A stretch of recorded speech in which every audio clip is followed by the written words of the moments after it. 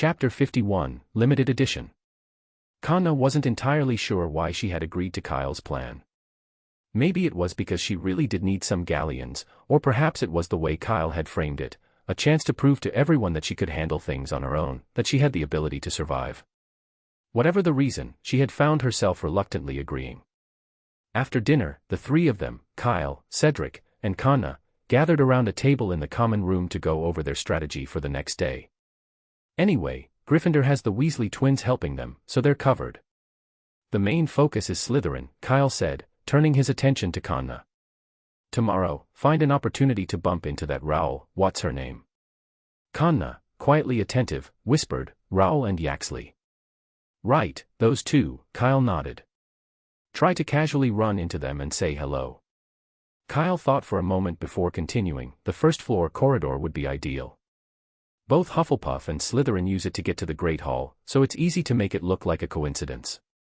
Just find an excuse to walk with them. Kanna nodded, her expression serious as she scribbled down notes. Once she finished writing, Kyle went on, I'll be ahead, talking to Cedric, complaining about how difficult it is to find my way around the castle and how easy it is to get lost.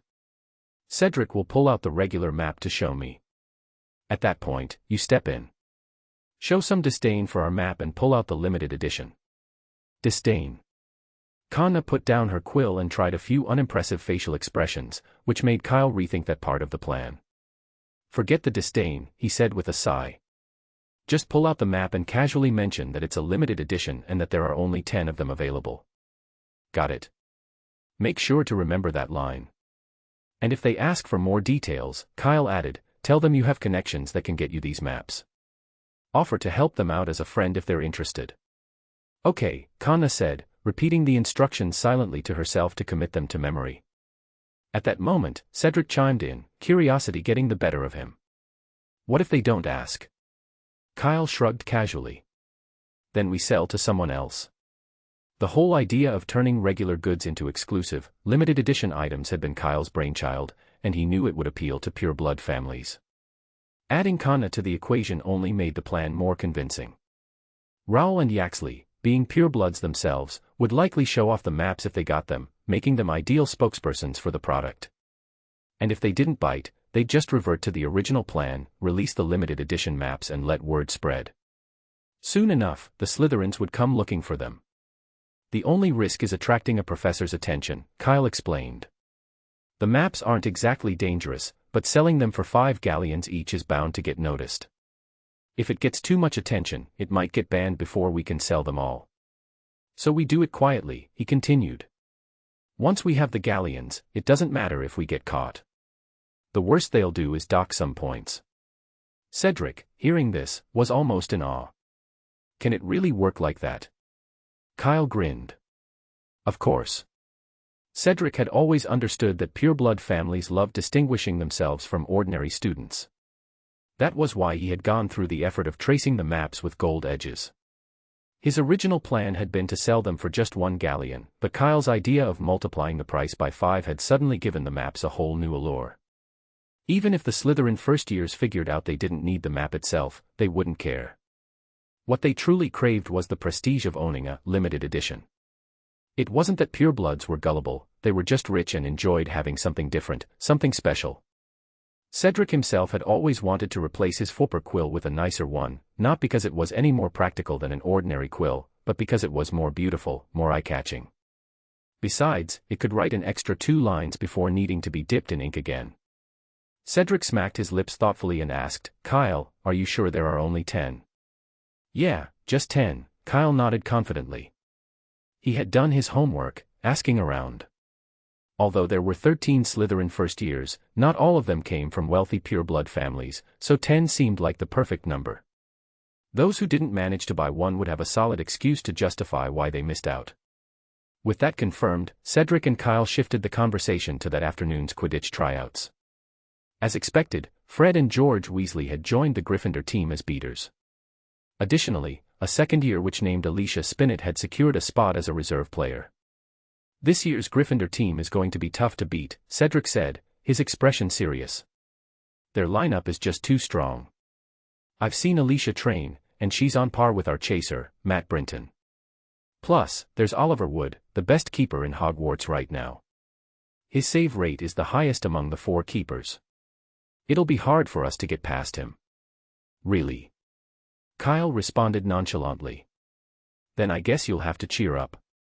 Kyle's lack of interest didn't go unnoticed, but Cedric didn't dwell on it. As a first year without a broom, Kyle wasn't part of the team, so he wasn't as invested. He could only be a spectator, cheering from the stands. Cedric continued discussing Slytherin's team, this time focusing on the brooms. The Slytherins had 5 Nimbus 1700s, which gave them a significant edge on the field. When the topic shifted to Ravenclaw, Cedric paused briefly before moving on without much comment. We have to give our best in every match going forward, without any mistakes, Cedric said, his tone growing more determined. Nobody wants to end the semester in 3rd place. That's why Harris has increased our group training sessions from 3 times a week to 5. His voice grew louder with passion, but Kanna, who sat nearby, seemed entirely unaffected.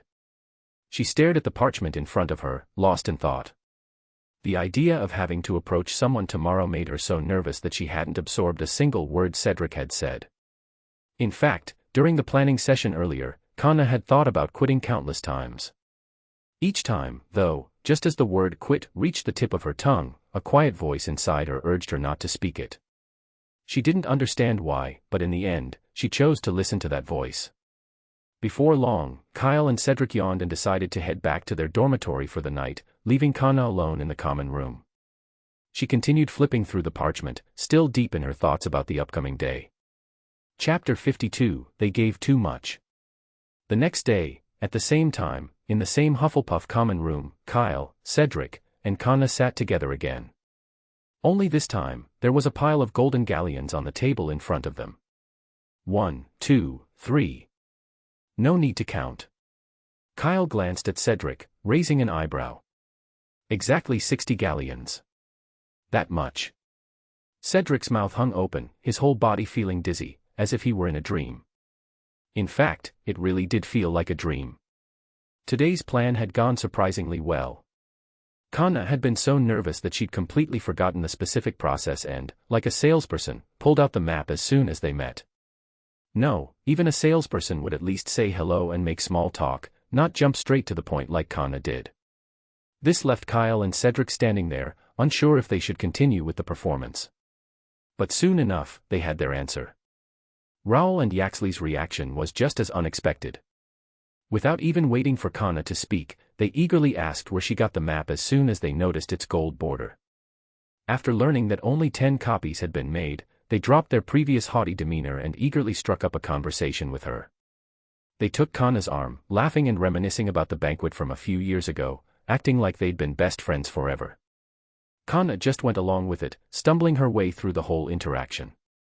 By the time she made it back to the Hufflepuff table, she had 10 galleons in her hand.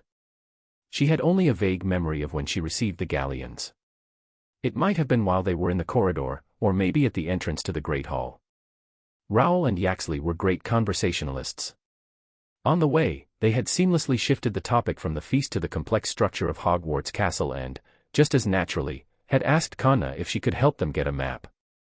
After she agreed, the conversation smoothly returned to the original topic without any awkwardness.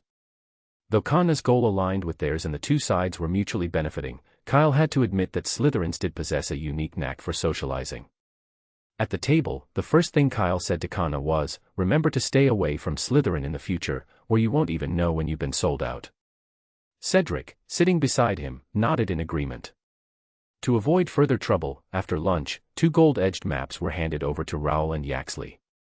After their publicity, it took less than 2 hours to sell all 9 remaining maps, leaving only the sample in Kanna's hand. Some of the smaller houses even requested their family crests be printed on the maps. Kyle initially resisted, but they offered so much money that he couldn't refuse. The price doubled, who could resist?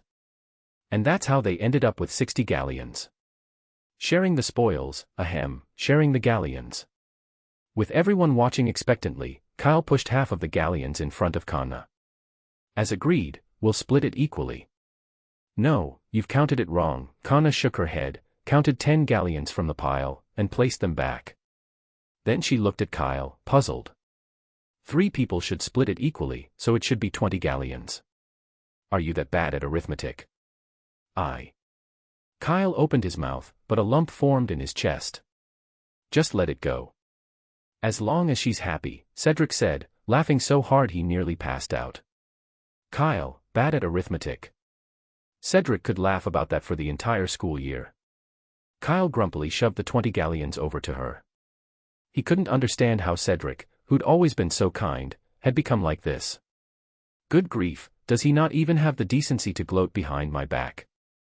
Cedric, completely unfazed by Kyle's bad mood, picked up one of the galleons and rubbed it between his hands. So many galleons, I can buy 10 Fopper quill pens with this. Fopper quill pens? Kyle frowned. What's so special about those? And why are they so expensive?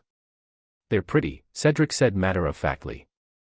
I've had my eye on the yellow one for a while. That color really suits Hufflepuff. Kyle thought of something, and his lips curled up before he quickly suppressed the smile. He replied calmly, then you should buy a few more, so you can switch them out in the future. No, just one for now, Cedric said after a moment of thought. The rest will go to my father.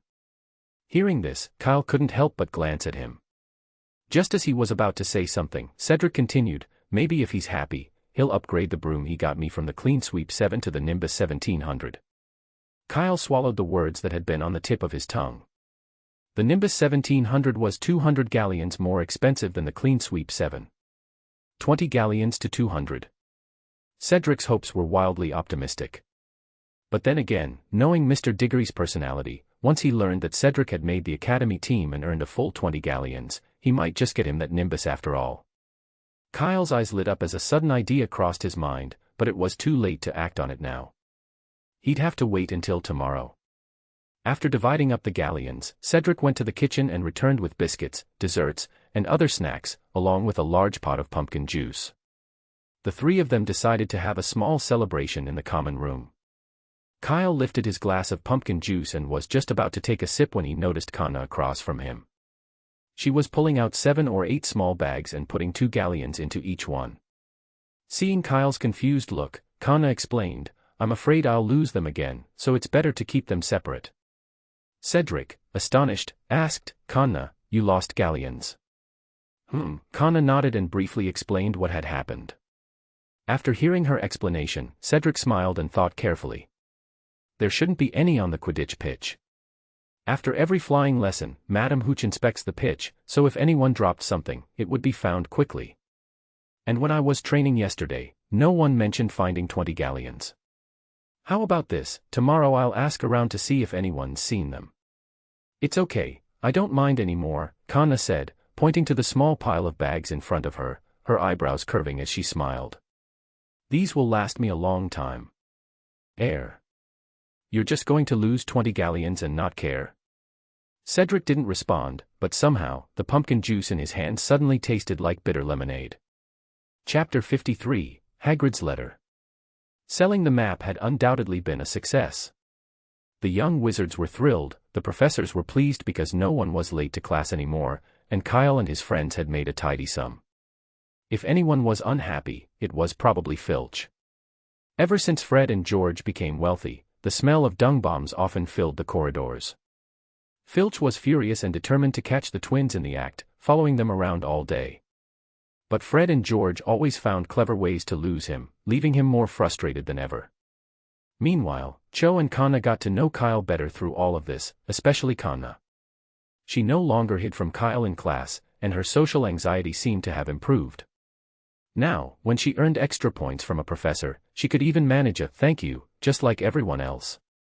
Hogwarts' first-year curriculum remained relatively light, with usually only 3 classes a day. But if you counted the homework, it was a different story. The young wizards had to spend all their spare time in the library just to finish the feet-long essays assigned to them. And they had to be careful not to increase the font size. Anyone who tried that trick learned a harsh lesson. The last student who attempted it not only lost 5 points, courtesy of Professor McGonagall, but also saw his workload doubled, earning him a black eye from the resulting sleepless nights. In the end, McGonagall cancelled the punishment out of fear that the student might collapse from exhaustion, but since then, no one dared to play that game again. Well, almost no one. While homework was a nightmare for most students, it was a breeze for Kyle. To him, writing essays was easy. And since there was no plagiarism check for first years, he could write almost anything. He would borrow a few sentences from relevant books, add in a few more for good measure, and then summarize everything neatly. In less than 20 minutes, he would have a polished essay, earning praise from professors for his extensive reading. Except for one professor. In Potions class, Professor Snape, who preferred not to be named, seemed to grow more displeased with Kyle by the day. Snape always found reasons to deduct points from him. Kyle could do nothing about it, so he tried to avoid Snape as much as possible. After each point deduction, he would buy a bottle of Sleekeasy's hair potion, planning to one day send an entire case to Snape anonymously. On Halloween, Kyle was sitting in the library as usual, engrossed in a book. It wasn't until dinner was about to start that he brought the unfinished book, The Great Duel Masters, to Madame Pants. "How many days this time?" Madame Pants muttered without looking up. "One day," Kyle replied. She murmured. Madame Pants remembered Kyle well, since he borrowed books frequently. After a brief note of his name and the time, she handed the book over. Since it was Halloween, the Great Hall had been decorated with colorful adornments earlier that day. Pumpkins carved into all sorts of shapes floated above the hall, creating a festive atmosphere. 1,000 bats flapped against the walls and ceiling, and a large cloud of them hovered over the dining tables. When Kyle entered, it was still early, but the hall was buzzing with excitement. Nearly half the students had gathered around the Gryffindor table, where Fred and George were putting on a show. Each wearing a pumpkin head, they imitated the signature move of the Headless Hunt, drawing laughter from the crowd. Even the professors didn't stop them, enjoying the spectacle as much as the students. Dumbledore, always in good spirits, even pulled out sweets and tried to trade them with the other professors. Unfortunately for him, no one seemed interested. Even the ever-polite Professor Sprout declined the cockroach clusters he offered with a smile. "You were in the library again." Cedric poked his head over as Kyle sat down at the Hufflepuff table. "Books on duels, what are you reading that for?" "Charms homework," Kyle replied, handing the book to Cedric. "I need to make up for the points I lost in Potions class. Professor Flitwick loves to see practical applications of basic spells." Cedric, aware that Snape had been targeting Kyle recently, gave him a sympathetic look. "So, did you learn anything useful?" "Forget it," Kyle sighed. Obviously, no wizard would use the unlocking charm in a duel. Cedric bit his lip to keep from laughing out loud. He had thought Kyle might have used something like the floating charm in class, but the unlocking charm. That was just too much. Even first-year students knew better than to try that in a duel. His mouth tightened further, trying to suppress the laughter. Kyle shot him a suspicious look, sensing that Cedric was probably thinking something rude. But before he could say anything, an owl landed nearby, extending its talon and dropping a note onto Kyle's tray. "For me," Kyle muttered, opening the note curiously. The handwriting was messy, but he could still make out the words. "Dear Kyle Chopper, I've collected some mooncalf manure. If you have time, could you come by on Friday? I don't think you have class that afternoon. Hagrid." Kyle blinked, surprised. He hadn't expected Hagrid to invite him to his cabin. Still holding the note, he stared blankly ahead. By this time, Cedric had stopped laughing and asked curiously, "Who sent you a letter?" "Hagrid," Kyle said. Cedric thought for a moment. Keeper of keys in the Forbidden Forest." "Yes," Kyle confirmed. "What does he want with you? Did you know him before?" "The letter says he's collected some mooncalf manure," Kyle explained. "I visited him once when I needed fertilizer for a couple of ornamental plants I was growing. Can I come with you?" Cedric asked, intrigued. "I've always been curious about his place." "Sure, why not?" Kyle shrugged. "It's no big deal."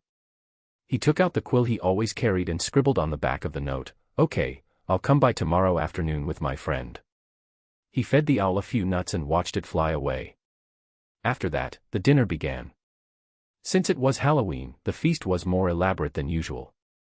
There was a whole aromatic roast beef leg, pumpkin pie, caramel apples, and a variety of sweets. Kyle scanned the selection and was relieved to see there were no cockroach clusters, thankfully, the headmaster's peculiar tastes hadn't reached the kitchen yet. Chapter 54, Humble Kyle. After the Halloween feast, the little wizards, full and happy, made their way back to their dormitories in groups. Once the students were gone, the professors also departed one by one. In the headmaster's office, Dumbledore looked calmly at Snape, who stood before him with a grim expression. "Severus, what can I do for you?" Dumbledore asked, his voice gentle. "It's still about what happened 2 weeks ago, Dumbledore," Snape said, his face emotionless as he placed a gold-framed map on the headmaster's desk. "That Kyle Chopper selling maps at school. There should have been results by now." "So, that's what this is about," Dumbledore responded, taking a measured sip of his black tea. "May I hear your thoughts?" "People like him, who blatantly ignore school rules, should be expelled." Snape burst out, his tone sharp. "That's not a very good joke, Severus," Dumbledore said, shaking his head slightly. "You know that Hogwarts school rules do not prohibit students from selling items on campus. And, as far as I understand, this particular map was originally sold by Miss Prince to Slither." "That's a betting." Snape interrupted, his voice rising in frustration. "I investigated, Kyle gave her all the maps." His voice grew so loud that even the surrounding portraits, which had been pretending to sleep, couldn't ignore the outburst. One portrait, depicting a big-nosed wizard, angrily chimed in. "Watch your tone, young man. This is the headmaster's office."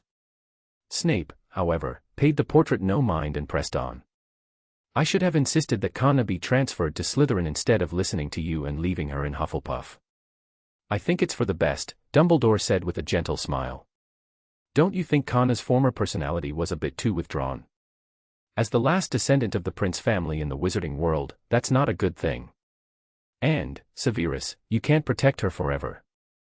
Snape was silent for a moment, his jaw tightening before he impatiently changed the subject. "We're discussing Kyle Chopper here. If he's bold enough to sell a map for 5 galleons today, what's next? Robbing Gringotts tomorrow? Even if he can't be expelled, there must be some form of punishment." Dumbledore considered this, swirling his tea thoughtfully. "You have a point. 5 galleons is a bit steep for a first year. But tell you what, I'll speak to the students myself. If they feel they've been cheated, I'll take appropriate action." Snape fell silent once again. In truth, he had already asked around when he confiscated the map, and Raoul's response at the time had been, "Cheated? Professor, you're joking. It's only 5 galleons. What's the big deal?" Even if Dumbledore went to ask the students, the answer would likely be the same. Snape knew he could easily persuade the Slytherins to change their minds and denounce Kyle in writing. But doing so would be too underhanded, even for him. He was biased, yes, but not shameless. Besides, hiding such manipulation would be difficult. If exposed, it could lead to significant trouble. "Kyle also has problems with his character," Snape suddenly added, his voice sharper.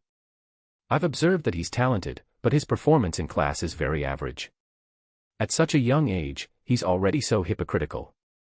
Aren't you afraid he could become the next Dark Lord?" "I would call that humility, Severus," Dumbledore replied calmly. "It is easy for a person to shine, but much harder to restrain that light. That is a rare and valuable quality." "So?" Snape glared at Dumbledore. "You're not going to punish him?" "Not if he hasn't made a mistake." "Very well." Snape's expression darkened further. With a dramatic swirl of his robes, he turned and stormed out of the headmaster's office. As he left, whether by accident or design, the hem of Snape's robe flicked the portrait of the big-nosed wizard, hitting him squarely on the nose. The wizard shouted after Snape, "Come back and apologize, you impolite Slytherin brat." Snape ignored the outburst, but Phineas Nigellus Black, another portrait nearby, could no longer hold back. He stormed over, grabbing the big-nosed wizard by the collar. "What did you just say about Slytherin?" he demanded. "What, do you want a fight?" the big-nosed wizard retorted angrily, punching Phineas in the face without another word. Phineas, unwilling to back down, quickly engaged him, and the two portraits began wrestling furiously. The other portraits, seeing the commotion, gathered around with snacks, watching the fight with interest. "Stop fighting, you two," one portrait called out. "You're both grown men, why are you pulling his hair?"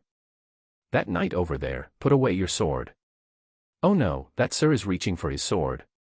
Someone fetch the hunter in the corridor, he still has his axe. The headmaster's office quickly became lively, filled with shouting and laughter. More portraits crowded into their frames to watch, their collective excitement turning the room into quite the spectacle. Behind his desk, Dumbledore cheerfully added sugar to his tea, unfazed by the scene. Fighting portraits were nothing new, it was one of their few forms of entertainment, and as long as no damage was done to the frames or canvases, he saw no reason to intervene.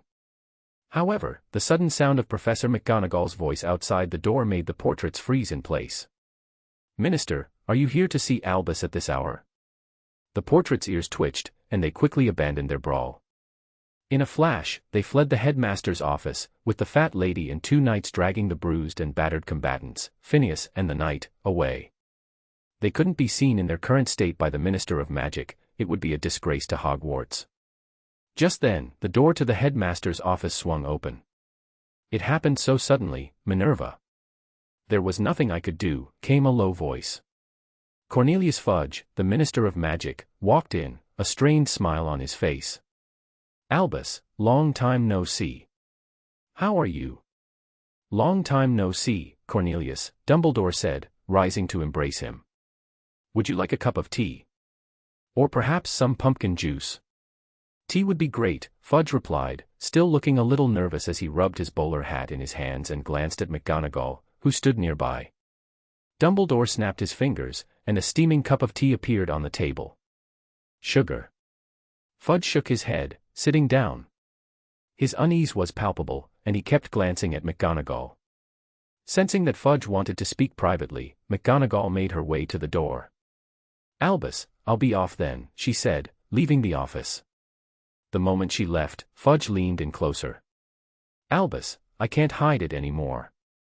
Those smuggled magical creatures." As the door closed behind her, Fudge's voice was cut off, but Professor McGonagall could guess the reason for his late-night visit. Cornelius Fudge, like many politicians, had a habit of hiding inconvenient information until it could no longer be suppressed. Only then would he seek out Dumbledore for advice. With a heavy sigh, McGonagall pursed her lips. Cornelius Fudge's lack of responsibility was far worse than Millicent Bagnold's ever had been. Chapter 55, The Plight of Magical Creatures. After Halloween, November arrived, bringing cold weather that made the young wizards even less inclined to get up in the mornings. At 8 o'clock, Kyle, wrapped in a thick robe, yawned as he entered the great hall for breakfast. As usual, all swooped into the hall, delivering letters and packages. Among them was a much-anticipated package for Cedric, his new broomstick, a Nimbus 1700, just as he'd hoped. "Excellent, Cedric, excellent," an older Hufflepuff player said, slapping Cedric on the shoulder. "You're the Seeker, and with this Nimbus 1700, the gap between us and Slytherin just got a lot smaller. I've seen their Seeker in action, honestly, he's little more than a troll who can ride a broomstick." Hufflepuff's first Quidditch match was against Slytherin, and they had been worried about the equipment gap. But with Cedric's new Nimbus 1700, their morale soared. The broom alone might not have been enough, but with Cedric as Seeker, it was a different story. In training matches, Cedric had caught the golden snitch in just 5 minutes, coming within seconds of breaking the Hogwarts record for fastest Seeker. With a top-class broom and a talented Seeker, the Hufflepuff team couldn't see how they could lose. The idea of Slytherin scoring 150 points in 5 minutes was laughable. Kyle was also excited, even though he wasn't part of the team. It would be great if Hufflepuff could win the Quidditch Cup. He glanced admiringly at Cedric's new Nimbus until he felt a sharp tingling in his fingers. An owl had landed in front of him. "Sorry, little guy, I didn't notice you," Kyle apologized, quickly feeding the owl a piece of dried murtlap rat meat before taking the letter it had delivered. The letter read, "Dear Kyle, I'm sorry it took me so long to write back to you, but I've been incredibly busy lately. I always thought I had already replied, until this morning when I found the unfinished letter in my office. I hope you can forgive me. We received the galleons you sent, and I'm proud of you, my boy. I wasn't as good as you in my first year. By the way, your mother asked me to tell you that she accepted the galleons, but don't even think about a broom. However, she's prepared something else for you, and it should arrive in a few days. I hope you like it. That's all for now. I hope you're enjoying Hogwarts. Your father, Chris. After reading the letter, Kyle's mood deflated. He had suspected his mother wasn't as easy to persuade as Mr. Diggory, but he was still disappointed. And the letter had taken so long. He'd sent it in early September, and now, in November, he was finally getting a response. What could Chris have been so busy with that he hadn't been to his office in 2 months? Was Mr. Newt Scamander off traveling again? Before Kyle could ponder further, Cedric slapped a copy of the Daily Prophet in front of him. Kyle, check this out. No wonder it took my dad so long to send me the broom. On the front page was a picture of numerous magical creatures, all caged. Next to the image, the bold headline read, "The Plight of Magical Creatures." Kyle read the article. According to sources, on September 3rd of this year, the Ministry of Magic's Department for the Elimination of Dark Arts failed to apprehend a group of magical creature smugglers, leading to the escape of a large number of smuggled magical creatures, including 3 highly dangerous XXXXX-class beasts. We have yet to understand why the ministry covered up this incident. This was to avoid panic in the wizarding world, Cornelius Fudge, the Minister for Magic, said this morning. We've recaptured most of the creatures, and no witches or wizards have been harmed. However, the veracity of this statement is in question. Chris Chopper, a spokesperson for the Department for the Regulation and Control of Magical Creatures, confirmed in an interview that, with the help of Mr. Newt Scamander, nearly all the creatures, including an Antipodean Opali and a Nundu, have been safely recaptured. However, the whereabouts of one swooping evil remain unknown. Chopper urged the public to treat the swooping evil as highly dangerous. If spotted, wizards and witches are to flee immediately and send up a red sparks charm. The Beast Division and Aurors will respond as quickly as possible. Kyle's eyes widened as he finished reading. Now he understood why his father had been so busy. From the looks of it, over 50 to 60 magical creatures had been captured, making this one of the largest magical creature smuggling cases in the last 30 years. But that wasn't the point. The point was the Nundu. Kyle couldn't help but wonder how the smugglers had managed to capture such a dangerous creature. Not only is a Nundu incredibly agile, but its breath is lethally poisonous, capable of wiping out entire villages. The Ministry of Magic's description clearly states that under normal circumstances, it would take more than 100 skilled wizards to subdue a Nundu. Even if there was some exaggeration in that claim, it still demonstrated just how dangerous the creature was. For comparison, it only takes 10 wizards to subdue a dragon. Fortunately, it was the swooping evil that got away, Kyle remarked with genuine relief. It wasn't that Kyle underestimated the swooping evil. While it, too, was classified as XXXXX, it had barely reached that level of danger. The Nundu, on the other hand, was rated 5X only because the Ministry of Magic's scale didn't go any higher. The two creatures weren't even in the same league. Cedric and the older students, or anyone with a basic knowledge of magical creatures, nodded in agreement when they heard Kyle's words. They understood the magnitude of the difference between the two. The younger students, however, were far less concerned about the Nundu. Most of them didn't know much about magical creatures, and their focus was on the escaped swooping evil. The phrase, highly dangerous, printed in the Daily Prophet certainly caught their attention, and it didn't seem like an exaggeration. Luckily, we're at Hogwarts, someone said with relief. With Dumbledore here, we're definitely safe. The others quickly echoed this sentiment. Yes, with Dumbledore at the school, what could possibly go wrong? The mood around the table lightened immediately, and the students started chatting more cheerfully.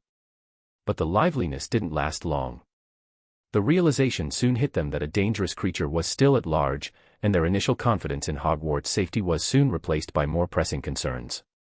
Suddenly, a young wizard stood up, abandoning his breakfast, and sprinted toward the owl shed. His reaction reminded the others of something important, sending letters to their families. Several students jumped to their feet, following suit and running either to the owl shed or back to their dormitories to fetch parchment and quills. In a matter of moments, the previously bustling Great Hall had emptied, with only a handful of students remaining at the Hufflepuff table. Chapter 56, A Bet with Hagrid. Because of the news in the Daily Prophet, the young wizards were distracted and found it difficult to focus during their lessons. This was especially true for students from Muggle families, who, after quickly gathering as much information as they could about the swooping evil, began to worry intensely about the safety of their loved ones. The swooping evil, after all, was one of the most dangerous creatures in the wizarding world, known to feed on human brains. The thought of it potentially roaming free in a Muggle community made them even more anxious. Even while sitting in class, many kept glancing nervously toward the windows, hoping that an owl would soon bring reassuring replies from home. The professors did their best to comfort the students, slowing down the teaching pace and offering words of reassurance, but there wasn't much else they could do. It wasn't until the second class of the morning that the atmosphere began to improve. "Cheer up, children," Professor Sprout said as she walked into the greenhouse for herbology class. She saw the young witches and wizards looking glum and gave them an encouraging smile. Just now, Mr. Newt Scamander issued a statement confirming that no traces of the swooping evil have been found in either the wizarding or Muggle world.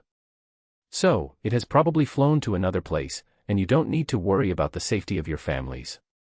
As she spoke, Professor Sprout took out a collection of briefings she had saved for years and began telling the class about Newt Scamander's many accomplishments. Kyle noticed that some of the briefings were quite old, with the oldest one faded and worn. It detailed Newt's significant contribution to defeating the dark wizard Grindelwald, complete with a photograph of a young and dashing Scamander. The students, after hearing about Scamander's achievements, felt a great sense of relief. If the most renowned expert on magical creatures was confident, then they trusted his word. The fact that Scamander was a close friend of Headmaster Dumbledore made him even more reliable in their eyes. By the time lunch rolled around, the atmosphere in the Great Hall was much livelier. "I can't believe I forgot I had classes this afternoon," Cedric grumbled, disappointed, as he picked up a potato still in its skin. "Looks like I can't go with you to visit Hagrid. What a shame." Second-year students had more homework than first years, and rarely had afternoons off except on weekends or during holidays, so Cedric couldn't join Kyle for the visit. "It's just to get some mooncalf manure." "What's so bad about that?" Kyle asked, taking a bite of his bread. "What, are you going to keep ornamental plants too?" "No, I'm more interested in mooncalves," Cedric replied. "I've heard they perform a complicated dance in the moonlight. It sounds amazing, but I've never seen one in real life." "You probably won't get to see the dance," Kyle shrugged. "That only happens at night, and by then it'll be past curfew, unless you're up for a nighttime adventure." "I know," Cedric sighed. "That's why I just want to see a mooncalf, even if it's during the day." "That's still possible," Kyle nodded. "Although mooncalves sleep during the day, they usually stay in caves, and you can still catch a glimpse of them, assuming Hagrid keeps them near the edge of the Forbidden Forest." Kyle put down his pumpkin juice and said, "How about this, let's go right after lunch. We've got over an hour before class, so we should have time." Cedric's eyes lit up. "Really? Is that okay?" "Of course, there's no set time for it."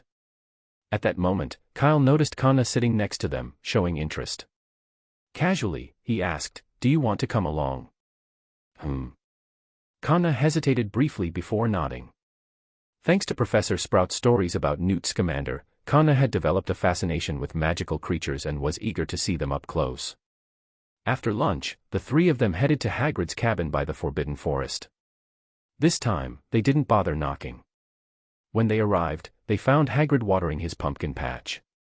After Halloween, the massive pumpkins had disappeared, leaving behind small seedlings. "Go into the Forbidden Forest?" Hagrid asked, shaking his head vigorously after hearing Kyle's request. "No, no, no. First-year students aren't allowed in there, it's too dangerous." "It's fine, Hagrid," Kyle said with a smile. "No one knows the Forbidden Forest better than you. Besides, the mooncalves are at the safer edge of the forest, and with you guiding us, we'll be perfectly safe." "Even if you say that, I still—" "By the way," Kyle interrupted smoothly, "you know so much about magical creatures. I bet you'll be the next Care of Magical Creatures professor when Professor Kettleben retires." "Me, a professor? No way. I'm not nearly as good as Professor Kettleben," Hagrid mumbled, looking flustered even through his bushy beard. Cedric noticed Hagrid's discomfort but pressed on gently. "We trust you, Hagrid. You know the Forbidden Forest and its creatures better than anyone." Hagrid hesitated for a moment, then sighed. "All right, but you have to promise to stay close to me and not wander off. If you do, I'll send you back immediately, and you won't be allowed near the Forbidden Forest again." "We promise, Professor Hagrid," the three of them said in unison, grinning. Hagrid blushed at the title, but his expression darkened slightly as he muttered, "I can't be a professor, don't say that where others might hear." "You need to have a little more confidence in yourself," Kyle said seriously, stepping forward to pat Hagrid on the back of his hand. "Give it 4 years, and I'm sure you'll be a professor." "Impossible," Hagrid shook his head. "You don't need to comfort me." Kyle's eyes twinkled as he proposed, "How about we make a bet? If you're not a professor in 4 years, I'll arrange for Newt Scamander to let you take care of his dragon for 2 months during the summer holidays." Hagrid froze mid-step, turning toward Kyle with disbelief. "Mr. Scamander has a dragon?" "Yes," Kyle confirmed with a nod. "It's been sent back 3 times by the Romanian dragon sanctuary because of its terrible temper. It attacks anything that moves after it leaves Newt. After the 3rd time, they refuse to take it back. It can't be released into the wild, so it's kept in a box." Hagrid's eyes widened with excitement. "I agree," he said immediately, unable to resist the allure of spending time with a dragon. Chapter 57, What to Do When the Dog Has No Appetite. Who in the wizarding world would refuse to raise a dragon? Hagrid certainly wouldn't. And as for his grumpy disposition, so what? Children are supposed to be a little mischievous, after all. Being sent back by the Romanian dragon sanctuary only proves those people are incompetent. Just look at how scrawny they are, like walking twigs. How could they possibly manage to raise a dragon properly? "All right, if you become a professor," Kyle began. "No problem." Hagrid interrupted before Kyle could finish. With a wave of his hand, he said, "I agree to the bet." He didn't even stop to consider whether Kyle could actually convince Newt, or whether Dumbledore would allow a dragon at Hogwarts. He just agreed right away. It almost seemed like Hagrid was worried Kyle might change his mind, as he quickened his pace, leading the 3 of them, who had to jog to keep up, towards the Mooncalf's cave. "You lot stay here, don't go any further," Hagrid said seriously, turning back to the group. "Mooncalves tire themselves out when they dance, so they need plenty of rest during the day. You've got to be as quiet as possible." Conna and Cedric nodded quietly, their eyes curiously fixed on the cave entrances that looked like tents. But where was Kyle? The Mooncalves didn't interest him, he'd seen them countless times with Newt. His attention had shifted to the wig entrees surrounding them. Compared to other places, the wig entrees here were tall, thick, and stretched high into the sky. Kyle approached one and knocked on its trunk, which sounded solid and firm.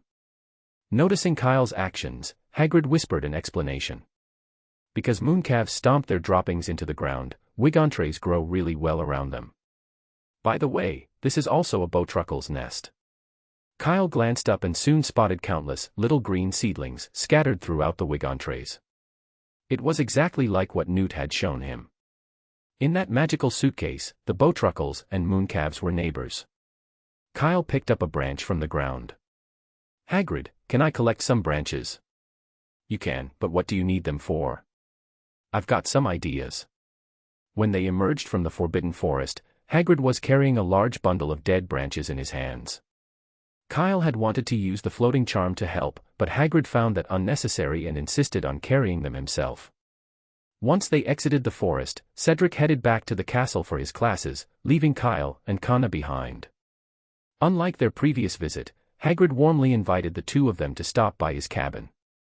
As soon as they entered, a big black dog came bounding toward them, tongue hanging out and tail wagging furiously like a fan. Kyle reached down and gave the dog's head a good scratch, nearly rolling his eyes in pleasure. It felt great. "All right, Fong, come here," Hagrid called, placing a grayish pot on the floor. Fong immediately rushed over, diving into the pot with excitement. Hagrid patted his head and said, "Eat slowly, there's more if you need it." As they chatted, Kyle glanced around the cabin. The space was small, consisting of a single room.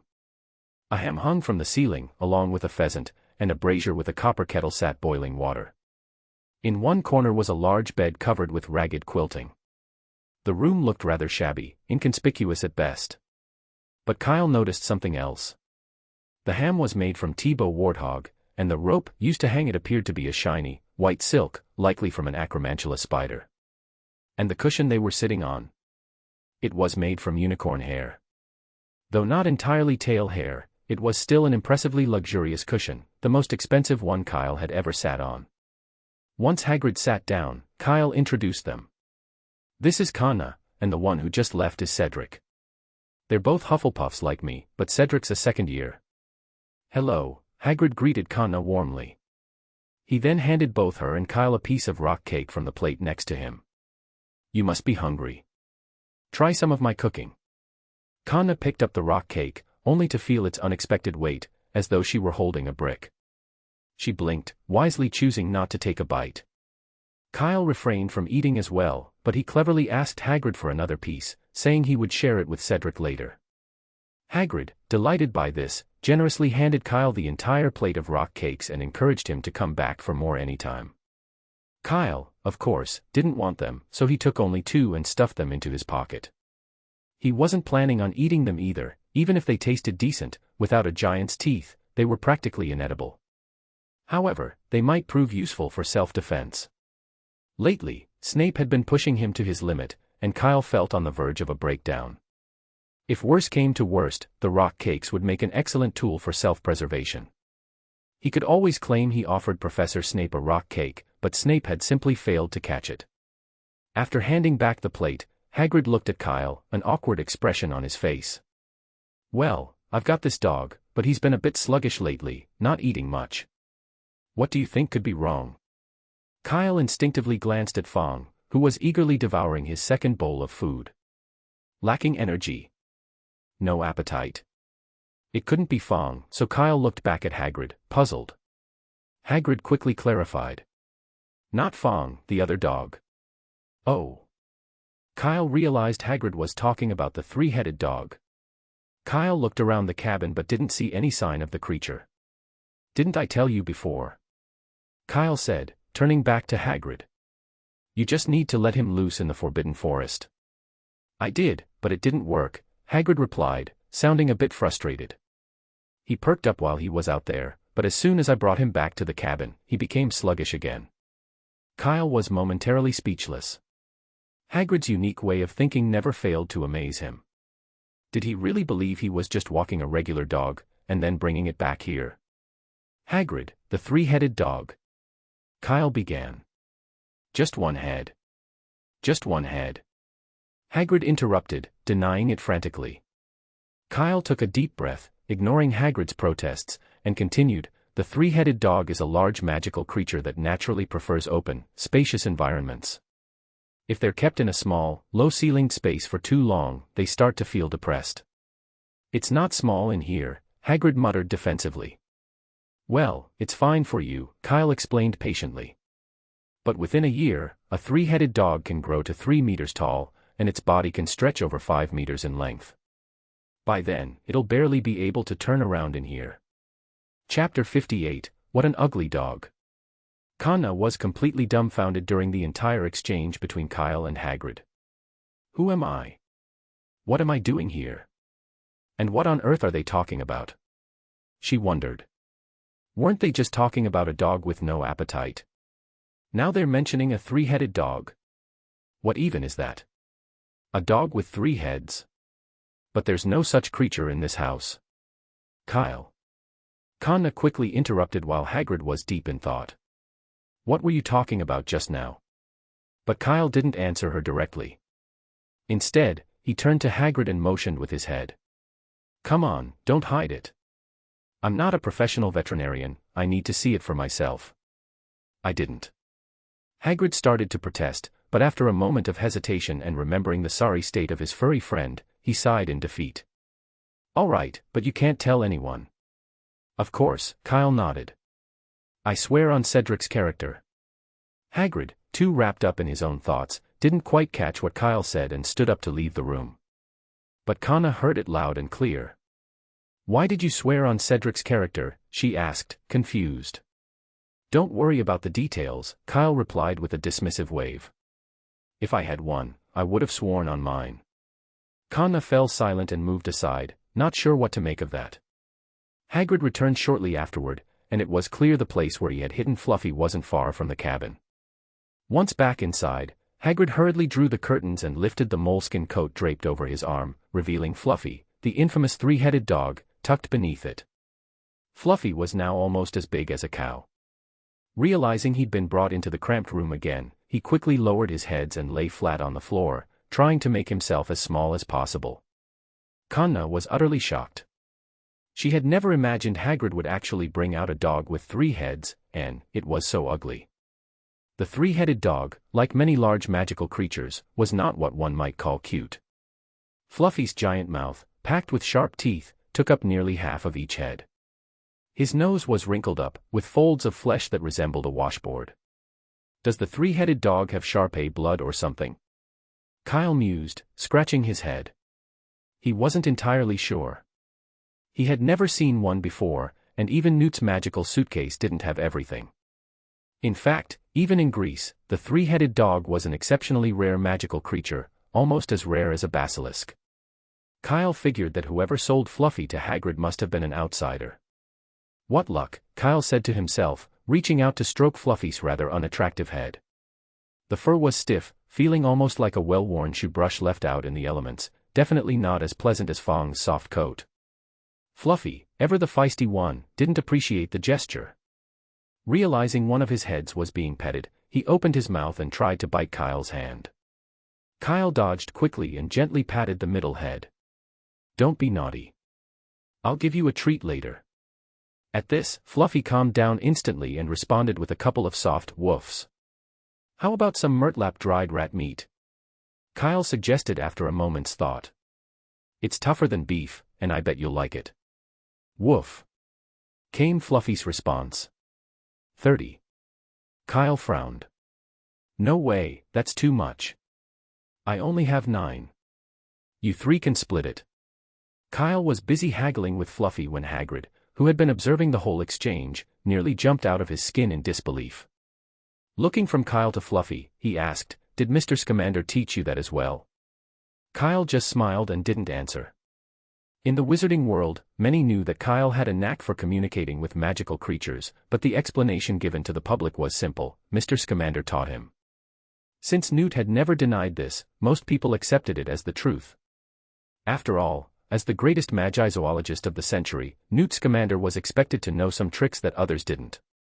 However, only a select few knew the real story: the Weasleys, Newt himself, and Dumbledore.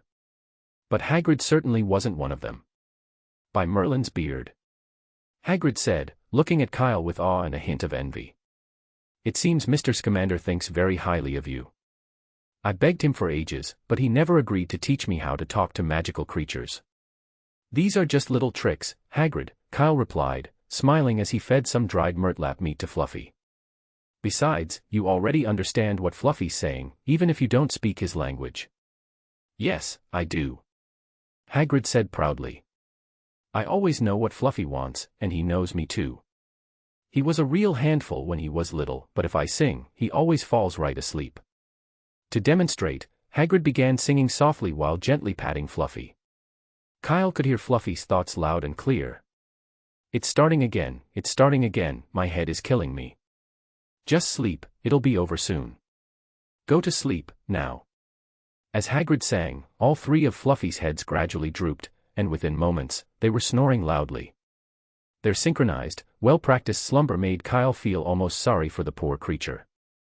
See? He's asleep, Hagrid said, beaming with satisfaction.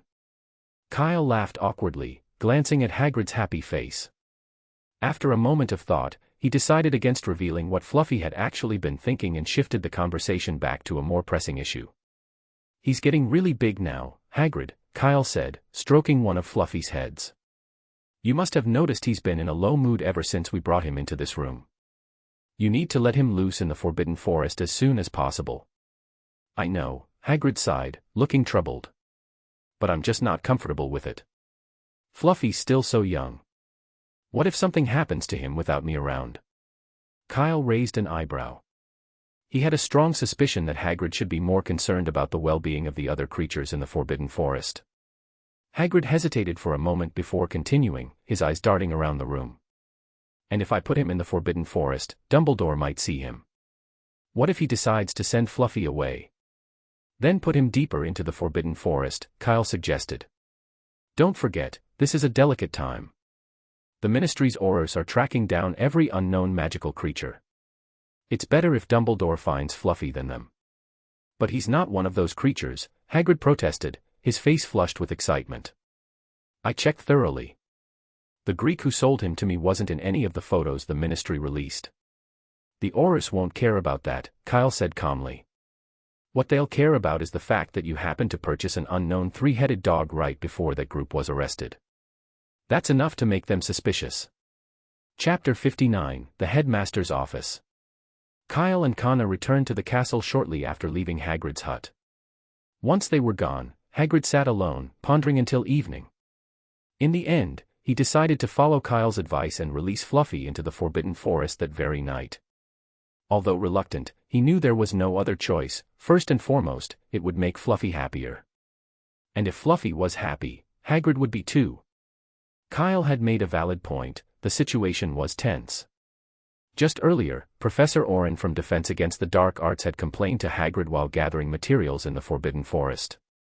The professor had been frustrated that, due to the day's daily profit report, the Ministry of Magic had deployed most of their best teams to track down any magical creatures with uncertain origins, to show they were handling the matter seriously. This crackdown made it nearly impossible for Oren to buy the supplies he needed. Instead, he was forced to catch them himself in the forest. Hagrid chuckled, remembering how Oren had cursed Fudge as an idiot in his frustration. At the time, it had seemed amusing, but now Hagrid regretted not joining in the cursing. The truth was, Hagrid had bought Fluffy in a pub, and there had been quite a few witnesses. Even though they didn't know what exactly he had purchased, if any of them were caught, they might try to save themselves by reporting that Hagrid had been buying magical creatures. After all, for those people, a correct guess could help them avoid punishment, and a wrong one wouldn't hurt them. So, for Fluffy's safety, and to avoid causing Dumbledore any unnecessary trouble, Hagrid had no choice but to release Fluffy. Surely, those Aurors wouldn't dare search the Forbidden Forest, right? But if they did, Hagrid wasn't too concerned. After all, the forest's depths were home to werewolves and manticores, so what was one more three-headed dog? Meanwhile, back at the castle, Kyle was sitting in a corner of the common room, sorting through the bundle of wig-entree branches he'd collected. Connor watched curiously as he worked. I was going to ask you, she said, eyeing the branches. Why are you messing with those dead sticks when there are plenty of branches in the kitchen that you could just grab anytime? These aren't just ordinary branches. They're from wig-entrees, Kyle explained. Wig-entrees are magical rowan trees. Anyone touching their trunks is protected from attacks by dark creatures. Connor blinked. She knew that much, but what did that have to do with the branches? After all, branches and trunks weren't the same thing. Kyle, noticing her confusion, sighed. Never mind, you'll understand later. He picked out a particularly straight stick and set it aside. Then, as if the thought just occurred to him, he asked, by the way, how did you know there are branches in the kitchen? Have you eaten there? The kitchen was located close to the common room, and Kyle had been there a few times. However, every time he approached the door, he was promptly swarmed by house elves. The kitchen stove was farther inside, and the only way to fully see it was to sit at one of the long tables. Considering how enthusiastic the house elves were, Kyle mused, it was impossible to visit the kitchen without getting roped into a meal. And halfway through, they'd probably try to serve you an entire cow. I'm not. Don't say things like that. Kanna's face suddenly turned beet red as she stammered, I was just curious and went to take a look in the kitchen. I see, Kyle replied nonchalantly, focusing on sorting the wig-entree branches. By the time he finished, he realized Kanna had quietly returned to the dormitory, leaving him as the only one still in the common room. Remembering that tomorrow was the weekend, Kyle decided to pack up and head to bed early. He had no intention of staying up late. After all, the next day was important for Hufflepuff. The Quidditch tournament was starting, and their first match was against Slytherin. The next morning, the Hufflepuff students were up bright and early, energized for the big game. After breakfast, they donned their uniforms and grabbed the cheer flags they'd made, heading to the Quidditch pitch to support their team. Kyle was supposed to join them, but after finishing breakfast, a plump ghost suddenly floated toward him. Hello, Kyle. I hope I'm not interrupting your breakfast, greeted the fat friar. Hello, friar, Kyle replied politely. Care to watch the Quidditch match with us? Hufflepuff has a good chance of winning this year. I prefer gobstones, I'm afraid, the friar said with a hint of regret. Unfortunately, Hogwarts cancelled that game decades ago. Oh, I see. Sorry to hear that, Kyle said quickly, not wanting to make the ghost feel bad. I hope I haven't ruined your day. Of course not, my boy, the friar smiled warmly. The best part about being a ghost is that nothing ever really goes wrong. But speaking of things, I'm afraid you'll have to delay your plans to watch the game.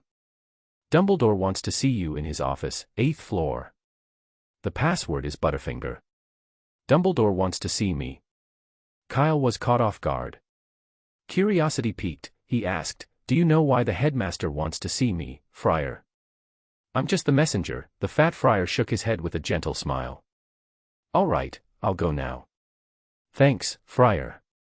After saying goodbye, Kyle immediately made his way to the 8th floor. It wasn't every day the headmaster requested a meeting, and Kyle wondered what it could be about. Hopefully, he wouldn't miss the Quidditch match. Thanks to his familiarity with the castle's layout, Kyle quickly found the ugly stone gargoyle guarding the entrance to the headmaster's office. Butterfinger, Kyle said aloud.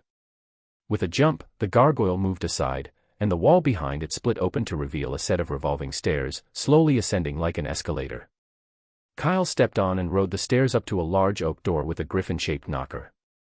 He hesitated for a moment before giving the door a gentle tap. The griffin knocker came to life, flapping its wings as the door slowly opened.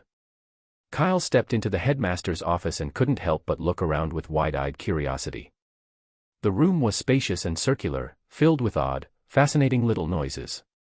Various strange silver devices cluttered the desk, spinning and emitting wisps of smoke, their purposes entirely unknown to Kyle, but he was certain none of them were mere humidifiers. Along the wall stood a stone basin engraved with mysterious symbols, and next to it was a colossal mirror. The mirror towered to the ceiling, framed in gleaming gold, with two claw-shaped feet supporting it on the ground.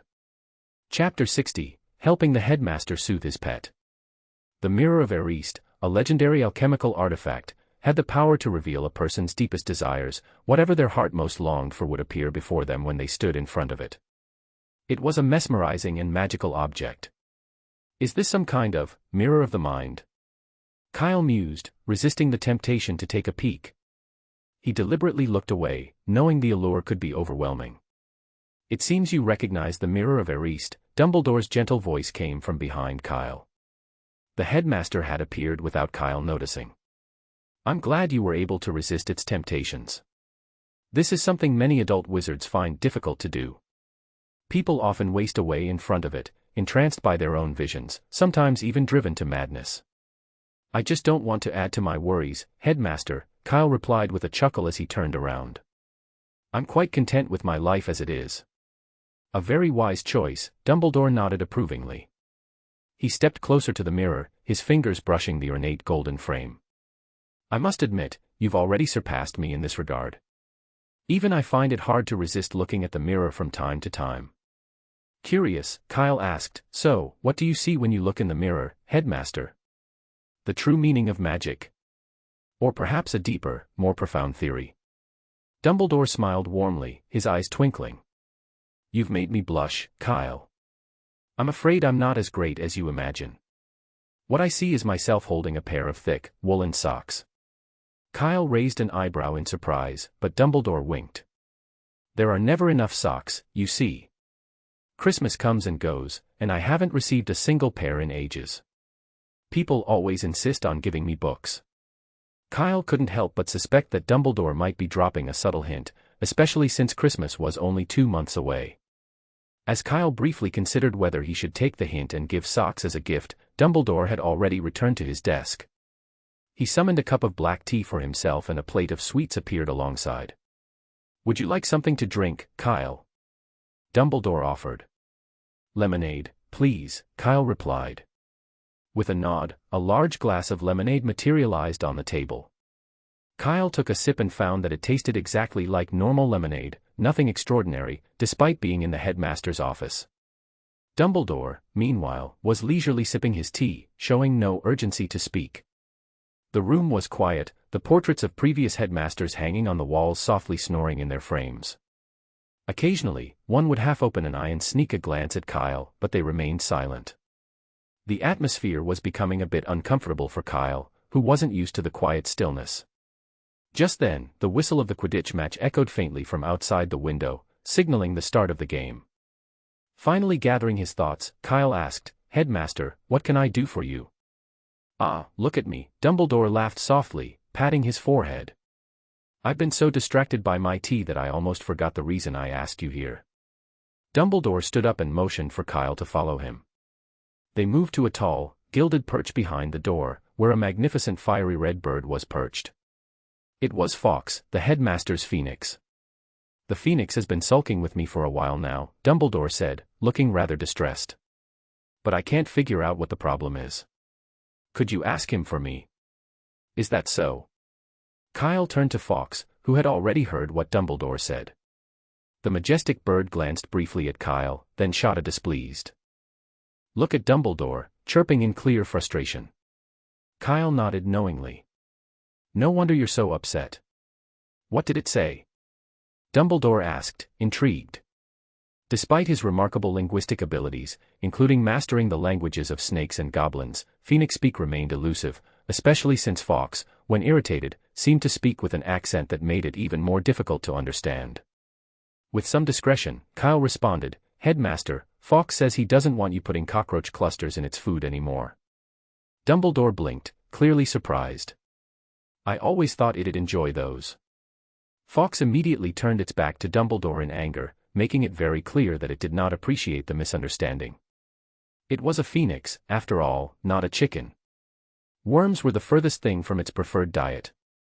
Realizing his error, Dumbledore quickly began apologizing, but Fawkes continued to snub him, turning away every time Dumbledore tried to speak, even covering its head with its wings as if to block out its owner's words. In the end, it was Kyle who managed to calm the fiery bird down. He offered Fawkes a leaf of dittany and a bluebell, which Fawkes swallowed in 2 quick bites, finally appeased. For the record, Kyle hadn't snatched the bluebell from the common room. It had been his reward for helping Professor Sprout clean the greenhouse. Watching it disappear into Fawkes' beak so quickly left Kyle feeling a bit dejected. He hadn't even gotten the chance to warm himself with it. "I knew I could count on you," Dumbledore said, patting Kyle's shoulder happily. "If it weren't for you, I might not have been able to calm it down for quite some time." "It's nothing, Headmaster," Kyle replied, though his smile was a bit weak. "Is there anything else? If not, I'd really like to go watch the Quidditch match." Kyle touched his moleskin pouch, feeling a bit uneasy about staying much longer. If Fawkes got upset again, he didn't have any more herbs to offer, and as a first year, he wasn't exactly stocked up on such things. Besides, Fawkes wasn't his phoenix, better to let Dumbledore handle it from here on out. "There is one small matter," Dumbledore said, turning to retrieve a potion bottle from a drawer. "This is a magic-suppressing potion for Mikkel. I was going to have Madame Pomfrey deliver it, but I suspect he's avoiding the infirmary. So I thought, since you're here, you could take it to him." Kyle accepted the bottle, but couldn't help asking, "Hasn't Mikkel learned to control his magic yet?" "It's not easy," Dumbledore replied after a thoughtful pause. "But Pomona says he's making good progress. By the time he reaches his 2nd year, he likely won't need the potion anymore." Kyle nodded in understanding. "Remember," Dumbledore added, "this potion is important for Mikkel, even if it's not the most pleasant tasting. Make sure he drinks it, don't let him just toss it away." "Don't worry, Headmaster," Kyle smiled, "Michael's my roommate. I'll make sure he drinks it." "That's reassuring to hear." Dumbledore raised his cup of black tea. "Now, go enjoy the match. It should still be going on." Chapter 61, Conflict. When Kyle emerged from the headmaster's office, he was holding a feather along with the magic-suppressing potion. It was a warm phoenix tail feather, a gift from Fawkes.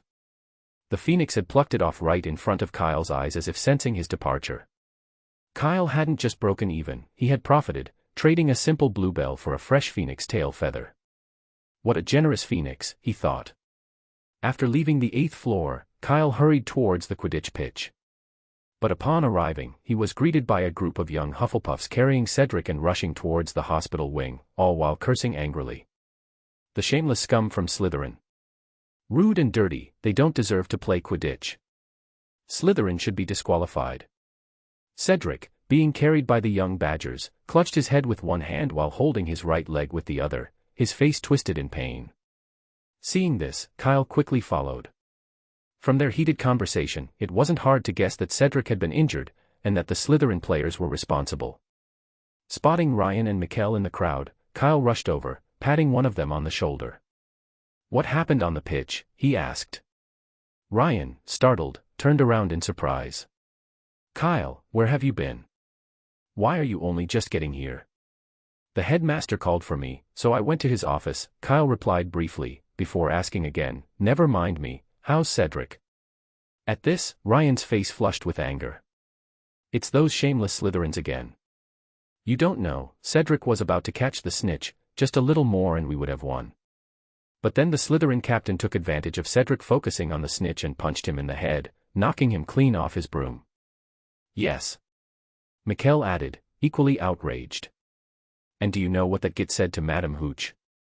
He actually claimed he thought Cedric's head was a quaffle. That rude, stupid, underdeveloped gorilla doesn't deserve to play in a tournament like this. He should be sent off." Mikkel fumed. "It's not football, Mikkel," Ryan reminded him. "You can't send someone off in Quidditch." Mikkel jutted his chin out stubbornly. "But it's still unfair to just give Hufflepuff a free shot." As Ryan and Mikkel went back and forth in their outrage, Kyle quickly pieced together what had happened. Just as he had suspected, Slytherin had resorted to dirty tactics after realizing they couldn't win the game fairly. Soon, the group arrived at the hospital wing. By Merlin's beard. What on earth happened? Madame Pomfrey was furious. A broken nose and a complete break of the right leg. I don't understand why Hogwarts organizes such dangerous games. Every year someone is brought in, every single year. She wasted no time in mending Cedric's leg, casting her healing spells with practiced precision. Once his leg was set, she sent everyone else away, but kept Kyle behind. With other patients to attend to, she couldn't watch over Cedric herself, and since she vaguely remembered Kyle, the responsibility fell to him. As she closed the door, she muttered under her breath, complaining about the dangers of Quidditch and the incompetence of the teachers who allowed it. Kyle sat down by Cedric's bedside and poured him a glass of water. "How are you feeling?" "My leg still hurts a bit," Cedric admitted, shifting slightly in bed, "but it's already much better." There was never any doubt about Madame Pomfrey's skill.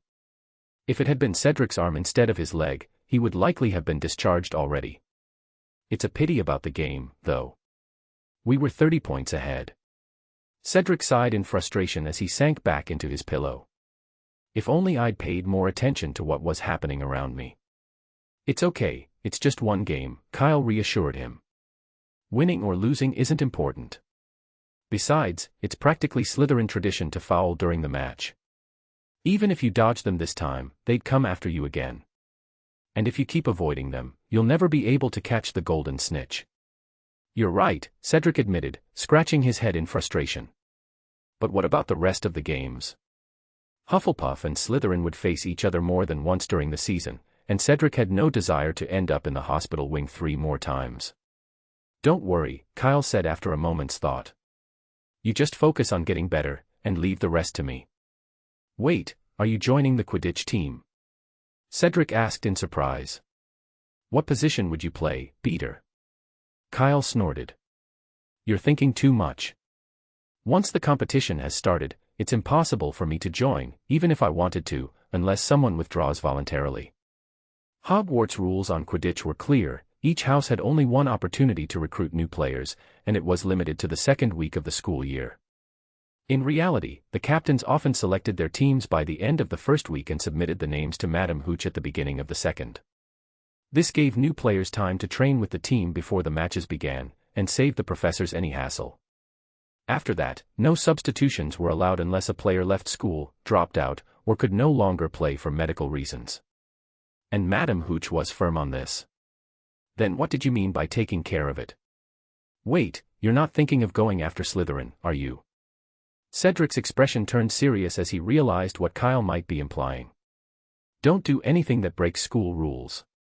I just broke a leg, it's not that serious. And you're only a first year. Most of the Slytherin players are third years or older. They'd be happy to take you on, and Professor Snape won't."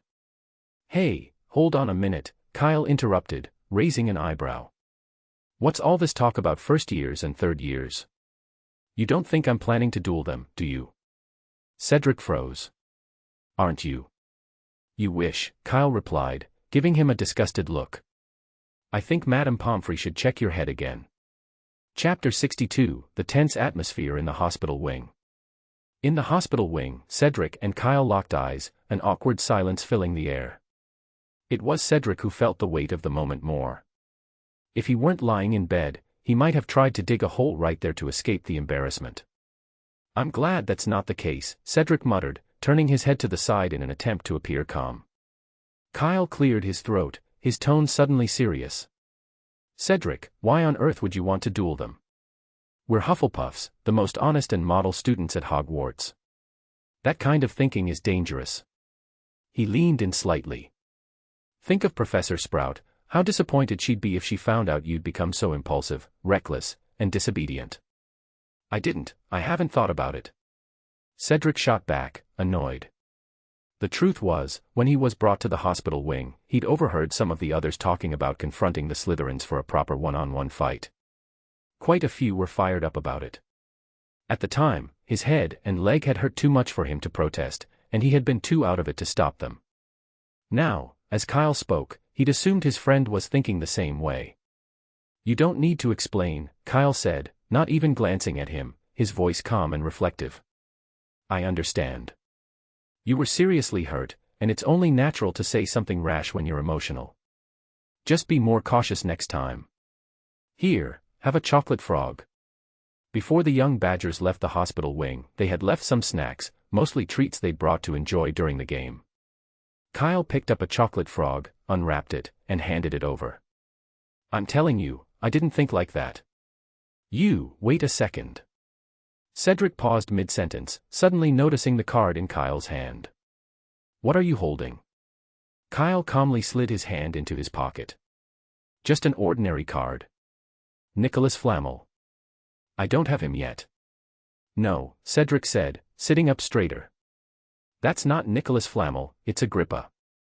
Though he'd only caught a glimpse, Cedric had seen the golden sheen of the card, something that made it unmistakable. The Chocolate Frog Company had commissioned a renowned alchemist to create a unique protection for this rare card. It was a failsafe against people using doubling charms to duplicate it or Accio to steal it. The protection charm was far superior to the one on galleons. There was only one card in the entire Chocolate Frog set that used this enchantment, Cornelius Agrippa, the rarest of them all. Realizing this, Cedric immediately reached out. Give it back. That was my chocolate frog, so the card inside is naturally mine too. Kyle, seeing he'd been caught, stopped pretending. But I'm the one who opened it. If it had been yours, you'd have gotten a Dumbledore at best. It doesn't matter who opened it. The card is Cornelius Agrippa, and it's mine. Cedric retorted, getting increasingly frustrated. I just need this one to complete my collection. Kyle clutched his pocket defensively. I need this one too. Just like on the train, they were back to staring each other down, the tension in the air thick. But this time, Kyle clearly had the upper hand. He shot Cedric a defiant look, then walked toward the door of the hospital wing, opened it, and stepped outside. But then he came back in. Out again. Then in once more. Cedric was at his wit's end, staring incredulously as Kyle teased him. He couldn't believe his friend would stoop so low as to taunt a patient with a broken leg. Okay, no more jokes. Seeing Cedric practically gasping for breath from frustration, Kyle walked back to his bedside and pulled the Agrippa card from his pocket. I really can't give it to you. I need it, Kyle said, his expression unusually serious. I have to admit, Slytherin is really lucky. I was wondering what to do next, and then this card showed up right on time. Slytherin. Cedric put down the shoe he'd been holding threateningly and gave Kyle a puzzled look. What does your plan have to do with this card? Kyle nodded gravely. This is Agrippa, Cedric muttered, his face filled with longing and worry. If I could get my hands on an Agrippa, I'd be willing to fall off my broom a few more times. Kyle shot him a look of disdain. It's just a card. Look at you, completely hopeless. This isn't about a card. We're talking about venting your frustration. On a small scale, sure, but on a larger scale, it could decide whether Hufflepuff wins the Quidditch Cup. Now tell me, what's more important, an Agrippa card or the Quidditch Cup? Cedric paused, Kyle's words sinking in. That's true. He mumbled, feeling torn between his collection and his house's victory. Exactly. Kyle declared, sensing he was making headway. But Cedric couldn't shake the feeling that something was off. Kyle was acting way too serious for his usual self. The more Cedric thought about it, the more convinced he became that Kyle was pulling one over on him, that the Agrippa card had nothing to do with Kyle's so-called plan. Why don't you just let me have the Agrippa, even for just one night? Cedric suggested cautiously. That way, I can at least say I had him once. I'll give it back to you tomorrow when I'm discharged, or we could carry out the plan together. Kyle shook his head, standing tall as though he were preparing for battle. No, leave the dirty work to me, he said with exaggerated bravado, patting his chest. Your task right now is to rest and heal properly. Cedric just stared, deadpan. He was sure now, Kyle was definitely fooling him. Narrowing his eyes, Cedric bent down to pick up his shoes again, intending to confront Kyle. But by the time he looked back up, Kyle had already darted out of the hospital wing, quick as lightning. Cedric fumed, watching as Kyle made his escape. At that moment, Madame Pomfrey appeared, carrying a tray. What are you doing with your shoes? She asked, frowning at him. Your bones need time to heal properly. You'll be staying here overnight. I'm sorry, madam, Cedric mumbled, forcing a smile as he sheepishly put his shoes back down. Madame Pomfrey sighed, shaking her head as she began rebandaging Cedric's leg. Honestly, young wizards these days are so unreliable. She finished up and then reached over, placing something on his bed. I found this by your bedside. Remember to keep your belongings tidy. Cedric's heart skipped a beat, his eyes widening in surprise. He looked down at the card Madame Pomfrey had placed in front of him. It was a bearded old man, gazing kindly at him from the card. Cedric's heart, which had been burning with excitement moments earlier, sank like a stone as he read the description. Nicholas Flamel, widely regarded as the most famous living alchemist, is known for his contributions to Kyle. Cedric growled, gritting his teeth as he glared at the hospital wing's entrance. He desperately wanted to leap out of bed, track Kyle down, and give him a well-deserved punch. But one glance at Madame Pomfrey bustling nearby quickly put an end to that thought. Resigned, Cedric sighed heavily and reached for the 2 remaining chocolate frogs. Maybe there was still hope of finding another Agrippa. He unwrapped them with growing anticipation, but a minute later, he sighed again. 2 Dumbledores stared back at him. Defeated, he slipped the cards under his pillow. Chapter 63, Why Does It Leave a Sweet Aftertaste? Don't worry, Cedric's fine. Madame Pomfrey said he'll be discharged tomorrow morning, Kyle announced as soon as they returned to the Hufflepuff common room. The young Badgers, who had been anxiously waiting ever since leaving the hospital wing, perked up at the news. Even the Quidditch players, who had arrived earlier but were clearly disheartened, looked a bit relieved. Seeker Cedric's injury had been a huge blow to team morale. Although a substitute had taken over the chaser position, they still lost the match, 60-220, a crushing 160-point gap. At least Cedric's condition wasn't too serious, which was a small comfort. Beater Jazzer, a 7th-year student, exhaled in relief. If that's the case, he'll be back in time for practice tomorrow afternoon. Jazzer, who was in his final year, had one goal before graduating, winning the Quidditch Cup for Hufflepuff.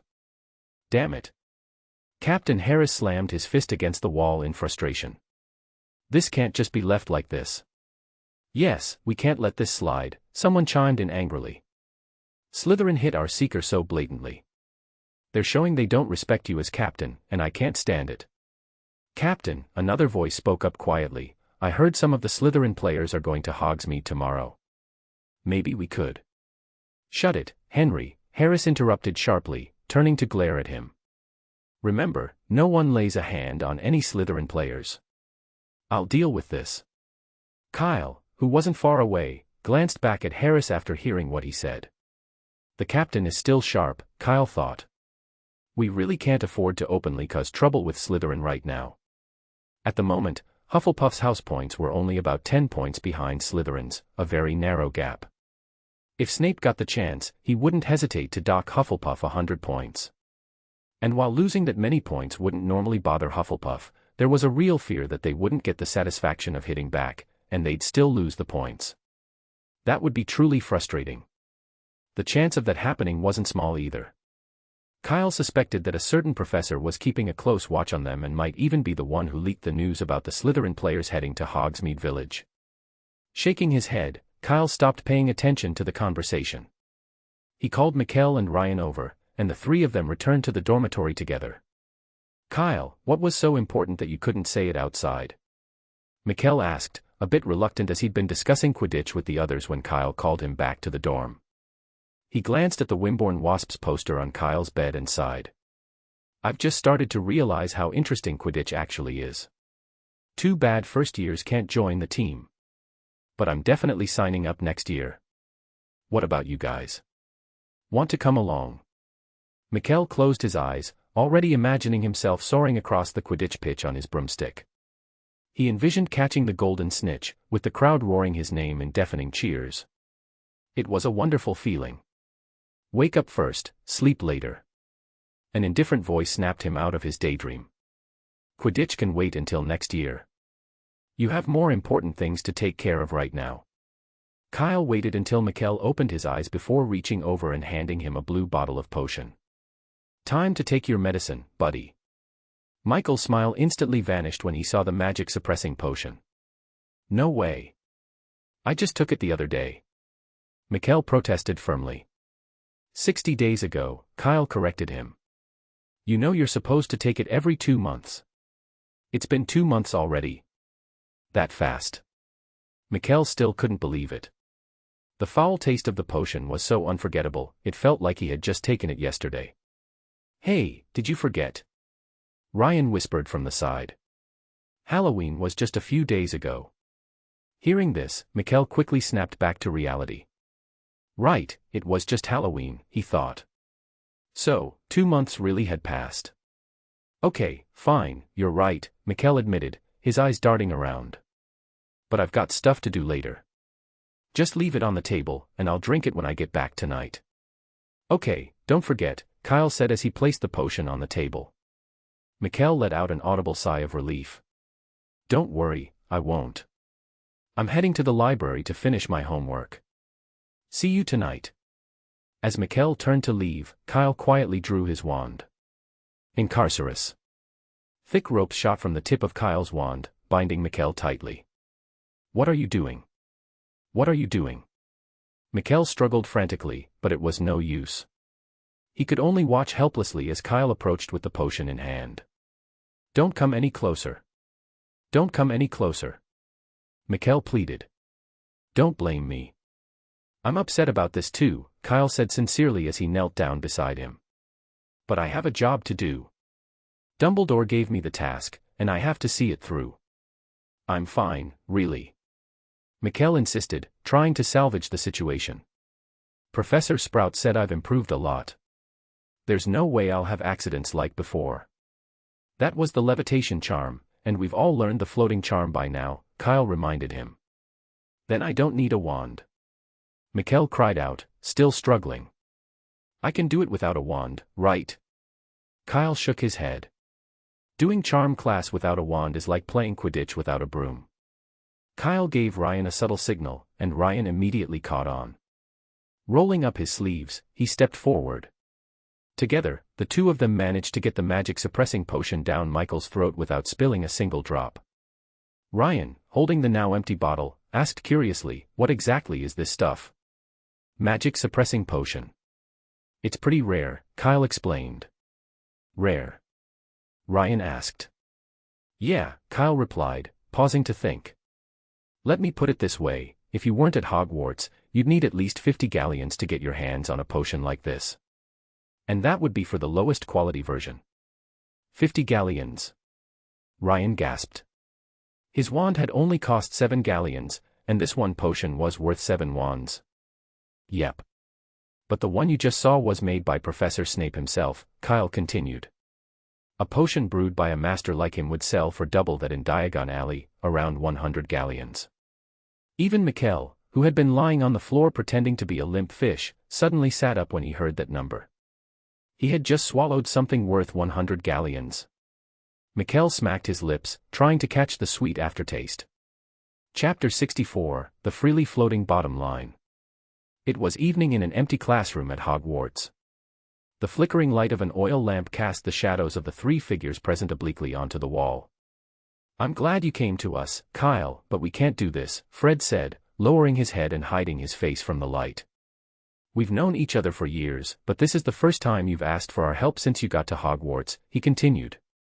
"I can't even remember the last time we had dinner together." Last Wednesday, Kyle, sitting across from him, paused briefly to think. "You tried to sell my homework to the Gryffindor first years." "My friend, you were very firm in your refusal," George chimed in indifferently. "You have no idea how heartbroken we were when we had to walk away." "I just didn't need detention from Professor McGonagall," Kyle replied. "Selling homework in bulk. You two will come up with anything. Do you really think Professor McGonagall wouldn't notice something like that? She's not Ron, you know." "Ahem, well, maybe you're right," Fred said, looking up at Kyle. "But why aren't you worried about getting caught by McGonagall today? It's not that difficult, you could have done this yourself, or asked someone in Hufflepuff for help, right?" "We're being watched closely by Snape," Kyle explained. "Oh, I see. So you're coming to us for the dirty work," George sighed. "You found your place in Hufflepuff. You like it there, the professors and students like you. Honestly, you probably don't even need us anymore, and you've never even called us seniors. Enough with the dramatics. Are you in or out?" Kyle's patience was running thin. "Mr. Weasley, I'm going to count to 3. If you don't answer, I'll go find someone else. 1. George, look, he's even threatening us." "Yeah, Fred, we're so scared." 2. "I think you can count faster." Kyle didn't bother responding. Instead, he reached into his pocket and pulled out a golden card, waving it in front of Fred and George's faces. 3. "We'll do it." Fred and George exclaimed simultaneously, suddenly appearing on either side of Kyle, grinning broadly. "Kyle, that card you were holding, was that Agrippa?" Fred asked eagerly. Kyle nodded. Fred leaned in, his voice full of anticipation. "Can I see it again?" "Just for a second." Kyle, smirking, pulled out the rare card once more and waved it in front of them. Their eyes widened with awe, following the card's every movement as Kyle swung it back and forth. After about 10 seconds of teasing them, Kyle tucked the card away. "See this Agrippa? After we finish the job. You're going to give it to us?" George interrupted, eyes wide with excitement. "You wish," Kyle said flatly. "I'll lend it to you for 10 minutes after the job's done." 10 days. Fred countered, frowning. 9 minutes, Kyle shot back. "No way." "A week at the very least," George jumped in. 5 minutes. "1 day, that's our final offer," the twins said in unison. "Deal." Kyle extended his hand, and the three of them high-fived. The agreement was sealed, and now it was time to iron out the details. "Actually, we weren't planning on saying no," Fred said with a grin, patting Kyle on the shoulder. "We're always happy to do anything to make Slytherin's life difficult. But you'll have to provide the props," George added. "That thing needs to be custom-made, and it's very expensive. We can't afford it." "Of course. I've already got it ready." Kyle pulled out a stack of gold galleons and placed them on the table. "There should be enough for the 2 items. It's 20 galleons in total." "More than enough," Fred said, picking up the galleons and rubbing them in his hands. He had never seen so much money before. Though he knew Kyle had made a fortune from selling the map a while back, seeing all these galleons stacked together was a whole different experience. Selling maps makes that kind of money. "Kyle, George glanced at the pile of gold in front of him, seeming like he wanted to say something more. Kyle looked at him, puzzled. "Never mind, we'll talk about it later," George said after a moment's thought, shaking his head. "If it's 20 galleons, Zonkos will definitely be able to deliver what you want on time." Kyle didn't seem too concerned, and after discussing a few more specific details with them, he prepared to leave. I can't wait, Fred said excitedly. Slytherin really messed up this time by messing with you. Kyle glanced at him and reminded, don't say anything. What do I have to do with it? I don't know anything. Ha, cunning chopper. Hey, stupid Weasley. After parting ways with Fred and George, Kyle didn't head back to the Hufflepuff common room right away. Instead, he wandered aimlessly along the third-floor corridors of the castle. He needed to find a particular ghost. The Fat Friar had mentioned someone who liked to linger near the Defense Against the Dark Arts classroom. But after 10 minutes of wandering, Kyle hadn't found anyone. Just as he was about to head back and try again in the morning, a balloon filled with liquid suddenly flew toward the back of his head. Kyle tilted his head slightly, narrowly avoiding it. The balloon hit the ground with a splat, releasing an unpleasant smell. Ho ho ho, pesky first-year brats, wandering around at night instead of sleeping. TSK TSK TSK, naughty, you'll get caught, came a voice. A small figure appeared in midair, a dwarf with evil black eyes and a wide grin, his legs crossed as he floated. In his hands, he clutched 2 more balloons. Should I tell Filch, you big idiot and brat? That was so much fun. Kyle stood still, watching him with interest. Are you Peeves? For a moment, doubt flashed in Peeves' small black eyes, but it quickly turned into anger. The little brat didn't even run away. Clearly, he's looking down on me. How dare he? Yes, I'm the great Peeves. Peeves hurled the 2 remaining balloons at Kyle. I'll tell Filch about your nighttime wanderings, and he'll lock you up, he said with exaggerated seriousness. I'm going to tell him, for your own good, okay? Kyle flicked his wand, easily deflecting the balloons aside.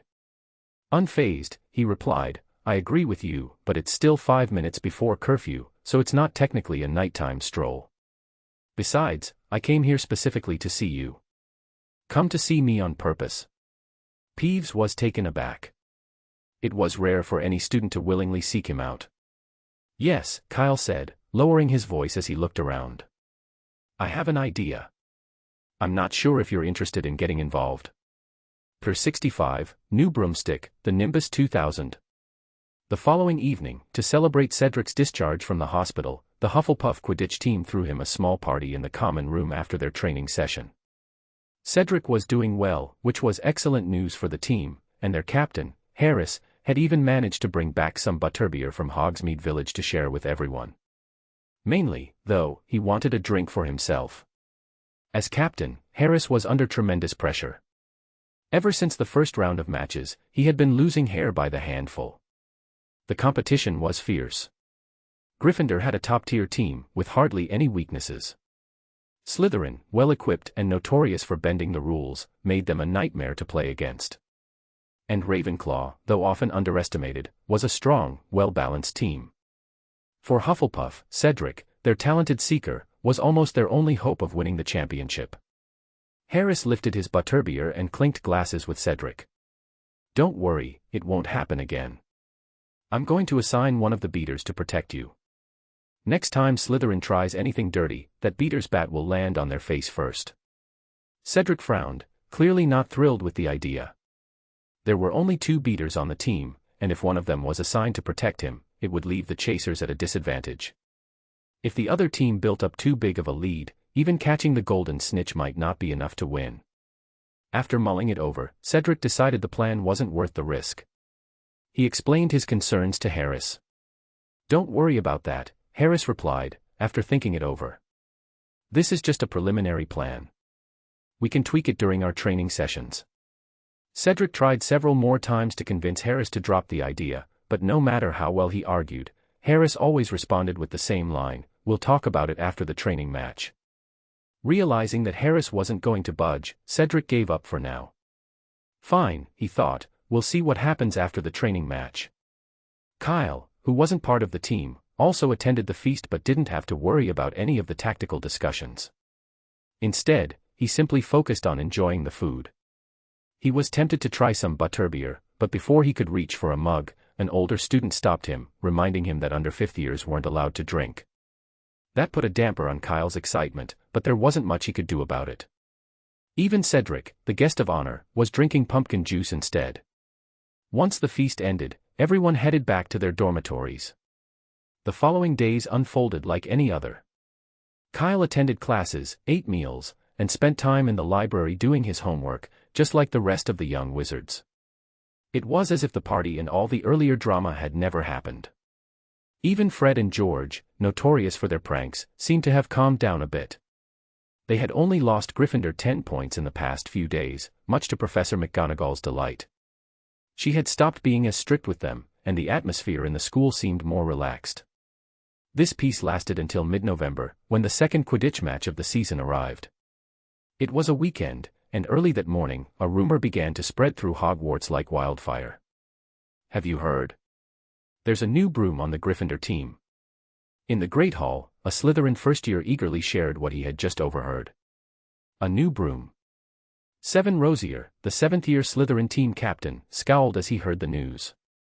His team was set to face Gryffindor in the afternoon, and the idea of Gryffindor getting an advantage from a new broom just before the match wasn't sitting well with him. But the news got worse. I heard it's not just any broom. It's the Nimbus 2000, and it hasn't even been released yet. Nimbus 2000, someone gasped in disbelief. That's impossible. My uncle works in the Department of Magical Games and Sports at the Ministry of Magic, and even he can't get his hands on a Nimbus 2000. How would the Gryffindors get one? At this, another student chimed in. I heard Bill Weasley brought it back from Egypt. Apparently, he did Nimbus Racing Broom Company a huge favor once. Damn Weasley, someone muttered, slamming their fist on the table. What does this mean for the match?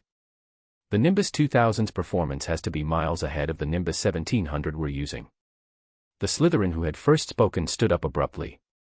I'm going to write to my uncle and see if he can get us a Nimbus 2000 too. Will it arrive in time? Another student asked, sounding skeptical. It should be fine, he replied. Next to them, the Slytherin team members wore dark, brooding expressions after hearing the news, their meals left unfinished.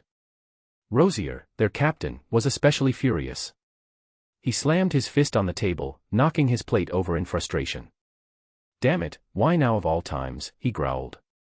Slytherin and Gryffindor had been bitter rivals for as long as anyone could remember, and Rosier couldn't bear the thought of losing to Gryffindor in a match, especially not like this. Don't panic just yet, one of his teammates said, trying to sound calm. The news hasn't been confirmed. The Nimbus 2000 isn't some toy they can just hand out to anyone. Besides, this came out of nowhere, it could just be a rumor to throw us off. Wow. Before he could finish, a collective gasp rose from the Great Hall. Heads turned toward the entrance. Look, what's that? As if mocking Rosier's words, 6 long-eared owls swooped in, carrying an elongated package and landing right on the Gryffindor table. From the shape of the package, it was unmistakable, a broomstick. Even though it was tightly wrapped, everyone could tell that it was longer than a Nimbus 1700, and its design was unlike any of the brooms currently available on the market.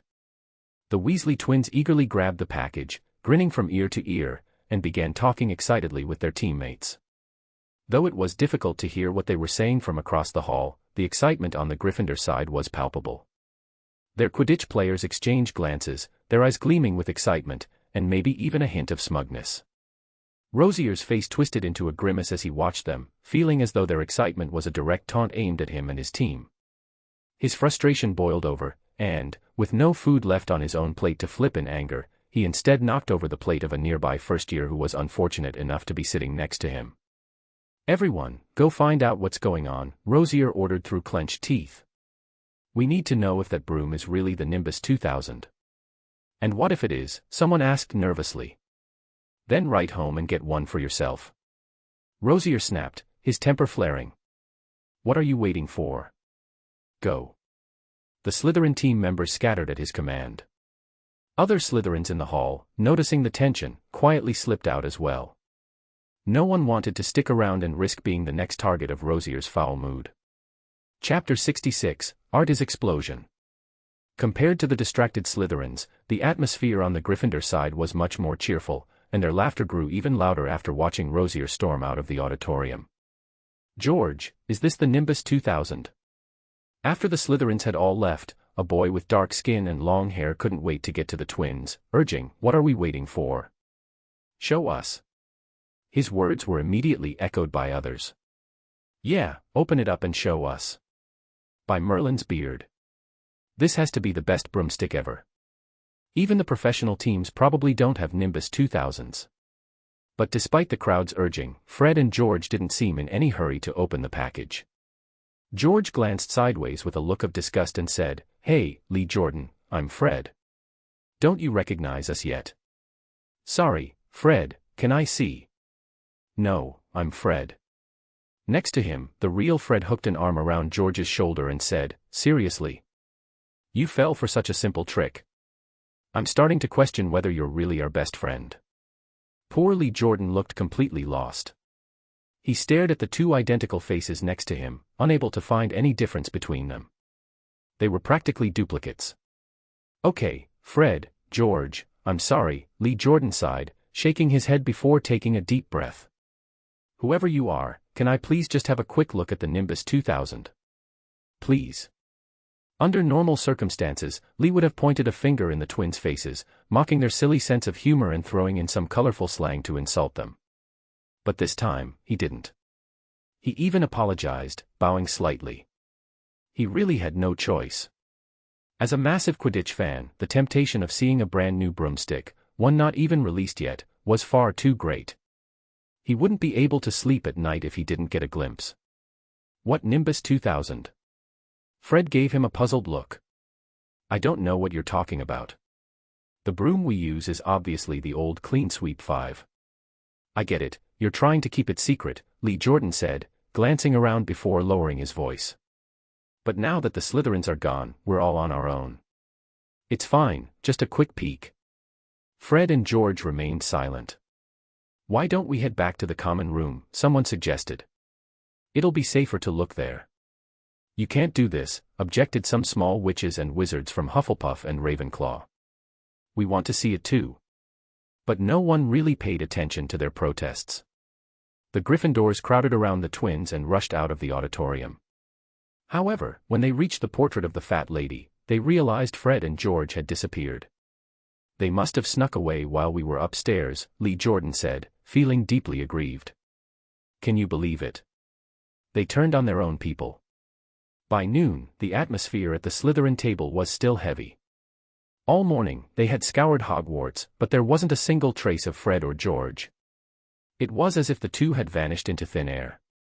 Additionally, those who had sent letters home didn't have any luck either. Some of the more temperamental parents had even scolded them in their replies, telling them to focus on their studies and stop daydreaming about impractical things. Rosier was one of them. "Nimbus 2000. I've got a Nimbus 2100 if you want it." He crumpled the letter in his hand into a ball and was about to toss it aside when he suddenly reconsidered, lowering his hand and angrily asking, "Still no news?" The students around him exchanged glances, but no one spoke a word. Useless. Just as Rosier was about to flip over his plate in frustration, a Slytherin player came rushing over. "Captain, I found something out." Marcus Flint grinned, revealing a row of large teeth. "When I passed by the Quidditch pitch, I saw the Gryffindor team there. They must have been trying to secretly test the performance of their broomsticks while we were eating in the Great Hall." Rosier looked up. Sure enough, none of the Gryffindor team members were in the Great Hall. "Captain, should we go take a look?" Marcus asked cautiously. "Let's go." Without hesitation, Rosier led the group towards the Quidditch pitch. As Marcus had said, the Gryffindor team was indeed there, but instead of training or testing their broomsticks, they were fighting. More precisely, the Weasley twins were fighting each other, while the rest of the team struggled to break them apart. Seeing this, Marcus exclaimed in excitement, "Internal conflict in Gryffindor." With the match scheduled for the afternoon, internal discord among their rivals was great news for Slytherin. Rosier also noticed that the package delivered by Owl in the morning was placed near the passage. And there wasn't anyone around guarding it. A minute later, the Slytherins left the Quidditch pitch, huddled closely together, shielding someone in the center of their group. They didn't return to the Great Hall to continue eating, nor did they go back to their common room. Instead, they found an empty classroom and quickly slipped inside. Once the door was shut behind them, they spread out, revealing the person in the middle, Rosier, holding a long, slender package tightly in his arms. "Captain, are you sure it's okay to hide here?" Marcus asked nervously. I still think it's safer to put it in the common room. Before he could finish, Rosier silenced him with a sharp kick. He wasn't planning on stealing the broom for himself, he simply wanted to keep it hidden before the match to ensure Gryffindor couldn't use it. What sense would it make to store it in the common room, where anyone might accidentally spill the secret? If word got out that a Slytherin had swiped a broom, Professor Snape would never forgive him. Rosier scanned the room. The thick layer of dust on all the desks made it clear that the space hadn't been used in ages. This'll do, he said, nodding. Make sure you hide it well. But no one moved. The group just stood there, staring at the person holding the package. After an uncomfortable silence, someone finally spoke up. Why don't we open it and take a look? What if it's not even a broom inside? We'll have wasted our time. The others nodded in agreement. No, we can't open it, Rosier decided, snatching the package from the boy's hands and setting it aside. He knew Gryffindors too well to fall for their tricks. If the rumor about the broomstick was fake, the package probably contained something unpleasant. It was safer to leave it untouched. Ho ho ho, clever boy, came a sing-song voice from outside the window. The group turned to see Peeves, the mischievous poltergeist, floating just outside, his face twisted in a gleeful grin. Get lost, Peeves. Rosier snapped. Rude boy, you'll pay for that. Peeves sneered, his eyes narrowing. Without warning, he smashed the window and lobbed a balloon filled with some strange liquid into the room. The balloon didn't hit anyone, but landed perfectly on the package. For reasons unknown, whether it was the liquid or some other force, the package began to swell rapidly, like it was filling with air. I knew it, damn Peeves. Rosier cursed under his breath, already turning toward the door. But when he grabbed the handle, the door wouldn't budge. It was jammed shut, trapping them all inside. Desperate, Rosier pulled out his wand. Bumbar. Boom. Before he could cast his spell, the package erupted with a deafening explosion. A foul, noxious stench instantly filled the room, making everyone gag. The smell was so overwhelming that even Peeves, still hovering outside the shattered window, cackled as he drifted away, leaving the Slytherins stuck in the stinking mess. Chapter 67, Snape's Reaction. Since it was only halfway through lunch, many students were still in the Great Hall, chatting with friends and enjoying the delicious pork cutlets and roast potatoes. But suddenly, an overpowering stench began to waft in from outside. The young wizards sitting closest to the doors were the first to suffer, nearly gagging as the smell hit them. Some of them barely managed to avoid vomiting onto their plates. Ugh! Who threw a dung bomb in the corridor? A Gryffindor with a prefect badge yelled out, his voice carrying across the hall. His shout served as a warning for the others sitting deeper inside. Moments later, they too caught a whiff of the foul odor. The entire hall erupted into chaos. Students abandoned their meals and scrambled to leave the hall, rushing outside in a desperate bid for fresh air. But once they were outside, they realized the stench was even stronger. Still, there was no turning back now. Gritting their teeth, they hurried toward their respective common rooms, trying to escape the pervasive smell. Amid the confusion, Percy Weasley noticed something odd. His twin brothers, Fred and George, were conspicuously absent. Fred, George, it has to be you. Percy muttered to himself, convinced he had figured out who was behind the chaos. Determined, he pushed through the crowd and made his way toward the Gryffindor common room, fuming with anger. I must write to Mum. My dear brother, what are you planning to tell Mum? Percy stopped in his tracks. Rounding the corner in front of him were two identical figures, blocking his path. George chuckled, before you write that letter, can you tell us what exactly happened in the Great Hall? We were only gone for a moment, and now it's so lively. Don't pretend like you don't know what you've done, Percy snapped, his face red with frustration. Throwing dung bombs around the castle. You've affected nearly every student, and Gryffindor's sure to lose loads of points because of this. Wait, Percy, Fred interrupted, equally angry. Even if you are our favorite brother, you can't go around slandering us like that. Exactly, George added with a serious nod. We were at the Quidditch pitch the entire time. How could we have thrown dung bombs in the castle? Don't try to make excuses, Percy began, but Fred cut him off. You can ask anyone, Percy. Every member of the Quidditch team can vouch for us, Fred insisted. George sighed, looking disappointed. Percy, I can't believe you'd slander your own brothers just to take credit for something we didn't do.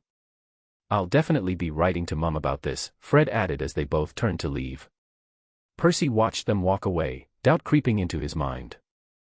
Had he been wrong? Could Fred and George really have been innocent? He scratched his head, anxiety building at the thought that they might tell on him to their mother. He wanted to catch up with them and apologize, but he couldn't muster the courage, so he just stood there, wringing his hands nervously. Meanwhile, Fred and George had barely contained their laughter until they were safely out of sight. Once they were sure Percy couldn't see them, they burst out laughing. Fred took a deep breath, savoring the memory. No wonder that special dung bomb cost 20 galleons. The smell was absolutely unmatched. Actually, it was 19 galleons and 10 sickles, George corrected with a grin. And don't forget about the large bag of exploding balloons. Oh, right, sorry. But I still don't get why Kyle wanted those balloons. They pop at the slightest touch. They're probably the weakest prank prop out there. Who knows? George shrugged. Maybe he has something else in mind for them. The two continued walking, blending seamlessly into the chaotic crowd. On their way, they spotted Kyle, and the three of them exchanged knowing glances without saying a word. A silent agreement passed between them to stay quiet about their involvement. By the time Kyle returned to the common room, a large group had already gathered inside. It was the Slytherin Quidditch team, Rosier and Marcus Flint, a senior said, lounging on a sofa. They were fooling around with dung bombs in an empty classroom on the second floor. The door blew off, and Peeves saw everything. He started shouting in the corridor, drawing a crowd. Now Rosier and the others have been dragged to Professor Snape's office by Filch. But they're claiming to be the victims. Most of the students believed this explanation. After all, Rosier was a seventh year, and even though he was known for causing trouble, it seemed highly unlikely that he'd lock himself in an abandoned classroom just to mess around with dung bombs. But it didn't really matter to them. Harris, sitting nearby, took a satisfied sip of pumpkin juice and said with a smirk, "Serves them right." Someone in the crowd voiced a concern. "Do you think Professor Snape might suspect us?" "So what if he does?" Harris replied nonchalantly. "We didn't do anything. Besides, our conflict with Rosier and his lot was a week ago. Gryffindor is far more suspicious right now." "It's definitely Gryffindor," Rosier said shakily, standing in the corner of the potions office. Marcus and the others had already been taken away by Filch to be confined to their rooms, but Rosier had been left behind. He stood there, his face black and blue from bruises, looking utterly miserable. Getting hit in the face with dung bombs was one thing, but he was also freezing. When Filch had dragged him to the office, Professor Snape had sprayed him down 3 times with plain water, refusing to let him use any drying charms. It was the only way to keep the stench from becoming bearable in the confined space of the potions office. Unfortunately for Rosier, the office was located near the dungeon cells, which were naturally cold. And since it was still November, the wind cutting through the stone halls made it even worse. In no time, a thin layer of ice had formed on his soaked clothes, making the freezing sensation all the more unbearable. "You don't need to tell me that," Snape replied icily, casting him a sharp look. "What I can't fathom is how you could be so idiotic as to activate that Nimbus 2000. Have you lent your brain to a troll?" "Professor, I didn't mean to turn it on," Rosier stammered, his teeth chattering from the cold. I was trying to hide it, but I didn't realize Peeves was there." Rosier quickly explained the entire sequence of events, conveniently omitting some minor details and making himself out to be a responsible Slytherin captain, only concerned with protecting the honor of his house. Snape listened silently, his expression unreadable. When Rosier finished, he was met with the same cold stare. "Is what you said true?" Snape asked, his voice dripping with skepticism. "It's all true, Professor." "I guarantee it," Rosier answered firmly, trying his best to sound convincing. Snape gave a slow, measured nod. "Very well. You're not entirely brainless." He tossed a small bottle of potion at Rosier, who caught it with trembling hands. "Now get out and find Filch," Snape ordered without looking at him. Rosier felt an overwhelming sense of relief, as if he had just been handed a great mercy. He immediately uncorked the bottle and gulped down its contents. The moment the purple potion hit his throat, his face contorted into a grimace, turning an even more unpleasant shade of green. He doubled over, coughing violently as the foul taste overwhelmed him. To be honest, it wasn't much better than the dung bombs he'd just been hit with. Chapter 68, Snape's Intuition. Before the afternoon Quidditch match was set to begin, Professor Snape approached Madame Hooch, requesting a postponement on the grounds that the physical and mental health of his house's players had been affected. Madame Hooch, already aware of the chaos that had unfolded at noon, didn't question his request. Without further discussion, she agreed and began preparations to have Ravenclaw replace Slytherin in the match. However, Snape wasn't done. "Madame Hooch, I don't think Gryffindor is fit to compete today either," he added, glancing toward the Gryffindor team. "There's something urgent I need to discuss with the Weasleys." Madame Hooch frowned in frustration. "Can't it wait until after the match?" If both teams were replaced, it would throw the entire tournament into disarray, making the rescheduling process a nightmare. "It's urgent," Snape replied, his voice unwavering. As a full professor and head of Slytherin, Snape had enough authority to intervene, and Madame Hooch reluctantly agreed. "All right, but let's hope this doesn't happen again," she warned him. "Rescheduling matches is a serious inconvenience." Snape, with his usual cool tone, replied, "Believe me, I don't want this to happen either, but I can't fathom what they were thinking." With that, he strode toward the Gryffindor team and, without hesitation, pulled Fred and George away. Charlie Weasley quickly stepped forward, trying to intervene, but Snape shut him down immediately. "Disobeying a professor?" 10 points from Gryffindor, Weasley, Snape said coldly. "If you don't step aside, I'll dock 20 next time." Charlie clenched his fists, his face turning red with anger. The veins in his arms bulged as he considered arguing further, but after taking a deep breath, he grudgingly stepped aside. "Professor Snape," he said tersely, "take care." Snape, his grip on his wand slightly loosening, gave a derisive snort before leading Fred and George away from the Quidditch pitch. As he did, Charlie cursed under his breath, his frustration boiling over. Without wasting another moment, he stormed off, heading straight for Professor McGonagall's office. The Slytherins had gone too far this time, not only setting them up but also throwing around insults. But in Charlie's mind, Gryffindor had a trump card, their deputy headmistress, McGonagall, who outranked Snape. He'd make sure she heard about this. Meanwhile, Snape led Fred and George back to the castle, taking them straight to the potions office. But the twins, far from nervous, seemed more amused than anything, taking in the surroundings with curious eyes. The office was unimpressive. It felt cramped, with old-fashioned desks and creaky floorboards. If it weren't for the shelves of potion ingredients lining the walls, the room might have been mistaken for a second-hand furniture shop. Compared to Professor McGonagall's elegant office, Snape's workspace was disappointingly ordinary. "Professor Snape, what can we do for you?" Fred asked, breaking the silence. Snape didn't answer immediately, his voice slow and deliberate as he finally spoke. "What's the story with the package you received this morning?" "We don't know, Professor," George replied smoothly, pulling a crumpled piece of paper from his pocket and placing it on the nearby table. There was no signature. "We assumed the owl delivered it to us by mistake." Fred nodded in agreement. "We searched for the rightful owner, but we couldn't find them. We were actually about to hand it over to Professor McGonagall when it disappeared." George leaned forward slightly. "Professor, do you happen to know who stole the package?" He placed deliberate emphasis on the word stole, pausing for effect. But Snape, unfazed, ignored the bait and continued his interrogation. "So, you didn't purchase the package yourselves?"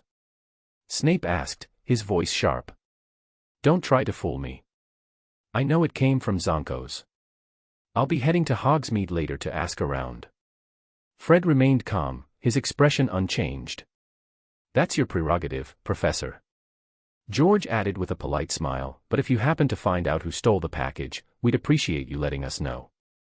After all, it was lost while in our possession, and we'll have a hard time explaining that to the owner if they come asking for it." Snape's eye twitched ever so slightly at George's not-so-subtle dig, but once again, he pretended not to notice, maintaining his cold demeanor. "Weasley, you..." Knock, knock, knock. At that moment, a knock sounded on the door. Professor McGonagall entered from outside. Severus, I heard you took Fred and George with you, Professor McGonagall said, lips pursed and expression serious. Did they do something wrong? We didn't, Professor McGonagall. Fred protested loudly. George quickly followed. Professor Snape asked us about the package. Professor McGonagall paused, thinking for a moment. Is it the one you told me about earlier? The one without a signature? Yes, that's the one, Fred replied. But it's gone, and we suspect someone may have stolen it. Stolen? At Hogwarts? Professor McGonagall's lips pressed into an even tighter line. If I find out who it was, I'll deduct 100, no, 200 points. Ahem. Snape coughed twice, interrupting. Actually, it belonged to one of our Slytherin students. He brought it to me after he found it. Professor McGonagall looked momentarily surprised. From your house? Yes, from our house, Snape confirmed, his face taking on a slight greenish tint as he gritted his teeth. I called the Weasleys here just to confirm the situation. I see. Professor McGonagall's face softened somewhat, though she still appeared displeased. You could have explained this at the pitch. Why did you have to interrupt the match? Snape remained silent, cursing Rosier inwardly for his foolishness. After that, Professor McGonagall left, taking Fred and George with her. Snape didn't stop them. In fact, he had never really suspected the Weasleys. The style didn't match. He had only wanted to gather some information from them and maybe dock 30 or 50 points to lighten his mood. He hadn't expected McGonagall to show up so quickly, and Fred and George had been well prepared, turning the situation into a theft right in front of her. He couldn't even dispute it. After all, it was the truth. If the Slytherins hadn't stolen the package, the rest of the incident wouldn't have occurred. Rosier, that idiot is practically related to a troll. Snape cursed in his mind once more. Still, the whole exchange left Snape more certain that the Weasleys had nothing to do with the theft, or at the very least, they weren't the masterminds. The Weasleys just weren't clever enough for something like this. As he stood there, lost in thought, a sly, hypocritical face suddenly flashed in his mind, replacing the honest and trustworthy image he'd first considered. Kyle Chopper. Snape muttered to himself. Even though, by all accounts, Kyle had nothing to do with the situation, not even remotely, Snape's instincts screamed otherwise. He was sure Kyle wasn't entirely innocent. Yes, it was intuition, and it had nothing to do with Kyle corrupting Kana. Chapter 69, What Would You Do? Mr. Chopper, why didn't you grind the lionfish spines into a powder before adding them to the cauldron, as the book instructs? Snape's voice was sharp, dripping with condescension as he stared at Kyle during potions class. Do you think you're some sort of potions genius, tampering with the textbook? Because of your arrogance, Hufflepuff will lose 5 points. Kyle glanced up at the blackboard. Written in large, clear letters were the instructions: lionfish spines are not ground, but boiled in boiling water for 5 minutes, then cut into sections. The words were huge, unmistakable, and written by Snape himself. How could this possibly be considered tampering with the textbook? Professor. Kyle took a deep breath, trying to keep his voice as calm and steady as possible. That's what it says on your blackboard. Oh, then I made a mistake, Snape replied coolly, waving his wand with a detached air and erasing the sentence from the blackboard. Does that mean I'm always right? What about your judgment? If I told you to add your own heart tendon, would you do it? Snape sneered, his tone biting. Because you have no mind of your own, Hufflepuff lose 3 more points. Until the end of class, Kyle's hand remained clenched around the rock cake in his pocket, torn between the temptation to throw it at Snape's back and keeping it there. Although Snape had been deducting points for no good reason for as long as Kyle could remember, today had crossed the line. Snape had stooped to new lows, even going as far as to lose face just to dock points. How could he write something on the board himself and then erase it with his own hands? This level of manipulation was truly eye-opening for Kyle. Of course, the effect was immediate. In just one class, Kyle had lost over 30 points. Since starting at Hogwarts, no other class had ever deducted that many points from him. Afterward, the other young Hufflepuffs came over to console him, even Kana, who kindly offered him a licorice sweet. Kyle glanced at it but chose to ignore it. During dinner, word of what had happened in potions class spread, and Fred and George Weasley made their way over to Kyle. They patted him on the shoulder sympathetically. "It's okay, mate, Snape's always docking points from us too." "It's nothing new," Fred said, trying to reassure him. "Yes, poof. I mean, you just have to let it go," George added, his words meant to comfort, but the smirks on their faces betrayed them. It was clear they had come to laugh at the situation more than to sympathize. Just as Kyle was about to brush them off, Fred leaned in closer and whispered, "Come on, stop dwelling on the bad stuff. Let me show you something cool." He glanced around cautiously before pulling a square piece of parchment from his pocket. "Remember the other day when I said I wanted to show you something? Well, this is it." George leaned in too, his voice low. "A magical object. Bet you won't guess what it is. Could it be?" Kyle raised an eyebrow, pretending to think deeply before saying, "Parchment that automatically writes homework." The twins' previously smug expressions faltered, their faces suddenly stiff. "If only," Fred said, his eyes lighting up at the thought. "I really wish it was. But the actual function is still pretty amazing," George continued. "It's a map of Hogwarts. But not just any map, you can't buy one like this. It's called the Marauder's map," Fred explained as he took out his wand and tapped the parchment gently. "I solemnly swear." Instantly, thin lines of ink spread across the parchment like a spider's web, connecting and stretching to the edges. Large green letters appeared at the top. Messrs. Mooney, Wormtail, Padfoot, and Prongs, purveyors of aids to magical mischief makers, are proud to present the Marauder's map. Kyle took the parchment from Fred and examined it. The famed Marauder's map displayed Hogwarts Castle in intricate detail, far beyond that of any ordinary map. It was almost like a miniature of the entire castle. Every painting, carpet, and vase was marked on the map. But what stood out most were the numerous tiny black dots moving about on the map, each labeled with a name in small print. Kyle spotted Dumbledore in the Headmaster's office, and he also saw Filch and Peeves darting through the corridors from the 5th to the 6th floor. However, in more crowded areas like the Great Hall, the map was less helpful. There were so many names overlapping that it was hard to make anything out. Kyle also noticed that some secret passageways seemed to be missing. For instance, the location of the Whomping Willow was blank, with no markings at all. He handed the map back to Fred and asked, "How did you get it?" "We were in first year," Fred began, his eyes narrowing with nostalgia, "young, carefree, innocent. For some trivial thing, Filch dragged us into his office and threatened to." George added. "Detention," Fred interjected. "Tear us apart," George continued dramatically. "And while we were there, we happened to notice one of his filing cabinet drawers labeled, 'Confiscated items, highly dangerous.'" Fred suddenly chuckled. "Kyle, what would you have done?" Kyle thought for a moment. "I'd have lured Peeves there with a bunch of dung bombs or pepper imps and used the chaos to grab whatever was in the drawer." Fred and George stared at him, speechless for a long moment. Finally, Fred shook his head and said, "Kyle, you deserve to lose 30 points from Snape." "Really, you do." "Don't remind me of that," Kyle glared at him. "So, this map is what you took from that drawer?" "Yep," George replied, smacking his lips. "We didn't have your nerve, so we just took this." "But how did you know how to use it?" Kyle asked, flipping through the parchment. "It's not written anywhere." "Ah, that's thanks to Mooney, Wormtail, Padfoot, and Prongs," Fred sighed. "Those four were geniuses when it came to pranks. They hid the password in various corners of the castle," George added. "If you find all the clues, you can piece it together." "Unfortunately, we've been searching for a year now," Fred said, looking disappointed. "But we still haven't found the full password." "They hid the password in various corners of the castle," George added. "If you find all the clues, you can piece it together. So we can only use the map 5 times a day, and only for half an hour each time," George added with a smile. "It's a big task, and we're prepared to spend the next 3 years completing it."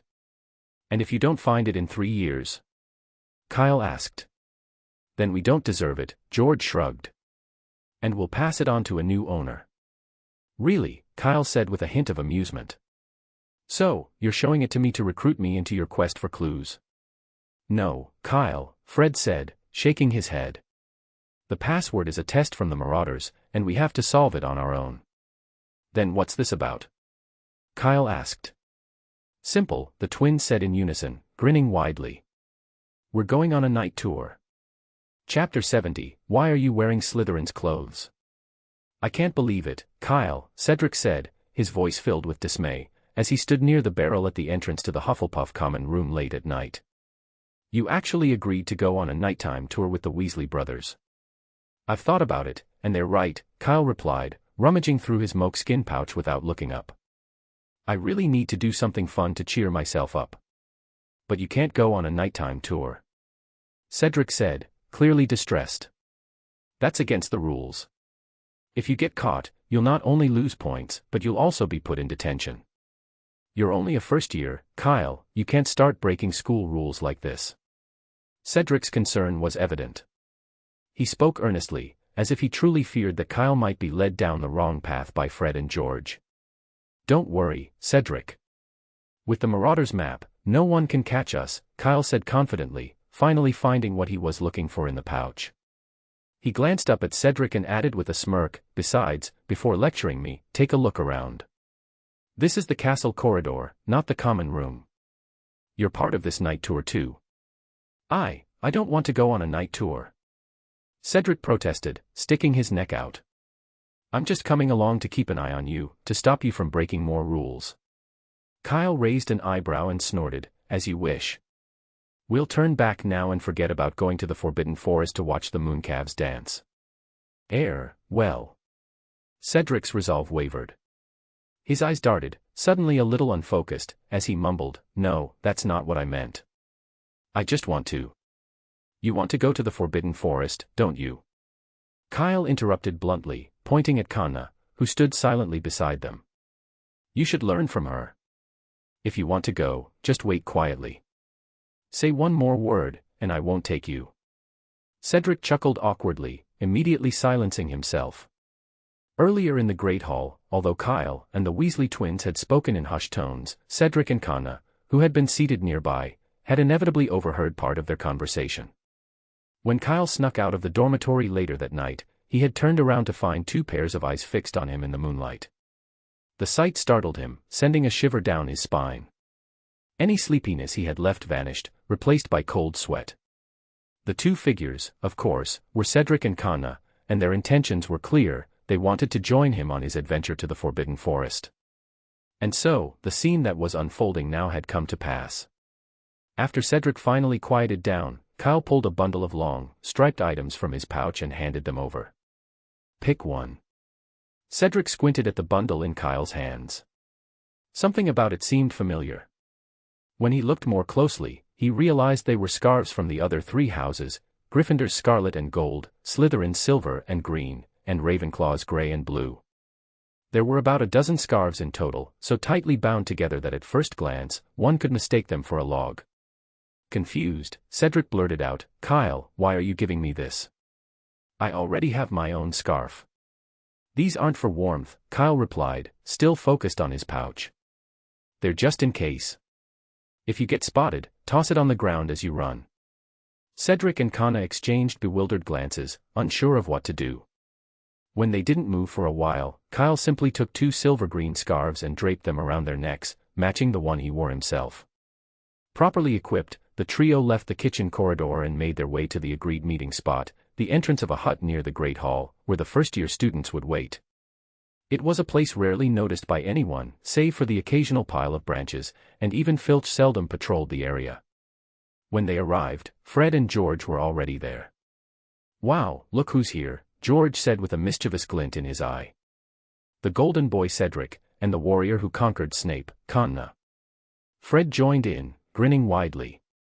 I didn't realize our nighttime patrol team was so luxurious. This is really, wait.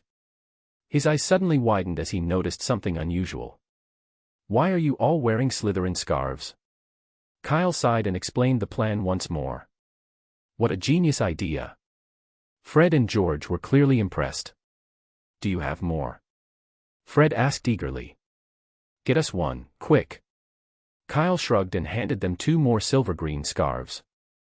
All of them were Slytherin, purely out of convenience, definitely not because Snape had been particularly hard on him recently. The twins donned their scarves immediately. Fred admired his new look and asked curiously, "Kyle, I don't remember you ever leaving Hogwarts. Where did you get these?" "My mum sent them," Kyle said casually. Along with the scarves, there was also a master key and an invisibility cloak with a disillusionment charm cast on it. "I'm not sure why she sent them, but it turned out to be perfect timing." Kyle said this lightly, but he didn't notice the astonished looks on the twins' faces, their eyes practically glowing red with envy. "A master key?" Fred breathed in disbelief. "An invisibility cloak?" George swallowed, then said earnestly, "Mrs. Chopper is simply the greatest mother in the world." "Agreed," Fred added, nodding solemnly. "Her deeds and thoughts deserve to be written down and put in a book, placed in the most prominent spot in flourish and blots.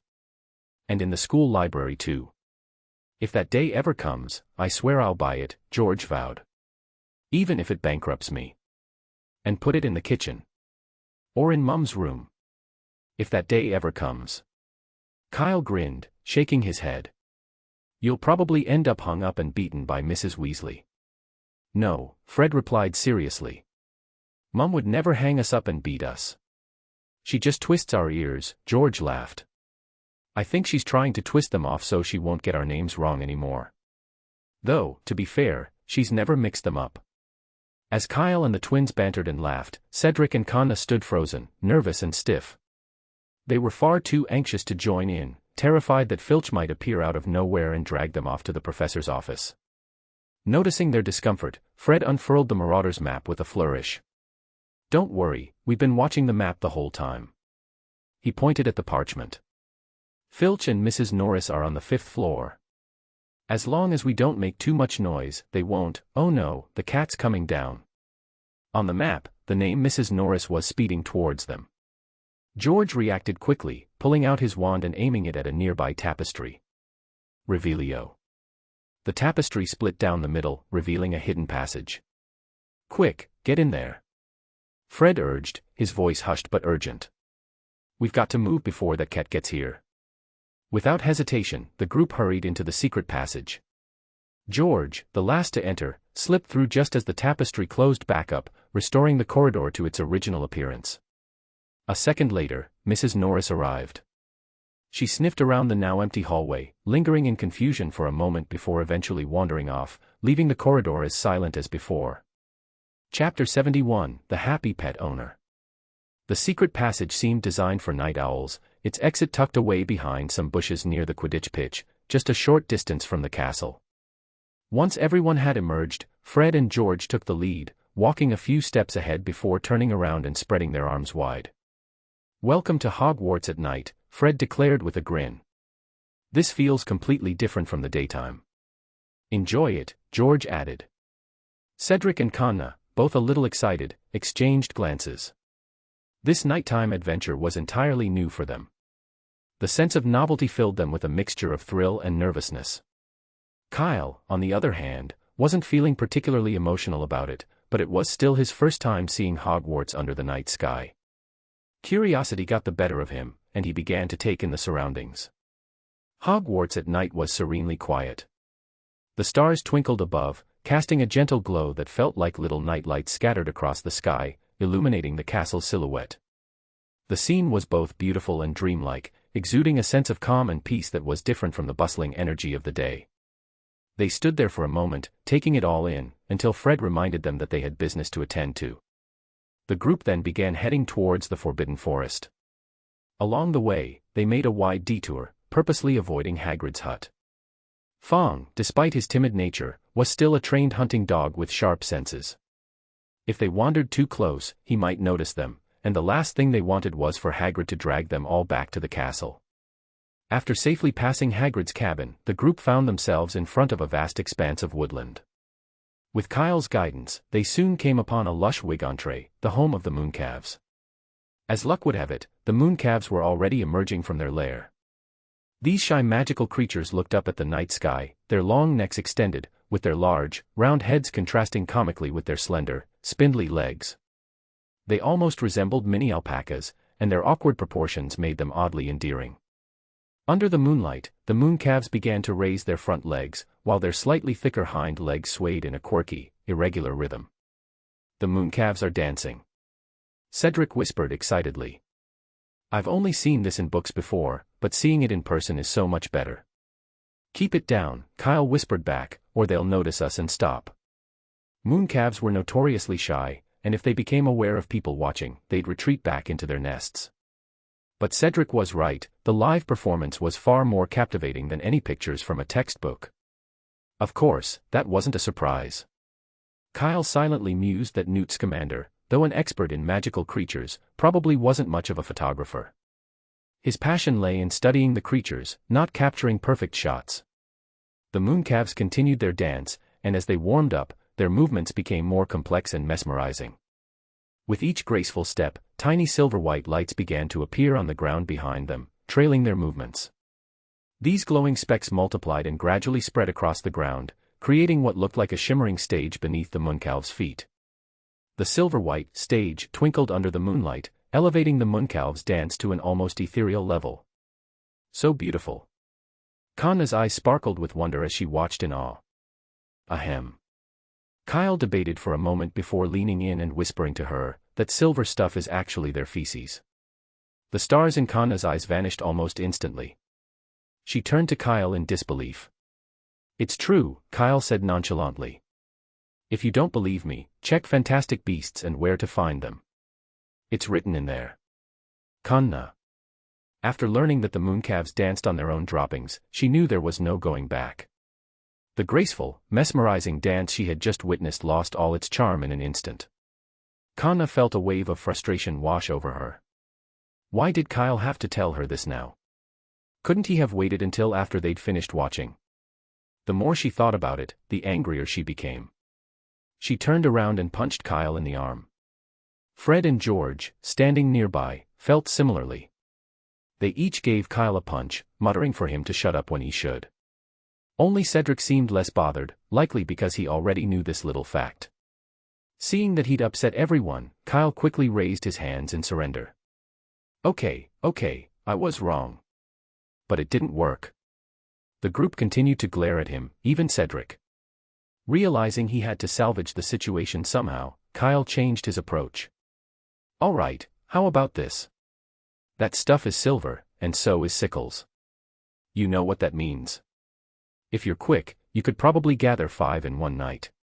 Fred and George gasped, and instead of scolding Kyle further, they huddled together to do some quick calculations.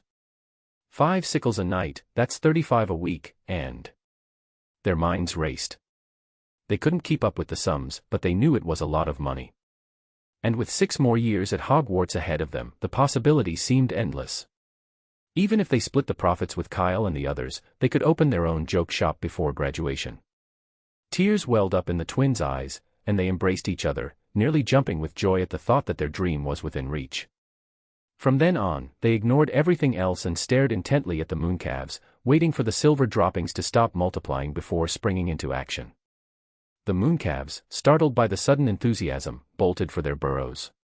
Fred and George, undeterred, quickly began gathering the droppings. Fred even waved at Kyle and the others to join them, perhaps thinking they were moving too slowly.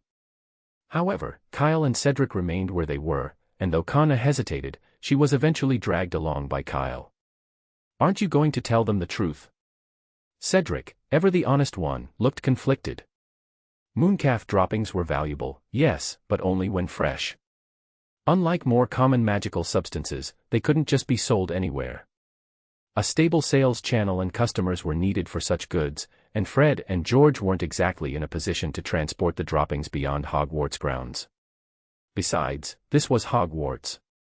Both Hagrid's pumpkin patch and Professor Sprout's greenhouse needed plenty of fertilizer. They almost certainly weren't purchasing it from elsewhere. "What truth?" "I have no idea what you're talking about," Kyle replied innocently. "Everything I said was true. That stuff really is expensive." Cedric pressed his lips together, casting a sympathetic glance at the twins, who remained blissfully unaware of the complexities. A while later, Kyle began to feel sleepy. He walked over to Fred and George, who were still enthusiastically shoveling, and despite their protests, he and Cedric forcibly dragged them out of the Forbidden Forest. Chapter 72, Why Couldn't It Be You? As they neared the edge of the Forbidden Forest, Fred and George finally gave in and stopped resisting, though they still had plenty of energy left to grumble about Kyle's extravagance. "There's still loads left.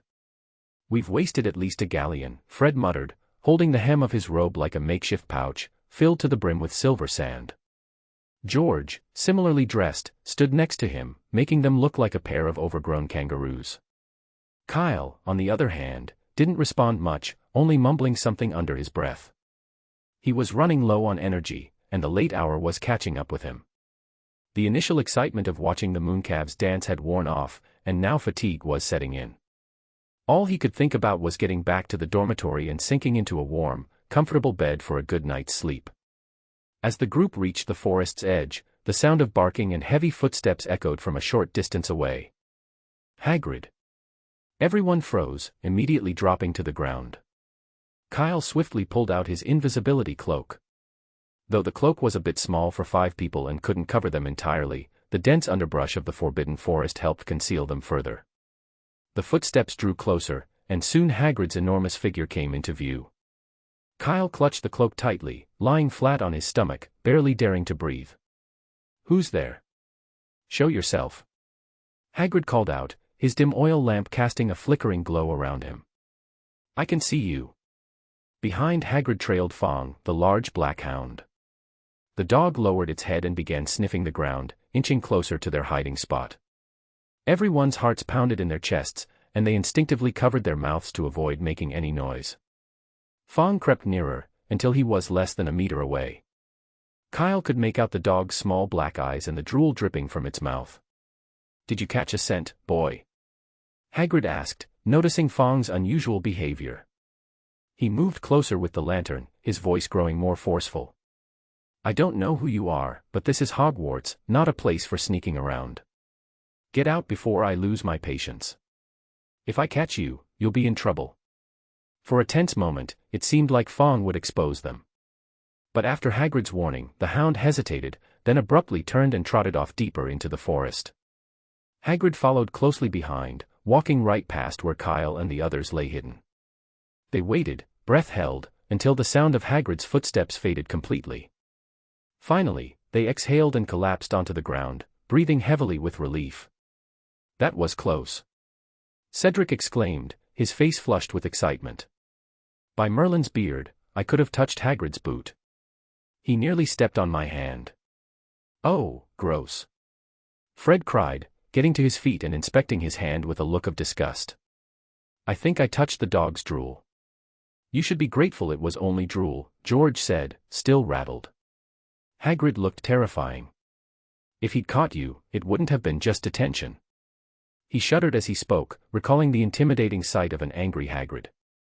It was the first time George had seen him so furious, and the memory still sent a chill down his spine. "Thanks to you too," Kyle said, giving Fred and George an appreciative pat on the shoulder. If they hadn't brought along all that mooncalf dung to throw off Fong's sense of smell, they wouldn't have escaped so easily. After this close call, none of them dared to linger.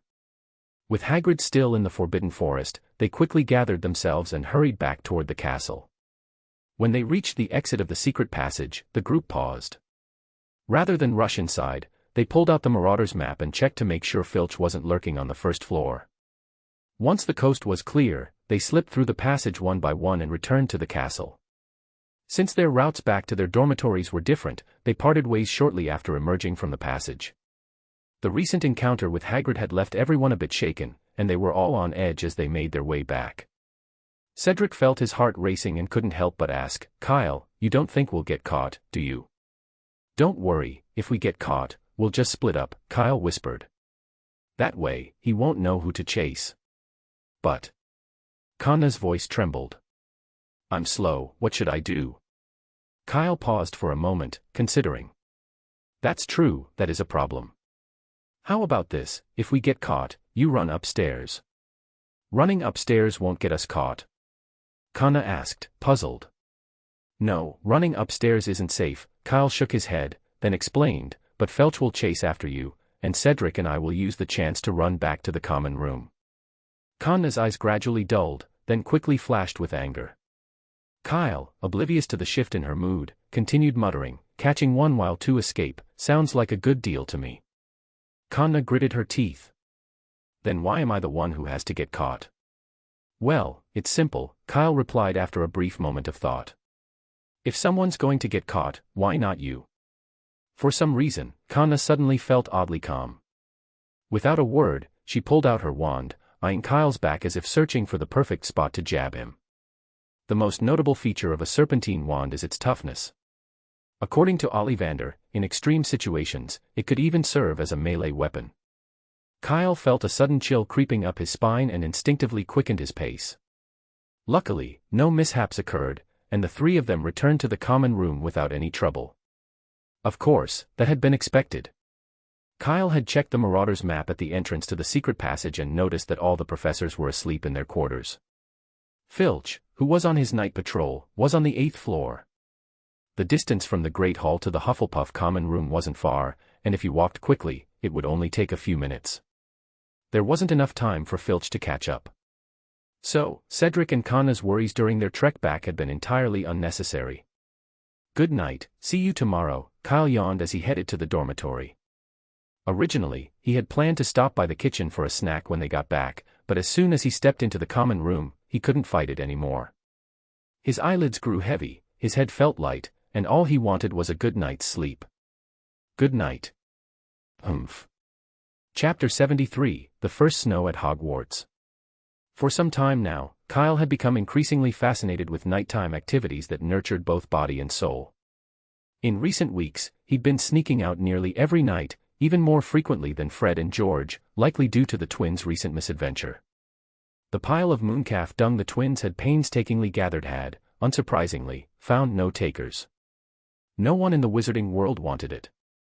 The shops in Diagon Alley refused to touch it, but the twins weren't about to give up so easily. Finally, for reasons known only to them, they tried to offload it at a steep discount to Professor Sprout by bringing it to the greenhouse. Predictably, their nighttime escapade was discovered, and the consequences were severe. Professor Sprout only needed one look to figure out the source of the droppings.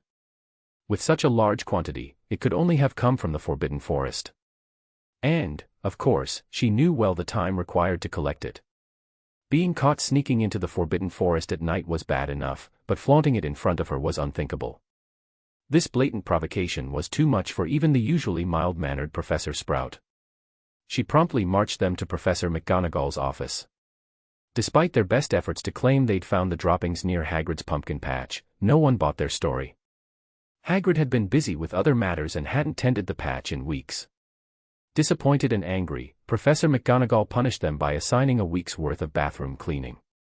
Filch even voiced his desire to move his office next to Gryffindor Tower to keep an eye on them. However, this all worked in Kyle's favor. Once Mikkel and Ryan were asleep, Kyle slipped out of bed and crept out of the common room. As usual, he wrapped his silver-green scarf around himself, drew his wand, and tapped it lightly to his forehead. Disillusionment, he whispered.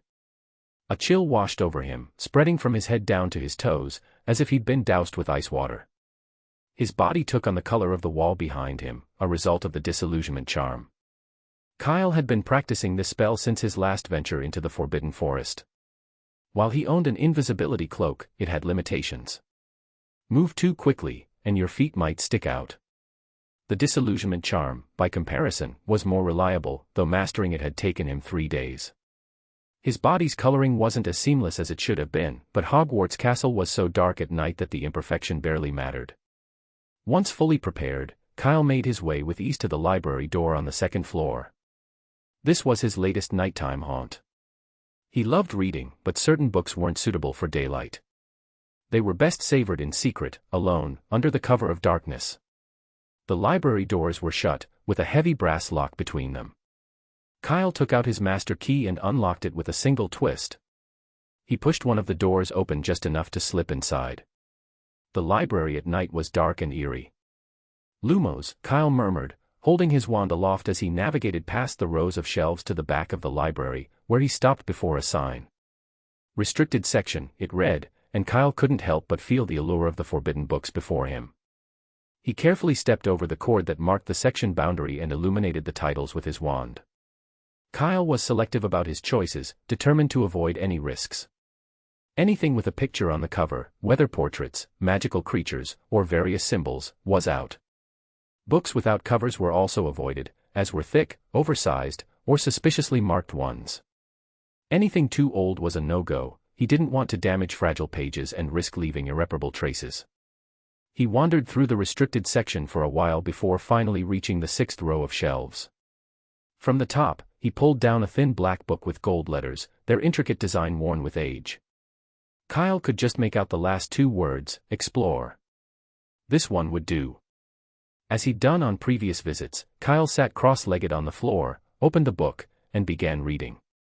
Compared to the general collection, the content here was much denser and more obscure. Whenever he came across something he couldn't understand, he'd take out his quick-writing quill and transcribe it carefully. While this method was slower and more tedious than using a doubling charm, it was also safer. Who knew what kinds of strange protections or curses were hidden in these books? Best to be cautious and avoid casting any spells on them at all.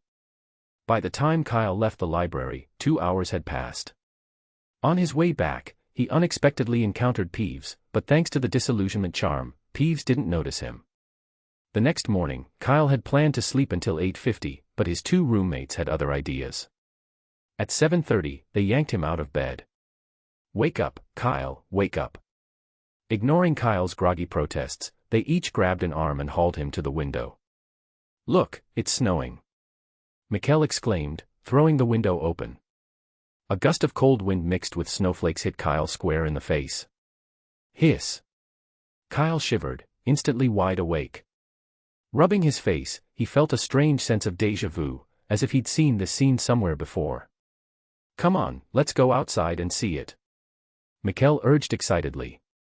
"This is the first snow at Hogwarts." Kyle shook his head, declining. "What's so exciting about snow?" he thought. "I'd rather catch up on sleep." He had stayed up late the previous night, and it wasn't even the weekend. He didn't want to feel sleepy during classes. But Mikkel and Ryan wouldn't take no for an answer. They kept pressing him to wash up and get dressed, making it clear they weren't leaving without him. "This is our first snow since arriving at Hogwarts, it's special," Mikkel insisted. "Sleeping now is a waste of time, and you can catch up on sleep in History of Magic later." Kyle sighed. True, the first class of the day is History of Magic. With that thought, he relented, got dressed, and followed them out of the dormitory. Overnight, the snow had piled up more than a foot deep. By the time they reached the open area outside Hogwarts Castle, it was already bustling with people. Among them, Kyle spotted Fred and George, surrounded by a few Gryffindors, building a snow lion in the middle of the courtyard. At least, it was supposed to be a lion. In reality, it looked more like a very peculiar flobberworm caterpillar attempting yoga. Chapter 74, Christmas Eve.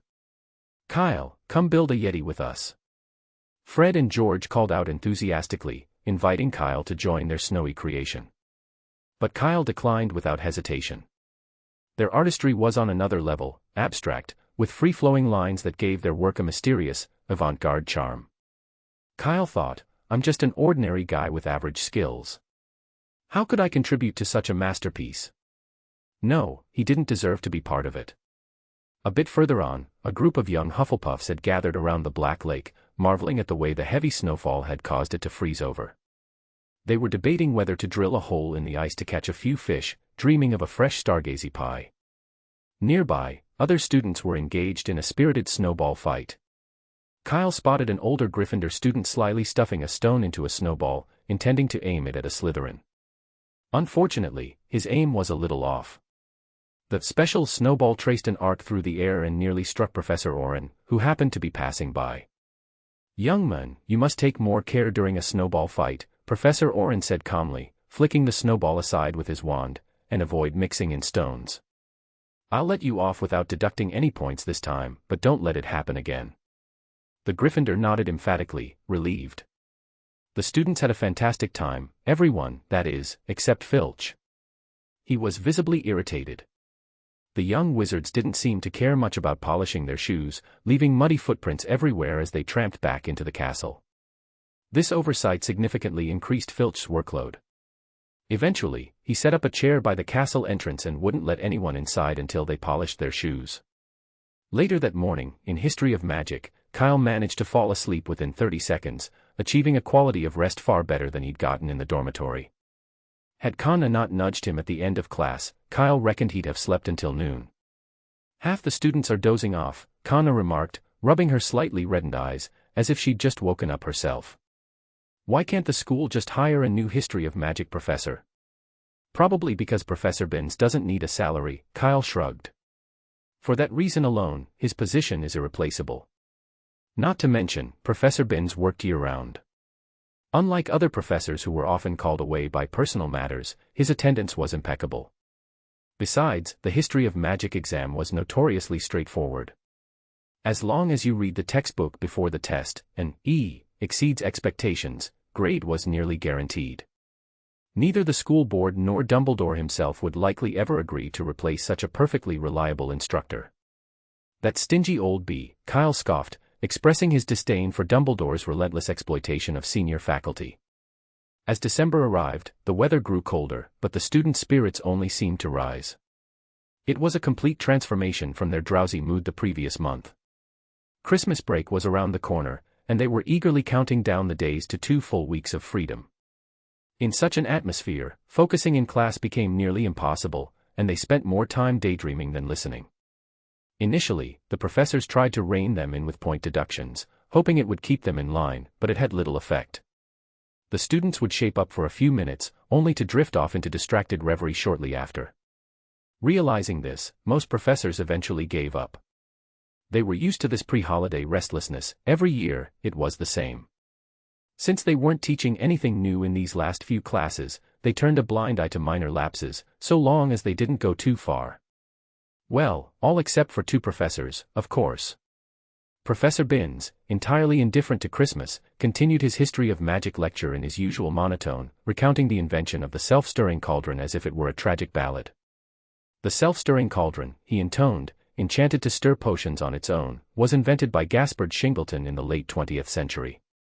For this reason. The other was Professor Snape. He didn't care why students were unfocused, and unlike his colleagues, he had no leniency to offer. Any non-Slytherin caught not paying attention lost 3 points immediately. Thanks to his vigilant efforts, Slytherin's house points surged ahead, nearly 100 points higher than second-place Ravenclaw by the day before break. Professor Snape was very pleased with the result. Slytherin's 6-year winning streak looked secure. The evening before the holiday began, Kyle ran into a somewhat frazzled Hagrid in the Great Hall. This was the first time Kyle had seen him since that late-night escapade in the Forbidden Forest. Out of guilt, he and his friends had been avoiding Hagrid for the past month. But now that they were face to face, Kyle couldn't ignore him. "Hagrid. How have you been?" Kyle called, waving. Hagrid looked down at him with a distracted smile. "Kyle, hello there. Sorry, can't stop to chat. I've got loads left to prepare. By Merlin's beard, I nearly forgot Hogwarts is on holiday tomorrow. Seems like Halloween was just the other day." Even as he spoke, Hagrid didn't slow his pace, striding toward the castle in a rush. Kyle had to jog to keep up. "Need a hand?" Kyle offered. "Well, if you're not too busy." Hagrid thought for a moment. "Could you fetch some mistletoe for the decorations? The feast's about to start, and I'm worried I won't get everything done in time." Of course, Kyle agreed, and together, they made their way to Hagrid's cabin by the edge of the Forbidden Forest. Outside the cabin stood 2 massive fir trees, each with a trunk around 60 to 70 centimeters wide, along with a small pile of holly and mistletoe. "Just grab some of that holly and mistletoe, and I'll take care of the rest," Hagrid instructed, bending down to hoist the 2 fir trees. Kyle could see the strain on Hagrid's face as he struggled to lift them both. His cheeks flushed from the effort. It was clear even for him that lifting both trees at once was a challenge. Just then, Hagrid heard a voice behind him. "Wingardium Leviosa." Suddenly, the weight of the trees vanished. Startled, Hagrid turned to see Kyle, wand outstretched, casting the levitation charm. "Blimey. Impressive bit of charm work," Hagrid exclaimed. "Oh, it's nothing, really," Kyle shrugged modestly. "Anyone can do it." "Really?" Hagrid blinked, puzzled. Back in his school days, things weren't like this. Could it be that today's Hogwarts students were all this capable? Chapter 75, Kyle's Flower Garden. With Kyle's help, Hagrid managed to bring the final Christmas trees to the Great Hall just before dinner. Professors McGonagall and Flitwick were already waiting. "Hagrid, there you are, these must be the last two." "Oh." Professor Flitwick's eyes lit up as he noticed Kyle beside Hagrid, wand in hand. "Excellent levitation charm, Mr. Chopper." 5 points to Hufflepuff. Realizing Kyle's spell had made the task much easier for Hagrid, Professor Flitwick smiled at him. "If the final exam were on the floating charm," he said with a wink, "I'd give you an O right now." Flitwick raised his own wand, smoothly guiding the 2 fir trees into their designated spots. Meanwhile, Professor McGonagall wove the mistletoe into a hanging garland, filling the last empty space on the wall. Minutes later, students began flooding into the hall, and the festive Christmas dinner commenced. At the Hufflepuff table, Cedric glanced at Kyle in surprise. "You're not going home for Christmas?" Kyle nodded. "Yeah. No one's at home right now, so it wouldn't make much sense to go back. I might as well stay at Hogwarts." Chris was traveling the world with Lord Newt, helping return captured magical creatures to their natural habitats. His mother Diana, from the Department of Mysteries, had recently written to him, saying she wouldn't be home for Christmas but had already sent his presents. With both of them away, Kyle felt there wasn't much point in going home. At Hogwarts, he'd at least have things to keep him busy. He could check in on Fluffy or water the 2 ornamental plants he'd been tending to. "Why don't you come to my house?" Cedric suggested. "My dad would really like to meet you." Kyle shook his head with a polite smile. "Maybe next time. I've already promised Hagrid I'd help him look after his animals over the holidays." Cedric looked a little disappointed. Kyle, however, was secretly relieved. The idea of meeting Mr. Diggory, let alone spending 2 weeks with him, was a bit much. Just the thought made Kyle's head spin. He figured it was enough that his mother had to deal with Mr. Diggory alone. To shift the conversation, Kyle turned to Kanna, who was sitting nearby. "What about you? Are you going home for the holidays?" Kanna simply shook her head, not saying a word. Kyle took the hint and didn't press further. With the semester over after the Christmas feast, students began boarding the train back to King's Cross Station. Mikkel and Ryan had also gone home, leaving Kyle alone in the dormitory. The once lively common room was now far quieter, a solitude Kyle found rather pleasant. He sat on one of the sofas near the fire, roasting a potato in its skin, surrounded by some flatbread, mushrooms, and thinly sliced beef. When he'd gone to the kitchen for ingredients, the house elves had offered to help, but Kyle had refused. The enjoyment was in the process, eating was secondary. After patiently waiting for the potato to blacken slightly, Kyle took it off the skewer. Once it cooled, he peeled the skin and took a bite. The potato was sweet and soft, though he discovered the center was still a bit raw. Using a spoon, he scooped out the undercooked part and tossed it toward a mouse not far away. "Kyle." Kanna glared at him. "Don't give Pocky that strange stuff. It's just a potato." "What's strange about that?" Kyle shrugged. "Besides, who doesn't like potatoes?" But as if deliberately mocking him, Pocky the mouse sniffed the undercooked potato and turned away, not even tempted to try it. "Good grief, a picky mouse," Kyle muttered, a bit embarrassed. "You should try starving it for a few meals," he suggested to Kanna. Kanna ignored him, taking Pocky and leaving the common room. Since it was holiday break and Filch's cat wouldn't be lurking about, she figured it was a good time to let her pet explore the castle freely. After all, it had been cooped up in the dormitory for ages. With Kanna gone, Kyle was the only one left in the common room.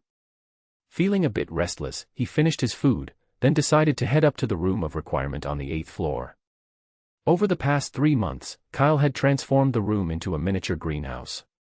Alongside chomping cabbage, he had cultivated dittany, rue, belladonna, mistletoe, sneezewort, and even a beautiful golden-banded hydrangea.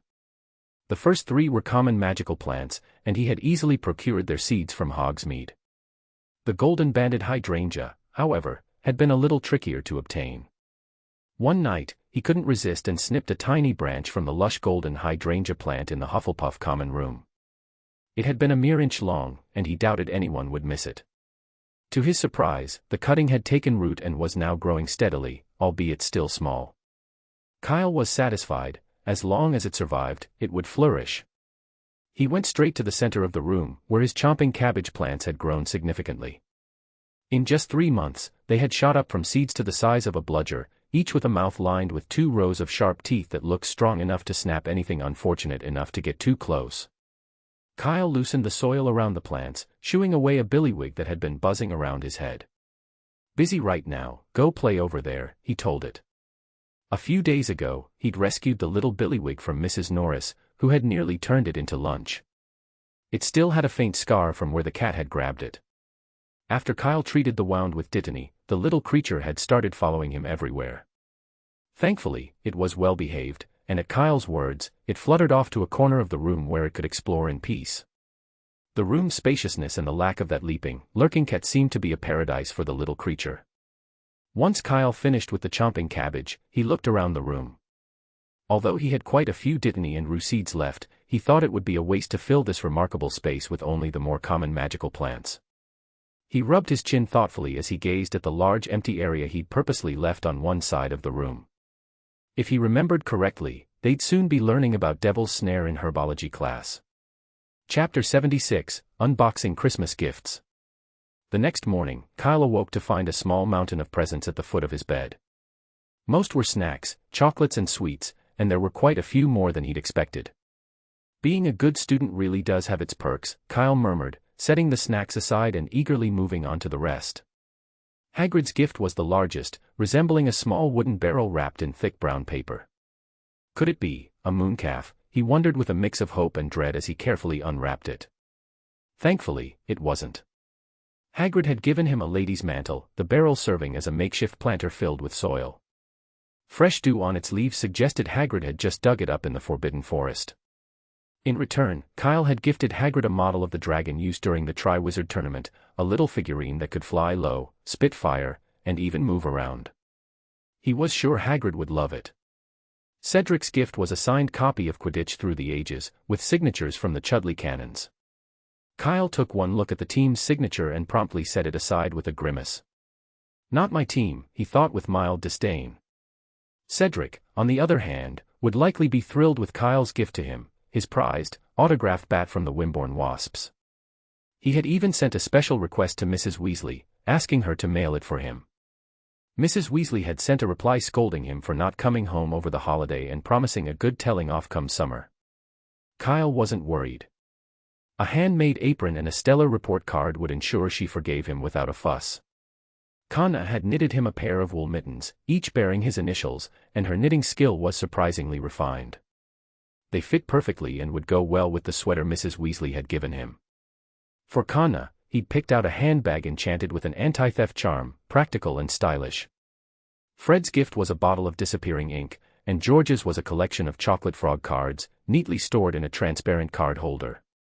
For them, Kyle had chosen Elementary Alchemy, a textbook from Bosbaden's alchemy course, hoping it would aid them in their recent experiments with playful inventions. His roommates hadn't forgotten him either. Mikkel gifted him a finely crafted gold brooch, while Ryan presented him with a wizard chess set. To his surprise, Kyle also found a present from a professor. Professor Flitwick had given him 2 thick notebooks filled with meticulous notes from Flitwick's own 1st through 3rd years, detailing his understanding of charms, a treasure for any magic student. Kyle felt a twinge of guilt, as he'd only gifted Professor Flitwick a simple amulet carved from mountain ash. In fact, he'd given small presents to every professor. Professor McGonagall received a golden snitch hat ornament, Professor Sprout, a tool maintenance kit, Professor Oren, an elegant walking stick, and Professor Binns, a humorous newspaper clipping titled Europe's Top 3 Wizarding Academies, Professor Perks. For Headmaster Dumbledore, he'd chosen 100 ways to knit woolen socks. And then, of course, there was Professor Snape. Kyle had felt it necessary to show his appreciation for Snape's recent attention, so he had sent him a crate of Sleekeasy's hair potion. He hadn't signed the gift and had gone through some effort to ensure it was anonymous, using a school owl to send it to the owl post office in Diagon Alley, which would then deliver it to Snape's quarters. Though the process had been a bit complex, Kyle was sure it was well worth it. He could just imagine how deeply moved Professor Snape would be by such a thoughtful gesture. After carefully storing Professor Flitwick's notes, Kyle opened the last present, which was from Diana. Inside was a silver ring adorned with a crescent moon, and beneath it lay a short note. This magical item allows you to apparate up to 3 times. If you ever find yourself in danger, just channel a bit of magic into it, focus on your intended destination, and it will take you there. Note, it cannot be used within Hogwarts Castle, but it will work beyond the castle gates. If you don't want to take the train home over the holiday, you could use it for that, too. I hope you like the gift, dear. Merry Christmas. Is this an upgraded version of a portkey? Kyle slipped the ring onto his finger, and it automatically adjusted to fit snugly against his skin. He flexed his fingers and found it entirely comfortable, without a trace of tightness. Kyle was delighted with the gift. He'd long wanted to learn apparition, but since he was still too young, neither Chris nor Newt had been willing to teach him. This ring was easily the best Christmas present he'd received in his 11 years. If only it had more uses, though, just 3. 30 would be much better. After tidying up his dorm room, Kyle made his way to the common room, where he spotted Connor standing on tiptoe, rummaging around in a large planter. "What are you looking for? Need some help?" Kyle asked. "No, I found it," Connor replied, pulling a dirty cloth bag out of the planter. Turning to Kyle, she added, "Thanks for the Christmas present. I really needed it." Kyle watched as she retrieved 2 galleons from the bag and then tucked them back into a small clutch. He frowned, puzzled. "Have you been losing galleons lately?" he asked. "No," Connor said, shaking her head. "But I lost 2 sickles yesterday afternoon." "Isn't that basically the same thing?" Kyle frowned.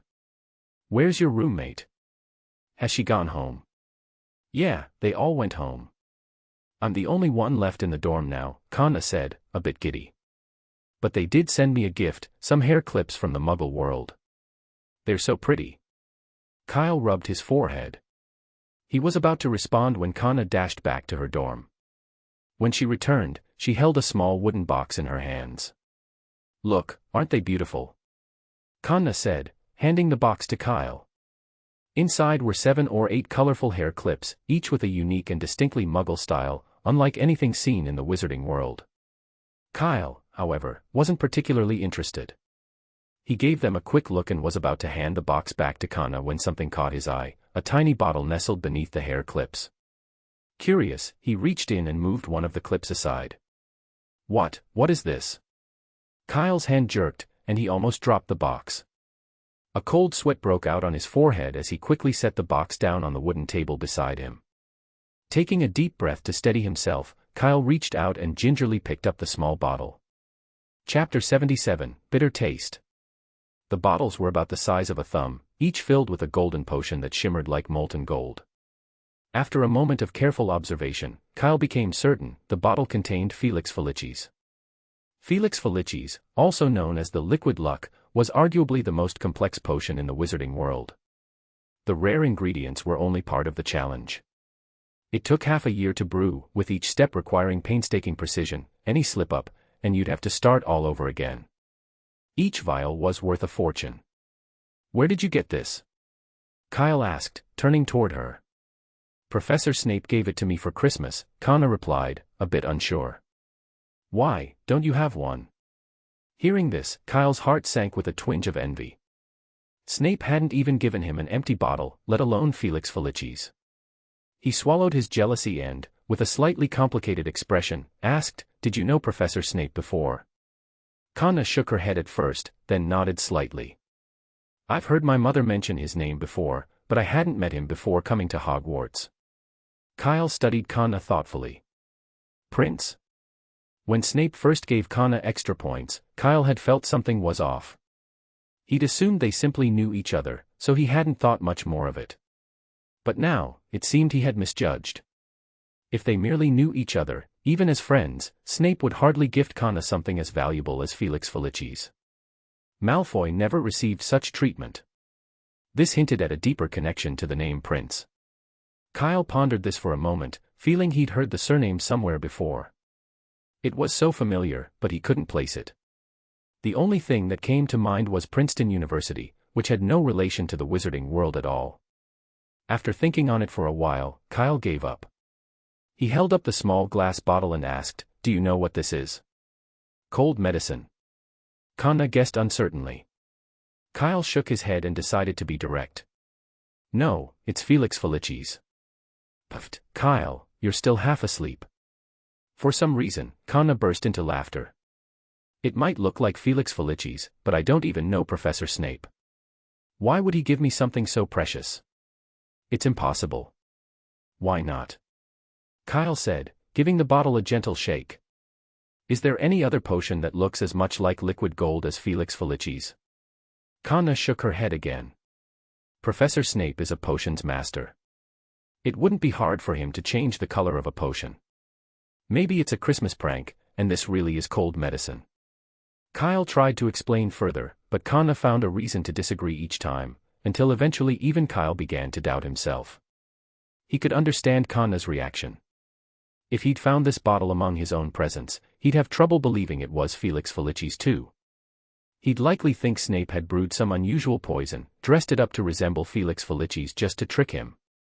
In the end, it seemed that Kana was convinced, deep down, that the potion was Felix Felicis, even as she kept finding reasons to argue otherwise. Somehow, it made sense. So Kyle let it go and didn't press the matter further. Determining whether the bottle held Felix Felicis or not was actually quite straightforward, or at least convincing Kana of it could be. All Kyle needed was to uncover the connection between the surnames Snape and Prince. But first, it was probably best if he held onto the bottle. Kana had a tendency to lose things, and this bottle might be next in line. If it really was Felix Felicis, she'd regret losing it. He glanced over at Kana and asked, "Can I hold onto this for now?" Kana clapped her hands indifferently. "Sure, you can have it." Kyle shook his head quickly. "Forget it. You'd end up crying and regretting it." Just kidding. He wasn't the kind to actually take advantage of a situation like this. He was just a tad less scrupulous than most people. "I won't cry." Kana wrinkled her nose in defiance, sounding annoyed with Kyle's comment. "If I say you can keep it, then you can. I won't regret it, and I definitely won't ask for it back, even if you try to return it." Kyle shrugged nonchalantly. If he had a recording device, he'd have captured her words for later. He'd play it back in the common room on repeat when the timing was just right. After leaving the common room, Kyle headed to the library and stayed there until noon. The Christmas feast was lavish, with tables piled high with plump turkeys, mounds of roast meat and potatoes, platters of little sausages, buttered peas, and, oddly enough, stacks of pancakes. Scattered every few feet along the tables were magical holiday crackers in vibrant colors, a festive staple, like the Christmas tree itself. Kyle picked up one of the crackers in front of him and gave it a pull. With a loud pop, a lacy, tassel-adorned lady's hat drifted down in front of him. He glanced around, then casually slipped the hat into his moleskin pouch. Next year's Christmas gift for Professor Snape, sorted.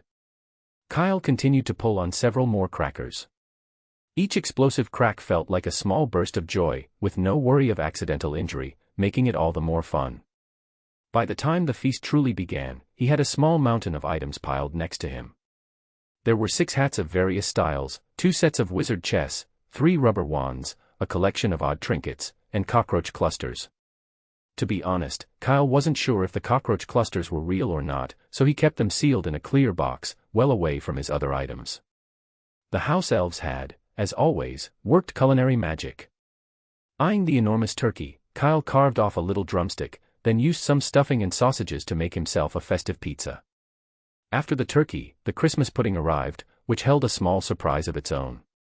Kana's pudding came wrapped with a glint of silver sequins. Kyle eagerly sliced into his own pudding, only to find a hint of yellow inside. He put down his knife. No more cutting, it was mango sauce inside, and he didn't want it spilling everywhere. Chapter 78, New Members of the Flower Garden. In the afternoon, Kyle made his way to Hagrid's cabin. "Kyle, what are you doing here?" Hagrid greeted him warmly, handing over a plate of rock cakes. "Thanks for the gift. I like it a lot." On the small table in the cabin, the models of the dragons were displayed carefully, and Hagrid had even set up a little fence around the table, as if worried they might fall. It was clear he was quite fond of them. Kyle shook his head, declining the rock cake. "Hagrid, I don't think I can eat another bite right now." "Right, I reckon you're already stuffed with turkey and sausages, Hagrid chuckled, taking a bite of one of his rock cakes. So, what brings you here? I'll tell you now, though, I'm not taking you to the Forbidden Forest. I'm not here for the Forbidden Forest, Kyle replied. I just wanted to ask if you know wizards with the surname of Prince. Prince? Hagrid repeated, scratching his head as if the name rang a bell. He paused, then gave his head a tap. Sorry, Kyle. I've had a bit of a cold these past few days, my head's all fuzzy. Can't seem to remember much of anything right now. Suddenly, he brightened. Oh, right. Poppy asked me to go see her in the hospital wing after the feast. He stood up in a hurry. Sorry, Kyle, I've got to go now. I'll send you an owl if I remember anything. All right, Kyle replied, a bit disappointed, as he followed Hagrid out of the cabin. It seemed he'd have to wait until the holidays were over and write to Chris to see if he knew anything about the surname Prince. Kyle wasn't planning on asking any other professors. Aside from Hagrid, he suspected Professor McGonagall and the others wouldn't share anything on this topic. If Prince really had some connection to Snape, they'd likely stay tight-lipped. Back in the castle, with little else to do, Kyle headed to the library and resumed reading the hardcover book he'd borrowed earlier that morning. It was a biography of a legendary duel master whose life was nothing short of astonishing. According to the book, he had never lost a duel since his first, and held the record for 200 consecutive wins, including 11 straight dueling championships. To this day, no one had broken his record, not even Professor Flitwick, who'd once managed a streak of 115 consecutive wins in his youth. However, despite the impressive subject matter, the biography itself left much to be desired. Complex aspects of magical theory, which should have been explained step by step, were glossed over in a few brief sentences. It felt like trying to solve a math problem where, instead of showing the steps, the author simply handed over the answer without any explanation. The book's vague language extended to the master's dueling advice. Though it claimed to offer helpful tips, the guidance was frustratingly ambiguous. For moving targets, lightly twist your wrist at the right moment when casting a spell. To extend the spell's range, tilt the wand slightly upward, but not too high, or it will go off course. Just follow your instinct. If you feel lost in a duel, ask your wand, it will guide you on the next move. Appropriate means finding the right timing. Trust your instincts. Kyle pondered, replaying the vague words over and over in his head. Though the phrases made his head spin, he was determined not to give up. Instead, he pushed himself to grasp what the author might be implying. With renewed focus, he practiced repeatedly in the room of requirement, hoping to make sense of the cryptic advice. This was, by far, the most time-consuming part of his training.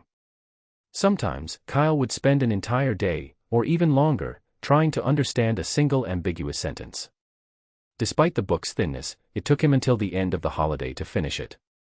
The day before classes resumed, Kyle headed to the library to return the book. Madame Pants took it from him, checked its condition, and set it aside, satisfied. As Kyle turned to browse the shelves for another book, a cool voice interrupted him from behind. I'd suggest you stop borrowing these kinds of biographies. What? Kyle spun around, puzzled. Madame Pants sat at her desk, expressionless as she flipped through the pages of the book he'd returned. This book's content isn't particularly complex, yet you've been reading it for 2 whole weeks. Clearly, it's not the right choice for you. Kyle was taken aback. This was the first time he'd seen Madame Pants go out of her way to address a student, especially about a topic outside her usual library responsibilities. Regaining his composure, he asked, "Are you saying my foundation is weak?" "No. Your foundational knowledge in magic is strong. Judging by the books you've borrowed, you're already ahead of many third years," she replied, her gaze steady. "But understanding the life and techniques of a legendary wizard requires both experience and depth of knowledge." Kyle bit his lip, realizing he had no real counterargument. He was only in his first year, and aside from his knowledge of magical creatures, his practical experience was admittedly limited. If you truly want to learn something useful, don't waste your time on biographies like this one. Madame Pants gestured toward a nearby shelf. "I recommend you look over there." Kyle nodded and, without hesitation, headed toward the indicated shelf. If Madame Pants had gone to such lengths to guide him, it was probably worth a look. Besides, he hadn't decided on his next book yet, who knew what he might find. He soon found that taking her advice had been a good decision. 5 minutes later, he returned to the counter with a thick tome entitled The Changing of Charms, Origins. Madame Pance's expression shifted subtly before returning to her usual neutral demeanor. After recording the loan, Kyle decided to bring the book back to his dormitory to read later. Today was the last day of the holiday, and he still had a few things to do. His first stop was the Room of Requirement. As soon as he entered, a group of soft, furry creatures crowded around him. 5 mooncalves gazed up at him, their big, round eyes fixed on him. Kyle petted each one in turn and asked, "It's daytime, why aren't you sleeping?" One of the mooncalves tilted its head and let out a soft coo. "Oh, you're afraid someone might come, so you don't dare sleep." Kyle chuckled. "Don't worry, no one comes here except me." Reassured by his words, the mooncalves returned to the little cave Kyle had created for them in the Room of Requirement. Chapter 79, This Is All Your Fault. Gazing at the 5 mooncalves, Kyle's mind drifted back to the events of last night. He'd been practicing charms in the Room of Requirement, and time had slipped away unnoticed. By the time he left, it was already late, and feeling a bit frustrated by the slow progress and repetitive motions, he decided to take a walk before bed to clear his mind. Exiting the castle through the tapestry-covered secret passage on the first floor, he initially intended to stroll over to the Quidditch pitch. But, lost in thought, he wandered in the wrong direction without even noticing. When he finally looked up, he realized he'd somehow ended up near the mooncalves' den. Perhaps this was meant to be, he thought. Since he was already there, it made no sense to leave empty-handed. These were the same mooncalves he'd carefully snared from the Forbidden Forest before, so catching them again wouldn't be difficult. Mooncalves, gentle and magical creatures, had been wary of Kyle at first, retreating into their burrows upon seeing him. But when Kyle began to dance awkwardly in the moonlight, they couldn't resist their curiosity and started poking their heads out, one by one. Seeing this, Kyle only wriggled around more enthusiastically. He'd learned this technique from Newt, and while he wasn't nearly as skilled, his imitation of the mooncalves' dance was convincing enough to earn their trust. Kyle was only a beginner at this, so his performance was passable at best. If Newt had been the one dancing, he would have charmed a whole herd of female mooncalves. It was almost ridiculous how talented he was. But Kyle had to admit, this kind of dancing was embarrassingly silly, which was exactly why he'd waited until it was late and there was no one else around. Otherwise, he would never have done it. Absolutely never. After dancing for a short while, Kyle saw the mooncalves warming up to him, coming out of their burrows, one after the other. He offered them some herb leaves and gently coaxed them. Maybe because they were used to Hagrid, the mooncalves in the Forbidden Forest were far less skittish. Once Kyle promised them all the dittany leaves they could eat, the 5 little gourmands trotted over, unable to resist. Kyle had originally intended to take just 2, but as he looked at their big, shiny eyes, he felt it would be wrong to leave any of them behind. In the end, he simply decided to take them all. After all, it was just a bit more herb leaves, he could handle that. The whole process went surprisingly smoothly. With a few whispered reminders, the mooncalves kept quiet and followed him obediently out of the Forbidden Forest. The real challenge, however, was getting them back into the Room of Requirement. Kyle's invisibility cloak was only big enough to cover one mooncalf at a time, so he had to lead them in one by one through the tapestry's secret passage. By the time he'd delivered the last mooncalf, dawn was approaching, and his legs felt like jelly. He sank to the floor for a moment, catching his breath. But it had all been worth it. With 5 mooncalves in tow, the problem of fertilizer for his plants was solved. Kyle took a moment to observe the 5 little creatures. Although they seemed slightly nervous, that was to be expected. As long as they didn't start pining to return to the forest, they'd likely settle in just fine. After leaving the Room of Requirement, Kyle headed to the kitchen to pack some food for Hagrid, who still hadn't shaken off his cold and looked worn out. "I brought you some scones and sausages," Kyle said, setting the food on a shelf. "Thanks, Kyle," Hagrid replied gratefully. He lifted a brass kettle to pour Kyle a cup of water but spilled about half of it, a little frown crossing his face. "Never had a cold before," he muttered, handing Kyle the cup. "Yesterday, Poppy gave me a huge bucket of potion to drink, and it tasted awful." "Nothing you can do about that, it's all part of being sick," Kyle replied, taking a sip. How are you feeling? Any better? Worse, Hagrid said, shaking his head. Yesterday, he'd only felt slightly dizzy, but after drinking the potion, he felt achy all over and had barely any energy left. It was clear that this state was getting to him. Kyle, looking at him in confusion, asked, "Didn't Madame Pomfrey give you a pepper-up potion?" Pepper-up potion was the go-to-cold remedy in the hospital wing. He remembered Cedric and Ryan taking it when they had colds a while back. Though it made white smoke come out of their ears, it kept them alert and strong enough to keep up with classes. Pepper-up potion. No, that's not what she gave me, Hagrid said after a pause. Poppy said it wouldn't work right for me. She gave me some other sort of magical potion, but I don't know what it was. Realization dawned on Kyle. Of course, with Hagrid's massive build, a standard pepper-up potion or any regular cold remedy wouldn't work effectively. As he thought this over, a curious idea came to mind, and he glanced again at Hagrid. The dazed, sluggish way he looked reminded Kyle of something he'd seen about a year ago. An erumpent in Newt's case had caught a cold, and after Newt gave it a specialized potion, the creature had displayed a similar groggy state. This. Kyle pressed his lips together thoughtfully. He had the distinct feeling he'd stumbled upon something quite remarkable. The train arrived as scheduled, pulling into Hogwarts just before dinner. The castle was lively once more. As soon as Fred and George returned, they tracked down Kyle. "Why didn't you tell us you weren't going home for the holidays?" Fred demanded, fists clenched. "Mum took her anger out on us when she didn't see you." "She thought we were bullying you," George added, his expression sour. "She didn't even look at us kindly the whole holiday. Do you have any idea how we spent the past 2 weeks?" Fred continued, his voice growing more indignant. "On Christmas Day, even Ron got to have turkey and sausage, but George and I had to make do with dry sandwiches. This is all your fault."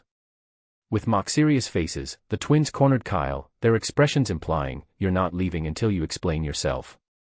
"I told you before break," Kyle said, raising his hands defensively. "It was the day before we left school. You two were on the 5th floor corridor, looking at a suit of armor." "The day before we left school?" Fred echoed. "The 5th floor." George repeated, their faces showing a sudden flicker of guilt. They recalled that they'd indeed been on the 5th floor just before break, and they had run into Kyle there. But at that moment, they'd been more focused on the password clue for the Marauder's map they'd discovered behind the armor and hadn't given Kyle's words much attention. The two exchanged a glance, as if silently reaching an agreement. "It's still your fault, you could have written." "Yeah, 2 weeks of sandwiches can't be forgotten that easily." Chapter 80, Sweet Talk. Faced with the threat of 2 second-year students, the not-so-formidable Kyle had no choice but to verbally agree to a series of one-sided agreements to avoid any potential campus bullying. "Remember what you promised, Kyle," Fred said with a grin. "You're going to be our technical support for the Weasley's Wizard Wheezes products. And provide storage," George added. "We need a safe place to keep it over the holidays, somewhere Mum won't find it." "Of course, I'd be happy to help," Kyle replied with a smile. "I'll even help you work on the products. And as for the storage, how about my room? Mrs. Weasley will never think to check there." "Perfect," Fred and George nodded approvingly, relaxing their hold on him. "If you ever try to double-cross us," Fred warned with mock menace, "you won't like the consequences." With that, the twins simultaneously held up a thumb and made a mock-slashing motion across their necks before heading off. Once they'd left, Kyle casually made his way to the Hufflepuff table, as if nothing out of the ordinary had just happened. "How was your holiday?" Cedric asked as Kyle sat down. "Not bad," Kyle replied, glancing at Cedric. "No early mornings, no homework, just reading, gardening, petting animals, that sort of thing. Basically, the life I've always dreamed of." Cedric sighed a little enviously. "If I'd known, I wouldn't have gone home. My dad promised to take me to France over the holidays, but he's been so busy, working overtime almost every day. He's barely even home for 5 hours at a time." Kyle was surprised to hear this. It didn't add up. Hadn't Chris and Newt successfully handled the smuggled magical creatures? And he hadn't heard of anything major happening in the wizarding world recently. In fact, the front page of the Daily Prophet had recently featured only trivial things, like that spat between Mr. Weasley and Lucius Malfoy at the Ministry of Magic. In a time of relative calm, Mr. Diggory should have had time off unless there was some kind of emergency involving magical creatures. And if there had been such an incident, surely the Daily Prophet would have reported it. Cedric noticed Kyle's confusion and, after a quick glance around to make sure no one was eavesdropping, leaned in and whispered, "It's about the swooping evil. My dad's been searching for signs of it."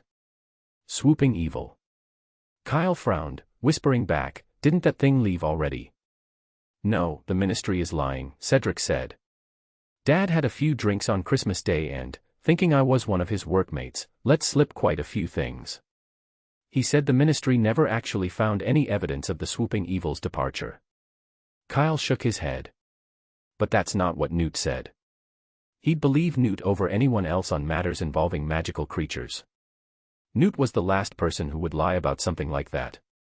The only conceivable reason Newt might withhold information would be if it were a serious threat to the safety of the wizarding world. And even if pressured, neither Fudge nor Dumbledore would likely ask Newt to withhold the truth. Well, at least Dumbledore wouldn't. Fudge, that might be a different story. Unless, of course, Fudge happened to be Dumbledore's own son. "I asked about that too," Cedric said. "My father told me Mr. Scamander's exact words were, 'We didn't find any swooping evil, it's probably hiding,' but the ministry only gave the Daily Prophet the first half of the quote and left out the second half." Huh. Kyle raised an eyebrow. "To avoid panic?" "Yes, to avoid panic," Cedric replied with a shrug. "They even found a way to get rid of Mr. Criss and Mr. Scamander, who had both always opposed this kind of thing." Kyle rubbed his chin thoughtfully. His earlier doubts were starting to make sense now. No wonder he'd felt something off about Criss's mission this time around. So that was the issue. After all, if it was just about transporting a few magical creatures, why would Criss and Newt both need to go? Sure, handling creatures like the Nundu or the Antipodean Opali would be tough for most wizards, but for those two, it seemed excessive. But what about the other creatures? The simple ones, that could be released in any secluded forest, or handed off to a couple of hired hunters for transport. Yet, somehow, it had to be Criss and Newt handling them. Think about it, a deputy director from the British Ministry of Magic and a renowned magical creatures expert traveling halfway across the world, just to return an ordinary bowtruckle to its home. That was absurd. Under normal circumstances, not even a bowtruckle belonging to Grindelwald himself would get such treatment. After considering this, Kyle asked, "So did your father actually find the swooping evil?" "No," Cedric shook his head. "He and the others have been searching for over a month without finding a single clue. But Minister Fudge keeps pushing them and even lost his temper recently." What a jerk. Though Cedric usually maintained a polite demeanor, he only mouthed the last word silently, demonstrating all the restraint expected of an exemplary young wizard. However, his lip movements were distinct enough that Kyle could tell Cedric was expressing his opinions about Fudge's family line in some rather colorful language. After indulging in that small rebellion, Cedric felt a bit better. He cast a quick glance at the staff table and said, "Anyway, never mind all that. Have you noticed that Professor Snape seems especially irritated today?" "Really?" Kyle picked up a chicken leg, not even looking up. "Maybe it's just your imagination. He's mad every day." "True, but..." Cedric glanced again toward the staff table. "I still think he's even worse than usual." On the stage, Snape indeed looked as if he'd drunk the wrong potion, his expression dark as a storm cloud. His eyes swept ominously across the four tables, narrowing slightly as if in search of some wrongdoing. Suddenly, as if sensing Cedric's gaze, Snape turned sharply toward the Hufflepuff table, causing Cedric to drop his head immediately. Meanwhile, Kyle calmly continued to eat his chicken leg, occasionally chatting with Mikkel, who was seated on his other side. Chapter 81, Hufflepuff's Unconventional Group Activity. After dinner, everyone headed back to their common rooms. On the way, Cedric was still puzzling over the evening's events. "Why was Professor Snape so angry, I wonder," he muttered, rubbing his chin. "Could someone have broken into his storage room over the holidays?" It was widely known at Hogwarts that Snape kept a private storage room stocked with extremely rare potion ingredients. Rumor had it that even the carpet was made of dragon skin and that just blindly grabbing anything from the shelves could earn a small fortune in galleons at Diagon Alley. Judging by Snape's mood earlier, if his storage room really had been raided, he must have lost something significant. "Don't overthink it," Kyle said, pulling out his wand and tapping a barrel near the common room door. "Maybe he just got a Christmas gift he didn't like." Cedric gave him a sideways glance, eyebrows slightly raised. That miser, never satisfied with anything he gets. The passage opened, and they stepped into the Hufflepuff common room, which, despite being only a little past dinner, was already packed with people huddled over wooden tables, furiously working through their holiday assignments.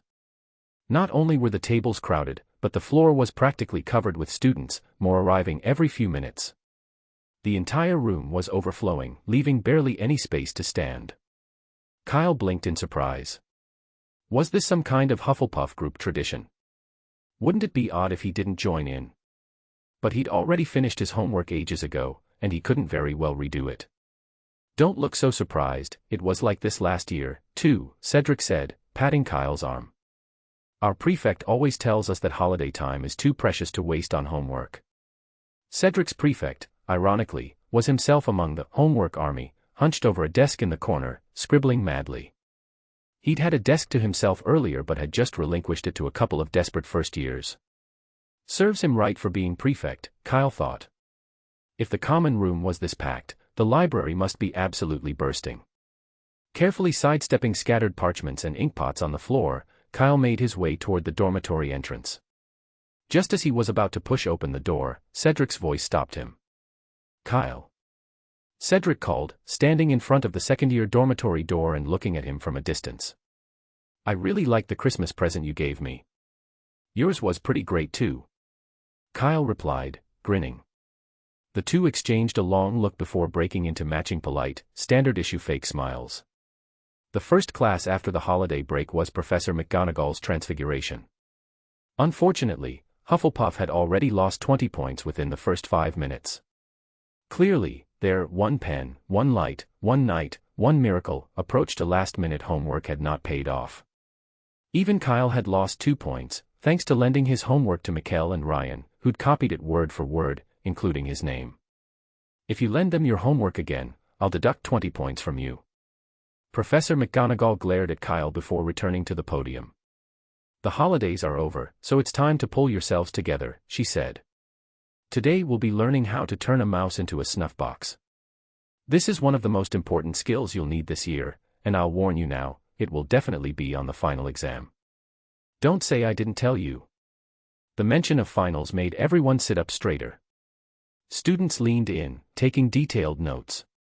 Grades were everything at Hogwarts, and some, like Fred and George, were allowed a full, carefree summer so long as they managed 2.0s on their report cards. For students from Muggle families, grades were even more critical since their parents only understood traditional report cards.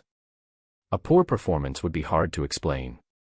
After class, Professor McGonagall kept behind everyone who hadn't finished their homework, while the rest hurriedly left.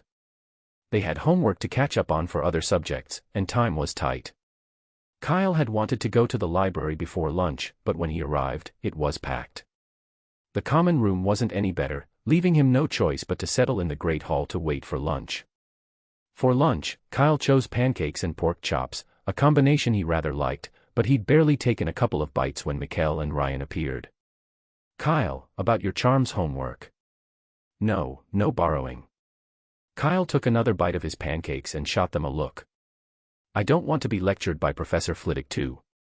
"Come on, it won't happen again," Mikkel promised, raising a hand as if making an oath. "We were just really tired last night, but we'll revise it before handing it in today." Kyle was doubtful. Last night, he'd lent them all his assignments, but they'd only managed to copy his Transfiguration homework. And when they'd come back to the dormitory, they'd been wide awake, playing wizard's chess with enthusiasm until Kyle eventually fell asleep. Given that, how could he trust them again? There was no way he was making the same mistake twice. Besides, there were less than 2 hours until Charms class, and even if they copied it, they'd only have time to change their names. Revising likely meant nothing more than that. After lunch, Mikkel and Ryan still wouldn't give up and continued to shadow him. Finally, Kyle spotted an opportunity and cast a disillusionment charm, slipping away unseen. Watching his friends wander off in search of him, Kyle felt immense gratitude for mastering the spell. Forget Avada Kedavra or Expelliarmus, invisibility was truly the ultimate charm. Once Mikkel and Ryan turned the corner, Kyle considered his options. The dormitory was a no-go, so he made his way to the charms classroom instead. After all, he only needed somewhere quiet to read, and any empty space would do. Plus, unlike other places, the charms classroom was guaranteed to be safe. When there wasn't a lesson scheduled, Mikkel and Ryan would never think to look there. Chapter 82, The Dueling Master. A good professor needs to know what their students are thinking and how to keep them engaged. Professor McGonagall was particularly skilled at this. Just a mention of the final exam, and the students instantly forgot their holiday mindset, snapping back to focus on their studies. As her colleague, Professor Flitwick was equally perceptive. Today, we will learn the softening charm, he announced from atop a stack of books, his voice high and cheerful. As the name suggests, this charm can instantly soften hard objects. It's very practical and widely used by adult wizards. For example, in Quidditch, which I know many of you love, the softening charm often cushions players who fall off their broomsticks. The students perked up at the mention of Quidditch. You can also use it in duels, Professor Flitwick continued. Softening the ground can throw your opponent off balance, giving you an opening to strike. With a twinkle in his eye, he added, back when I competed in dueling tournaments, I used this very charm to make my opponent surrender. And that year, I won the championship. The room buzzed with excitement. Quidditch and daring duels had captivated the students. Professor, you won the dueling competition, asked Katie Bell from Gryffindor, raising her hand. She looked doubtful. After all, Professor Flitwick was barely as tall as she was. Oh, that was long ago, Professor Flitwick chuckled, but yes, I won, and not just once. Anyone interested can read more in Dueling Champions of the 20th Century. It's in our library. Wow! Murmured the students. They had never imagined that their gentle, unassuming charms professor was such a powerful duelist. Professor, please teach us, one Gryffindor exclaimed eagerly. Don't worry, I will, Professor Flitwick replied with a grin. This is a practical charm, and it's often on the final exam. Southwest, pay close attention. Yes, Professor Flitwick, came the enthusiastic reply. For the rest of the class, the students practiced with unprecedented focus, eager to master the softening charm under Professor Flitwick's watchful guidance. Each one seemed to envision themselves as the next dueling champion, squaring off against the stone in front of them as if it were a real opponent. By the end of the lesson, they reluctantly set down their stones and filed out of the classroom, still talking animatedly. Kyle, who hadn't rushed out like the others, lingered to ask Professor Flitwick some questions about a library book he'd been reading. I read this book years ago, and it taught me a great deal, Professor Flitwick said, his fingers brushing the cover with a nostalgic smile. Then he carefully answered each of Kyle's questions. When Kyle finished, he closed the book and said, "Thank you, Professor Flitwick. That's all for now, I haven't gotten through the rest of it yet." "No rush," Professor Flitwick said warmly. "A good book is best enjoyed slowly. And if you have more questions, you're always welcome to visit me in my office on the 8th floor. Oh, and thank you for the Christmas gift. I haven't received a Rowan amulet with a dueling badge engraved on it in 30 years, it brought back many fond memories. I'm glad you liked it." With a final farewell, Kyle left the charms classroom. Little did he know, his two roommates were lurking around the corner, watching and waiting. "Mikkel, are you sure Kyle's coming this way?" Ryan whispered, peeking out cautiously. "It's been ages, maybe he's already left." "He'll come," Mikkel insisted. "Our next class is Defense Against the Dark Arts, and this is the only way to the 2nd floor. Trust me, he'll be here." "But..." Ryan started, only for Mikkel to cut him off. "Stop worrying. Just be patient if you want his help with homework." Ryan glanced nervously down the hall. Professor Flitwick just left, and he locked the door. In sudden panic, Mikkel bolted to the charms classroom, pulling the door open to find it completely empty. Michael's eyes widened. What on earth? He scratched his head. This corridor is the only way to the 2nd floor. How did Kyle leave without us seeing him? He glanced at the wall opposite and muttered, "Ryan, do you think Kyle can walk through walls?" The final class of the day was Defense Against the Dark Arts, and it didn't disappoint. Professor Oren, though still new to teaching, had quickly become one of the most popular instructors. On the first day back, he had brought a cage full of Cornish pixies to the classroom and encouraged the students to use any charm they'd learned to handle the mischievous creatures. With no restrictions on spells, the young Hufflepuffs couldn't contain their excitement. It felt like a friendly duel, and they eagerly took turns practicing their spells, relishing the chance to feel like master duelists. Although most of their spells went wide, under Professor Oren's watchful eye, the pixies couldn't cause any harm, even as they screeched and flailed in midair, furious at being contained. The pixies' helpless outrage only added to the laughter filling the room. To the students' delight, Professor Oren hadn't even checked their homework, making him a hero in their eyes. By the time the class ended, Hufflepuff students were practically singing his praises. After all, with more than half of them yet to complete their assignments, they just avoided losing valuable house points. On the contrary, Hufflepuff managed to earn at least 30 points simply from enthusiastic participation, leaving the students in high spirits. For Kyle, however, the points situation had lost some of its thrill.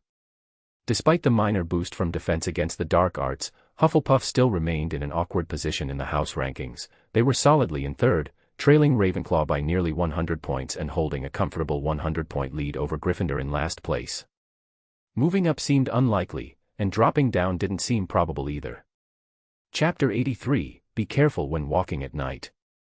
Professor Oren hadn't just skipped marking the new students' assignments, he'd bypassed grading for all year levels. Overnight, this decision transformed him into Hogwarts' most beloved professor, hands down. He might actually break the curse and become the first Defense Against the Dark Arts professor to return next year, almost 50 years later. Jordan Lee, a well-known Quidditch enthusiast and second-year Gryffindor, declared openly in the Great Hall.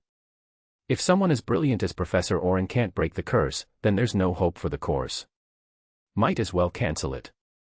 His sentiment was quickly echoed by both Hufflepuff and Gryffindor. But, naturally, where there's support, there's opposition. Just as Jordan Lee was voicing his opinions, a sudden burst of laughter erupted from the Ravenclaw table. Tisk, are you really that thrilled just because you don't have to do homework? A moderately handsome Ravenclaw student shot Jordan a disdainful look.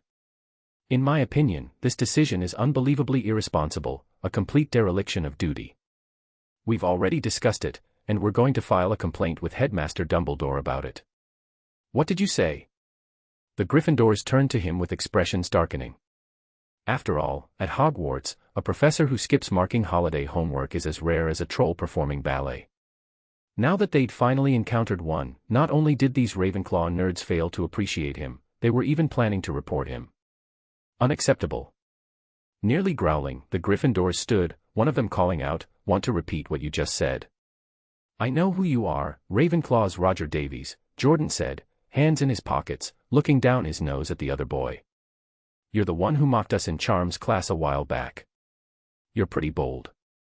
Better watch yourself walking around at night." Seeing their own housemate being threatened so blatantly, the Ravenclaws couldn't stay silent.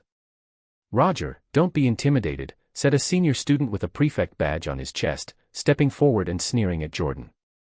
"Gryffindor, you trying to pick a fight?" "Oh, prefect, you shouldn't say that," Fred chimed in, waggling a finger. "My friend here was just concerned that your first years might trip and fall." "How did that turn into wanting a fight?" "Oh, I get it," George added, grinning. "You're going to tell Professor McGonagall we tried to start a fight, hoping she'll dock our house points, right?" Fred raised an eyebrow. "And that way, you'll edge closer to winning the House Cup. And no one will stop you from reporting Professor Oren, either," Jordan said, picking up where they left off. "As expected from Ravenclaw, always full of clever schemes," he added, voice dripping with mock admiration. Hearing the three of them carry on in unison, the prefect's face turned green. The House Cup. As if the Gryffindors had any standing to brag about with their dismal 2-digit house points. "We're not going to the professors," the Ravenclaw prefect said, exhaling deeply. "What I mean is, the path to Hogwarts is smooth enough, Roger won't trip. But if anyone were to try something malicious, we won't sit idly by." His words rallied the Ravenclaws. "Yeah, we're not afraid of Gryffindor. Come on, who's going to tell the professors who is the true Krupp here?" "Roger, don't worry. With head boy Edward here, they won't be able to do anything. With his housemates backing him, Roger Davies felt a surge of confidence, holding Jordan Lee's gaze without flinching. The tension between the two groups thickened by the second. "Kyle, what do you think?" Cedric asked, looking a bit concerned from the Hufflepuff table. "Do you think they'll actually end up fighting?" Kyle, unbothered, took a hearty bite of steak and shrugged. "Nah, it's just talk. As long as they're not completely out of their minds, they're not going to fight." It was a classic Hogwarts scene. Gryffindor and Slytherin bickered daily, yet they rarely actually came to blows. Besides, Ravenclaw wasn't about to jeopardize its standing as the second-best house, and Gryffindor wasn't going to let Slytherin profit from a needless fight. Trash-talking was probably as far as this would go. As for anything more underhanded, like plotting against each other, Kyle thought it unlikely. Unless someone wanted detention, neither side would risk doing something so brazenly obvious. The entire castle knew about the tension between the two houses. Anything too blatant would have them caught in no time. Of course, this logic held true for Ravenclaw. If it had been Slytherin in the mix, that might have been a different story. What is going on here? Professor McGonagall suddenly swept into the hall, lips pursed as she scanned the group at the center of the commotion, her gaze sharp. "I do hope none of you are fighting, gentlemen. Because if you are..." "Of course not, Professor McGonagall," Fred quickly answered, stepping forward with a perfectly innocent look. "We were just having a friendly discussion about Quidditch." "Yes," George added, nodding eagerly. "We were all just saying what a shame it was that Ireland lost to Canada this year." Jordan Lee, who'd been slower on the uptake, caught on only after George gave him a swift kick. "Right. But Ireland will definitely win the championship in 4 years." Roger Davies snorted, apparently unable to resist, and shot back, "That's one of the dumbest things I've ever heard. Everyone knows the Bulgarian team is the strongest. Ireland can't even hold a candle to them." "Oh, and what exactly did your Bulgarian team achieve this year?" Fred retorted, raising an eyebrow. With a grin, George chimed in with a mocking tone, "Fred, have you forgotten? They didn't even make it to the semi-finals." Roger's neck craned, his voice rising as he defended his team. "That's only because their seeker is weak. If they'd just replace him, Bulgaria would easily be the best team in the world." Kyle couldn't help but smirk slightly, noticing that Roger seemed even more worked up now than before. The whole standoff fizzled out in an oddly amusing way. Professor McGonagall, satisfied that no rules had actually been broken, simply gave them a stern reminder not to cause a ruckus in the Great Hall. Then, with a brief glance in Kyle's direction, she added, "Mr. Chopper, Dumbledore would like to see you. If you're finished eating, could you please head to the headmaster's office?" "Yes, Professor McGonagall." Kyle swallowed the last bite of his steak and followed her out. Just as they stepped into the corridor, he heard her mutter under her breath, "Honestly, everyone knows Scotland is the strongest team." Chapter 84, Dumbledore's Wool Socks. Chapter 84, Dumbledore's Woolly Socks. Professor McGonagall left Kyle at the 8th floor entrance, right by the dripping stone gargoyle, and helped him with the password before departing. Sherbet lemon. The headmaster's office looked exactly as Kyle remembered. Fawkes lay peacefully on his perch, and upon seeing Kyle, he raised his head slightly, as if in a casual greeting. Kyle took out a handful of dittany leaves, a small gift, and placed them near Fawkes's shelf. Dumbledore, unlike last time, was present, sitting in his chair, smiling warmly, with a familiar bottle set on the table in front of him. "I hope I'm not disturbing you," Dumbledore said, rising from his chair and handing Kyle the bottle of magic-suppressing potion on the table. "You know, just like last time." "Of course, Headmaster," Kyle nodded, taking the bottle. "I'll deliver it to Mikkel right away." "Well, there's no rush. If you're not busy, would you like to keep an old man company for a chat?" Seeing Kyle hesitate, Dumbledore added, "Don't be nervous, just a casual chat, like when you were at Newt's place." "I'm just a little surprised," Kyle admitted, scratching his head. "But, Headmaster, I only have dittany leaves on me. I really don't have anything else." Fawkes has a forgiving nature, he won't stay angry forever. Dumbledore's face froze momentarily, but he quickly returned to his usual self. "I received your Christmas gift," he said, gesturing for a fresh glass of lemonade to appear for Kyle. "I finished reading it that very day, and I've reread it many times since. It's truly fascinating. At first, Kyle thought Dumbledore was simply being polite, but the next moment he realized he'd been mistaken. Dumbledore reached into a drawer and took out not one, but 2 pairs of woolen socks. One pair was red with gold trim, while the other was a smaller, blue-pink pair. Both were embroidered with a large letter A. Surprised, Kyle looked up and asked without thinking, "Did you knit these?" "Yes," Dumbledore replied, clearly pleased. "I'm actually rather good at knitting socks. Managed to get it right on the first try." Kyle opened his mouth to reply but found himself at a loss for words. What was going on in the wizarding world? The supreme mugwump of the International Confederation of Wizards, Grand Sorcerer and First-Class Order of Merlin, Chief Warlock of the Wizengamot, and the world's most powerful white wizard, Dumbledore, proudly showing off his hand-knit socks. Judging by the delighted expression on Dumbledore's face, he was genuinely proud of his handiwork. "You knit very well, Headmaster," Kyle managed to say. "Thank you." Dumbledore put away the 2 pairs of woolen socks and then, with a sudden sigh, said, "I think the one regret I have this year is that I didn't get you a Christmas present. It's truly disappointing." Kyle waved his hands quickly, wanting to assure Dumbledore he'd never expected a gift. But then again, as the model student he was, Kyle didn't want Dumbledore to be weighed down by guilt. Seeing an elderly wizard, especially one as revered as Dumbledore, tormented by a feeling of guilt was more than Kyle's heart could bear. "Why don't I just ask for a gift myself?" Kyle thought, running his hand along his chin. It felt a bit shameless, but he didn't mind suffering a little embarrassment for the headmaster's sake. His eyes drifted around the office and landed on a dusty mirror in the corner, something that didn't look valuable. Or perhaps the rough stone basin beside it would work just as well. It was just a decoration anyway, so choosing something cheap and replaceable seemed perfect. "I'm really being considerate," he thought. Kyle made no effort to hide his appraisal. Nearby, Dumbledore seemed to pick up on his thoughts, his mouth twitching slightly. Just then, Kyle turned to him. "Headmaster, perhaps you could give you a glass of lemonade?" "Certainly," Dumbledore said, tapping the table to summon another glass. "No, I meant maybe today. Today is indeed a beautiful day." "Beautiful day." Kyle glanced at the window, noting that it had been snowing all day and hadn't stopped yet. Before he could respond, Dumbledore looked outside as well and remarked, almost wistfully, "I hadn't realized it was already so late." Kyle understood. Though he regretted he couldn't ease Dumbledore's concerns, he replied, "I'll be on my way then. Mikkel is waiting for his potion. Would you like to take some snacks with you?" Dumbledore opened a drawer, revealing a collection of sweets and candied fruits. Kyle was about to decline, but then noticed the candies were all high-end, including many types he'd never even seen before. "I thank you on behalf of Mikkel." By the time Kyle left the headmaster's office, his pockets were stuffed with sweets.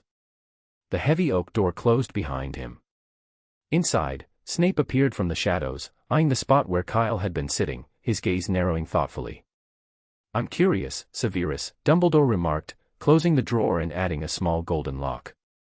"You specifically asked me to call Kyle here, yet you remained hidden." "You dismissed him too early," Snape replied flatly. "By our agreement, he should have stayed for at least 30 minutes. Students have things of their own to attend to," Dumbledore said, taking a sip of his tea. "Severus, we can't monopolize their time." "Oh. Is that your view?" Snape glanced at the mirror of Rarest in the corner before making his way toward the door. "Severus," Dumbledore called out, "I think you may have a bias against Kyle." Snape halted and turned back. "What are you implying?" "Kyle is a very thoughtful young man," Dumbledore said evenly. "As I understand it, he gave gifts to every professor on Christmas, even extending a packet of dried fish to Mrs. Norris, who is not particularly popular." "Oh," Snape drawled, narrowing his eyes.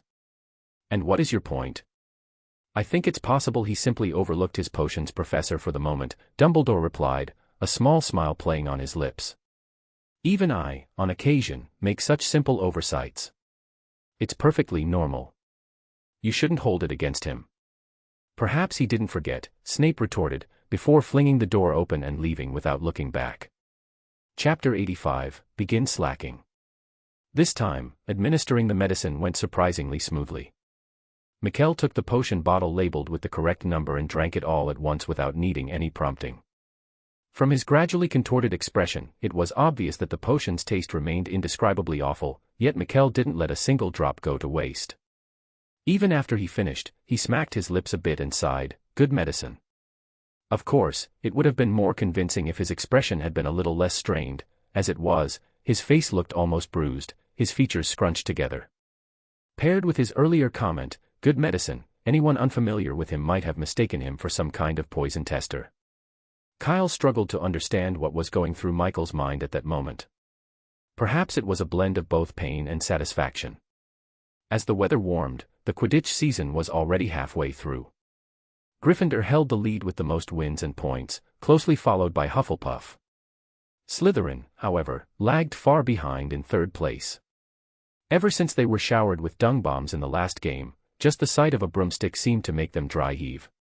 But after the Christmas break, they gradually recovered and had been scoring points like mad in recent matches, fighting to close the gap with the top two. Being Slytherin, though, they weren't about to avoid underhanded tactics in their quest for victory. In a recent game, they even knocked Gryffindor chaser Angelina off her broom. "This isn't over, Rosier," Charlie growled as he escorted Angelina off the field. "We'll see about this." Rosier merely shot Charlie a mocking look, as if entirely unfazed. That evening, during dinner, more than 20 broomstick-shaped packages were dropped by owls onto the Slytherin table. Rosier's face turned a vivid shade of green on the spot. Gryffindor students, led by Fred and George, loudly urged him to open the packages and enjoy the surprise they'd prepared. The commotion quickly drew Professor Snape's attention. Cloak billowing, he stormed over after learning the details from a Slytherin informant. "What dung bomb?" "I have no idea what you're talking about, Professor," Charlie said innocently. "They're just fireworks we had specially made to congratulate the Slytherin team on their well-deserved victory in today's match." "Just fireworks?" Snape's tone was skeptical. "Absolutely. Rosier is a worthy opponent. He won fair and square, so of course, we wanted to congratulate him," Charlie grinned. "What, doesn't Rosier like the gift?" With his graduation approaching and plans to head off to Romania, Charlie was notably less anxious in the face of Snape than most students. Snape's expression darkened, and he drew his wand, flicking it to open the packages in front of everyone. Sure enough, the packages contained nothing but fireworks. Once unwrapped, the golden-red fireworks shot toward the ceiling, where they exploded with a loud bang, spelling out the word "victory" in blazing letters. Despite finding no dung bombs, Snape docked Gryffindor 10 points, for creating a disturbance in the Great Hall and for disrespecting a professor. But Gryffindor took it in stride. With their house points reduced to single digits, they'd all but given up on winning the House Cup that year. They figured they'd need at least 500 points at the term's end to stand a chance, so they collectively decided, might as well party. After all, if they were destined to lose, why not enjoy it? The Gryffindors were starting to see Hogwarts life in a new light, one filled with unexpected freedom and fun. Even Snape's 10-point deduction, which was patently unfair, didn't faze them in the slightest. George, putting on an exaggeratedly earnest expression, even suggested, "I think disrespecting a professor is a pretty grave offense. You should really take 30 points from us, Professor." His reasoning was simple: if they couldn't be at the top, they might as well aim for rock bottom. Snape's expression grew even darker. He genuinely wanted to fulfill George's request, but unfortunately, the Gryffindor hourglass held only a thin layer of sand, probably no more than 20 points. He couldn't just drain them all. Professor McGonagall's authority still needed to be respected. Besides, the potion ingredients list required the deputy headmistress's signature, and he had to consider his own private stockroom too. "You're right, Mr. Weasley," Snape said, giving George a sinister look. "But there's no need to deduct points, a detention will do." He paused, letting the silence settle before continuing. "Tonight, you'll report to the potions classroom and clean all the old cauldrons by hand. No wands allowed. Filch will supervise to ensure you don't miss a spot." George's grin froze. He stood there in a daze even after Snape had left the Great Hall. By Merlin's Floral Socks. Detention. For what? Because he's a professor, Fred said, patting George's shoulder with exaggerated sympathy. "Look on the bright side, the night will pass quickly. You'll help me, right?" George asked hopefully. Fred fell silent, clearly reluctant. Percy. Charlie. No one answered him. At the prospect of detention, a brotherhood built over more than a decade suddenly seemed rather flimsy. George felt close to tears, as though the world had turned cold and gray. Ahem. Just as George was perfecting his tragic expression, Charlie gave him a disgruntled tap on the head. Oh, knock it off with the dramatics. Don't think I don't know you and Fred have a self-cleaning kit tucked away somewhere. The tears about to fall vanished instantly as George's familiar grin returned, any trace of sorrow or frustration gone. You're no fun, Charlie. As the two most frequent recipients of detentions, Fred and George had come prepared. The self-cleaning kit was a reliable tool they devised specifically to deal with scrubbing duties, especially for cauldrons.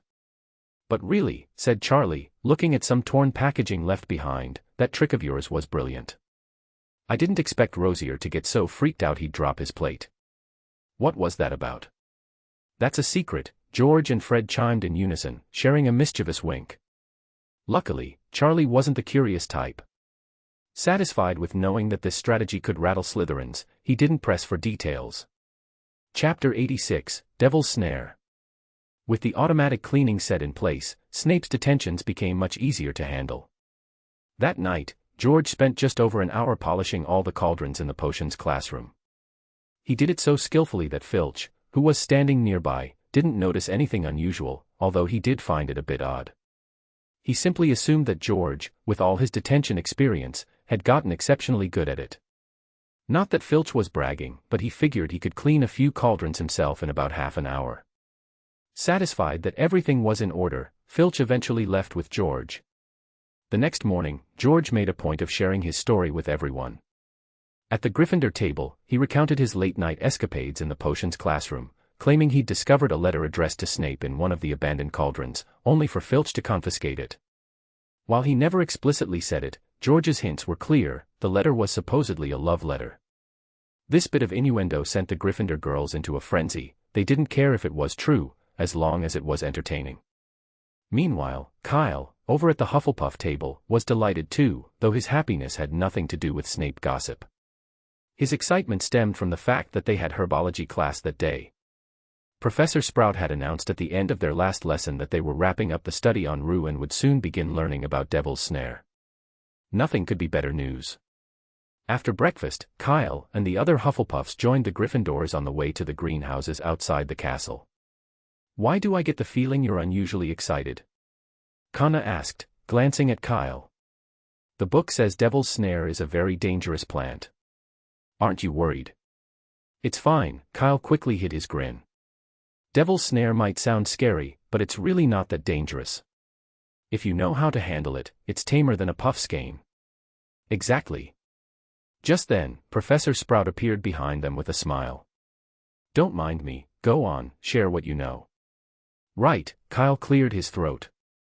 According to the magical vine plants, Devil's Snare was once very popular, and many witches and wizards kept one or two plants at home. It helped keep underground storerooms free of mice and spiders.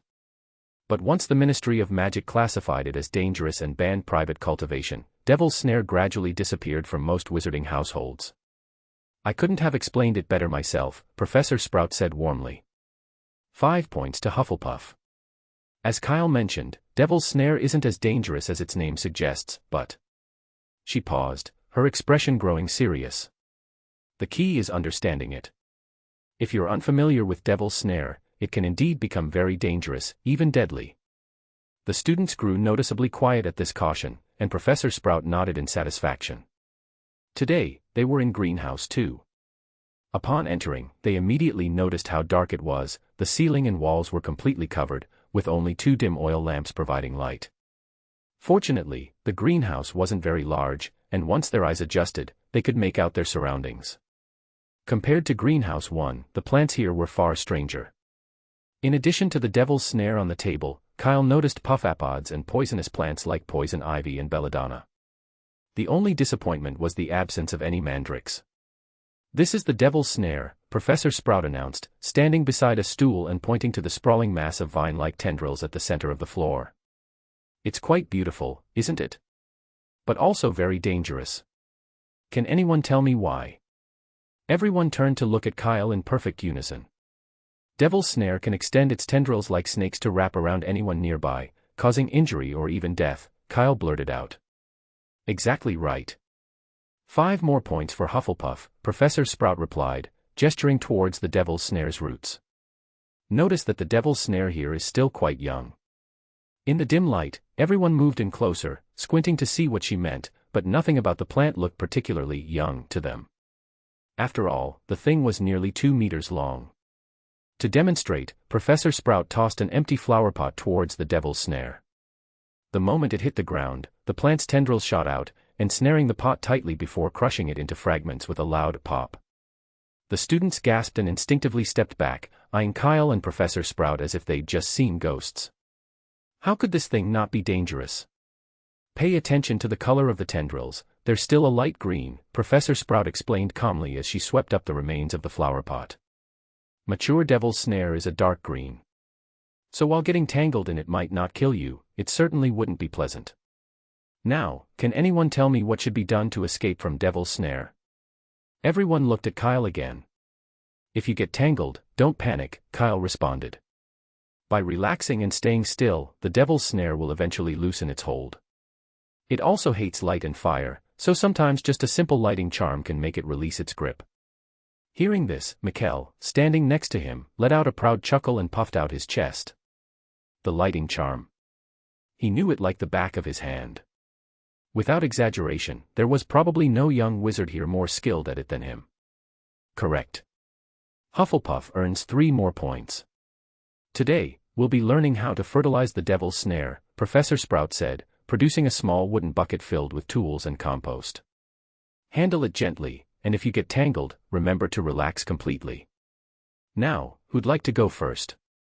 For the 3rd time, Kyle felt everyone's gaze fixed on him, including an encouraging one from Professor Sprout. I'll go first, Kyle offered, stepping forward. Take your time, Professor Sprout encouraged. Kyle took the small shovel she handed him and carefully reached for the Devil's Snare's roots. Everyone held their breath as they watched. Kyle's hand remained steady as he managed to avoid every writhing tendril of the Devil's Snare. He dug a small hole near the roots, then, using tweezers, he plucked a silver pellet the size of a soybean from the compost bucket and gently placed it in the hole. Finally, he filled it in and pulled his hand away from the plant. 10 points to Hufflepuff, Professor Sprout announced, her tone pleased. Chapter 87, The Hit Wizards and Hagrid. Fertilizing the Devil's Snare was nearly the toughest part of first-year herbology. Kyle, however, found it manageable, simply because he had prior experience. After all, he'd been tending to chomping cabbages for months. The chomping cabbage, especially after its teeth sprouted, was far more dangerous than the Devil's Snare, which only tried to bind you. One wrong move with the cabbage, and Kyle might have ended up in the hospital wing with a glass of Skeelgrow. Or some other healing potion. After surviving those high-stakes encounters, returning to something as straightforward as Devil's Snare felt almost relaxing to him. For the others, though, it was a different story. Coming into contact with the Devil's Snare for the first time left them shrieking as the tendrils coiled around them in tight binds. Some panicked the moment they were entangled, instantly forgetting Professor Sprout's instructions and thrashing instinctively. If not for Professor Sprout's watchful eye, they might have ended up as tightly wrapped as dumplings. Kyle, meanwhile, stayed busy. When Professor Sprout was occupied, he took the initiative to help his classmates untangle themselves from the Devil's Snare. His assistance earned Hufflepuff another 10 points, courtesy of Professor Sprout. Thanks, Kyle, said Ryan, rubbing his arm, which was still sore from the strangling tendrils. When I watched you do it earlier, it looked easy. I had no idea it would be so tough. I can't even get close to the roots. Don't be discouraged, Kyle replied, giving him a reassuring pat on the shoulder. Just focus and avoid the tendrils. You'll be fine. I'll give it my best shot, Ryan sighed, adding, but it would have been way easier if Professor Sprout let us use the lighting charm. You're overthinking it, Kyle said with a shake of his head. Using the lighting charm would make the Devil's Snare bloom immediately, defeating the purpose of the lesson. If all they had to do was dig a hole and add fertilizer, even a toddler could manage it, so why dedicate an entire lesson? Just wishful thinking, Ryan muttered before making another cautious attempt. The rest of the class's efforts mirrored Ryan's, with a few notable exceptions. Kanna managed to successfully complete the task, becoming the second student to fertilize the devil's snare. Her movements weren't as fluid as Kyle's, and she paused often, but overall, she passed on her first try. Then there was Cormac McLagan from Gryffindor. He was slower and only managed to finish halfway through the lesson. By then, the devil's snare was clearly fatigued, moving its tendrils sluggishly, which gave the other students more chances to succeed. By the end of class, more than half of the students had managed to fertilize the devil's snare, though they were exhausted and drenched in sweat, eager to get back to the castle for a shower. Professor Sprout instructed them to line up in 2 rows. Once everyone was in place, she opened the greenhouse door slowly. Sunlight flooded the greenhouse instantly, and the devil's snare in the center, seemingly overwhelmed by the brightness, froze completely. Kyle, who had intentionally lined up at the back of the crowd, seized the opportunity. While Professor Sprout was preoccupied, he quickly pulled out a small pocket knife he had prepared beforehand. In one swift motion, he cut off a tiny piece of the devil's snare root and tucked it into his pocket. The sunlight had rendered the devil's snare immobile, and even when cut, it remained perfectly still. Kyle left the greenhouse with the rest of the students as if nothing unusual had happened, even giving Professor Sprout a casual wave as he passed by. "Goodbye, Professor." "Goodbye, Kyle," she replied, smiling and waving back. "I remember you have a fondness for plants. How would you like to care for a puffapod? You could take a cutting when you return to class." "I'd love that, Professor," Kyle replied, surprised but delighted by the unexpected bonus. After saying his goodbyes, Kyle made his way quickly toward the castle. While he was interested in the puffapod, his priority was to get the devil's snare cutting to the room of requirement on the 8th floor. With prompt planting, the resilient vine segment would soon grow into a full devil's snare. As he hurried along, a commotion caught his attention. Looking up, he saw a crowd forming near Hagrid's cabin, including many students who had just been in herbology with him. "What's going on? Has Hagrid been found out for keeping the 3-headed dog?" Kyle muttered to himself, frowning as he decided to head over to investigate. Sure enough, it was just as he had suspected. Hagrid had indeed been discovered keeping the creature, and 3 Ministry of Magic officers, looking very much like hit wizards, were standing at his doorstep, wands pointed at him with clear hostility. "We received a report that you acquired a magical creature of unknown origin in September," said one of the officers firmly.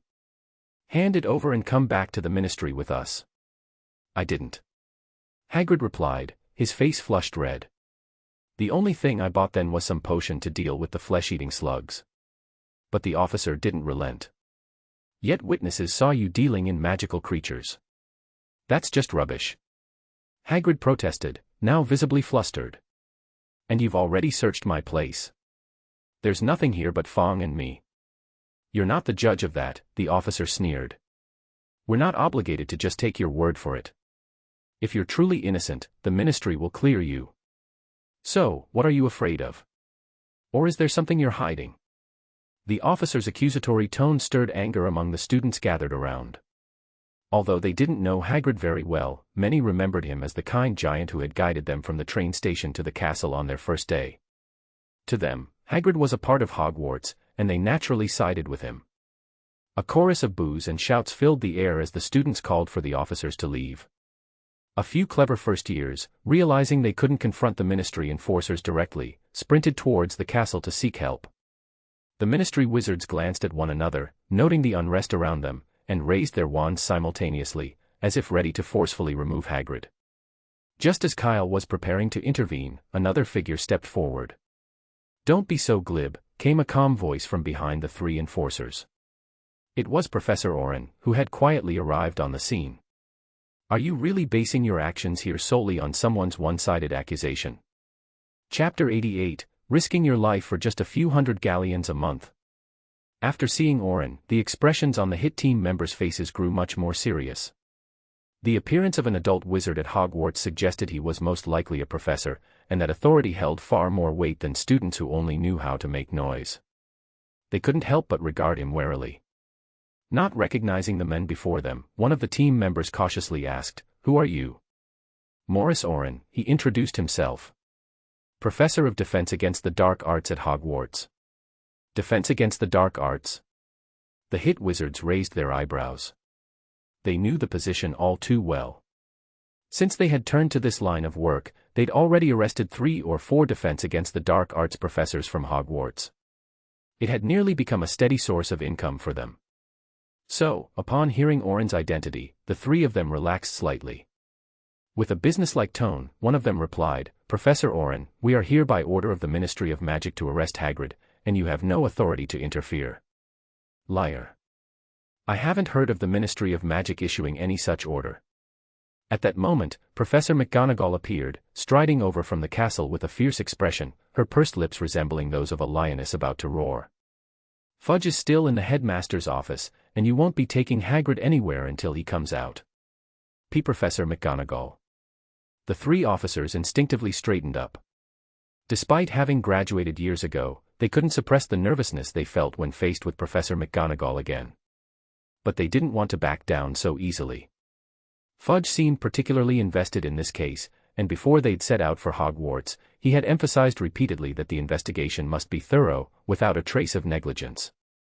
This was a rare chance to impress the minister, and they were determined to handle it just right. When they hadn't found any valuable clues in Hagrid's cabin, they decided it might be worth taking Hagrid back for questioning, just in case they stumbled upon something useful. Hardened by thoughts of promotion and a pay raise, McGonagall's fierce presence didn't seem quite so daunting anymore. "Professor, you misunderstand. We're just doing our job," the lead officer said smoothly. "It's just a formality. If there's nothing wrong, he'll be back tomorrow. Rules are rules, they apply to everyone. Don't make this difficult." "No, that's not right." A voice suddenly cut through the crowd. "I thought the Ministry of Magic's rules required concrete evidence before taking anyone away." "Who said that?" "Had," the leader, barked angrily. "This doesn't concern you, back to the castle." "I think I'm the professor of Hogwarts here," Had, McGonagall said, her frown deepening. "Sorry, Professor McGonagall, I just..." "But the student is correct," she interrupted, continuing, "Where's the evidence that Hagrid's been purchasing magical creatures?" "Someone saw it with their own eyes," Harder replied gruffly. A baseless accusation, McGonagall's lips tightened even further. "If someone saw it, why didn't you bring that person along? We'll naturally find that person and have them testify after we take Hagrid back," Harder muttered, his gaze shifting uncomfortably. "So you don't even know who this person is?" Professor McGonagall couldn't help but laugh bitterly. With no evidence, just the unverified word of some stranger, they wanted to take Hagrid from Hogwarts. It was, to her, completely unacceptable. If they could take Hagrid today, what would stop them from accusing Professor Snape of researching dark arts tomorrow? Or Dumbledore, the day after that? Hogwarts would end up shut down entirely. The hit wizards knew they were in the wrong but didn't back down a bit. "Professor, it's just a question. We promise we won't." "I'm reporting him." At that moment, another voice rose from the crowd. "I saw Professor Snape at the Hog's Head pub yesterday. He bought a baby dragon. Maybe you should take him to the ministry as well. Oh, and Headmaster Dumbledore too, he purchased a lethifold." Had's words caught in his throat, a blow he hadn't anticipated. This turned everything on its head. If he wanted to take Hagrid, he'd have to take Dumbledore too. He was backed into a corner. Had scanned the crowd angrily, trying to locate the speaker. Professor McGonagall's mouth curled into a slight smile as she stepped in front of the students. "I've thought about it, Had, and I think you're absolutely right. The potions classroom is on the first basement floor, and the headmaster's office is on the 8th. Shall I show you the way?" Had's face turned crimson, and he stammered, "Professor McGonagall, I mean, surely you know that a student's words aren't..." "I saw it too," said Professor Oren quietly from the side, adding the final blow to Had's resolve. "I see." Had muttered through clenched teeth. "We'll come back with more evidence." He wouldn't dare confront Dumbledore. Had knew that if he even tried, he'd be dismissed from the ministry by the next day, probably for something as trivial as stepping through the door with his left foot first. Unwillingly, he began to make his way out of Hogwarts when his gaze landed on the Forbidden Forest. "Professor McGonagall, do you mind if we take a look in the Forbidden Forest?" Had turned back, grasping at straws. "It's vast, it wouldn't be hard to hide a magical creature in there, right?" Are you sure? Professor McGonagall's expression shifted, faintly amused. Initially, she had thought they were just here to cause trouble, but now she realized they were here for sheer comedy. Searching for magical creatures of unknown origin in the Forbidden Forest. The absurdity of it bordered on entertainment for the entire wizarding world. Everyone knew the forest was teeming with magical creatures, all of mysterious origin. It was hardly likely they'd find anything groundbreaking. Since when had the Ministry's standards for hit wizards dropped so low? Had noticed Professor McGonagall's expression and realized how ridiculous his suggestion had sounded. But with the words already out, he couldn't afford to backtrack without losing face. "I'm sure," Professor McGonagall had replied, trying to sound calm, and gestured for the other two hit wizards to follow him into the Forbidden Forest. Regardless of what they found, or didn't find, they'd at least be able to report back. They couldn't be accused of failing to investigate thoroughly. "I remember what's in the Forbidden Forest. Chimera, Manticore, and, oh yes, there are werewolves too, aren't there?" Professor Oren said nonchalantly. "TSK, risking your life for a few hundred galleons a month." "Wait. I just realized, that's my salary." "What's a hit wizard's salary again? 70? 80? He shook his head, sighing. TSK. Chapter 89, he. "Sorry, Albus, I didn't think they'd be so rude," Fudge said, fidgeting with his top hat in the headmaster's office at Hogwarts. "I've spoken to them about it before, but, as you know, the hit wizards have been tied up for months with that swooping evil incident. Sometimes they act impulsively, it's hard to avoid." "I understand, Cornelius," Dumbledore replied calmly. "But I trust Hagrid. There's certainly no swooping evil involved here." "Yes, well, personally, I trust Hagrid too," Fudge replied, glancing away and avoiding Dumbledore's gaze. "But you must see my position, he has a record, and we've received reports. The Ministry has to investigate, for the safety of the students." "I'm not stopping you from investigating, Hagrid," Dumbledore said, crossing his arms and resting his fingers on his chin as he spoke slowly. "And even Minerva only intervened when you were about to take Hagrid by force. I assure you, Cornelius, you're welcome to bring your witnesses here to Hogwarts, now or in the future, to question Hagrid. We have an excellent potions master who can easily determine whether he's telling the truth. And if you can't come yourself, send word, and I'll personally bring Hagrid to the Ministry for questioning." "There's no need for that, Albus," Fudge replied, sounding slightly unnatural. "I trust you completely, and the investigation into Hagrid is closed. His room shows no trace of any swooping evil." "Thank you for your confidence, Cornelius," Dumbledore said warmly. "I didn't expect you to come all the way to Hogwarts in person over this." "Oh, it's nothing, Albus," Fudge said, taking a sip of his black tea. "It was our mistake to begin with, so I felt I should handle it myself. I only hope Minerva isn't too upset. Speaking of the swooping evil, something else just came to mind." "Oh." Dumbledore raised his brows slightly, looking intrigued. "It's just that." Fudge absent-mindedly straightened his collar. "Recently, someone at the Ministry has been using the swooping evil incident to tarnish my reputation, claiming I'm too ineffective. They think my decision to release those magical creatures was a mistake and that I shouldn't have held onto Newt and Chris for so long. Even foreign ministries have sent letters, saying I shouldn't have let Newt visit their countries." Fudge leaned forward.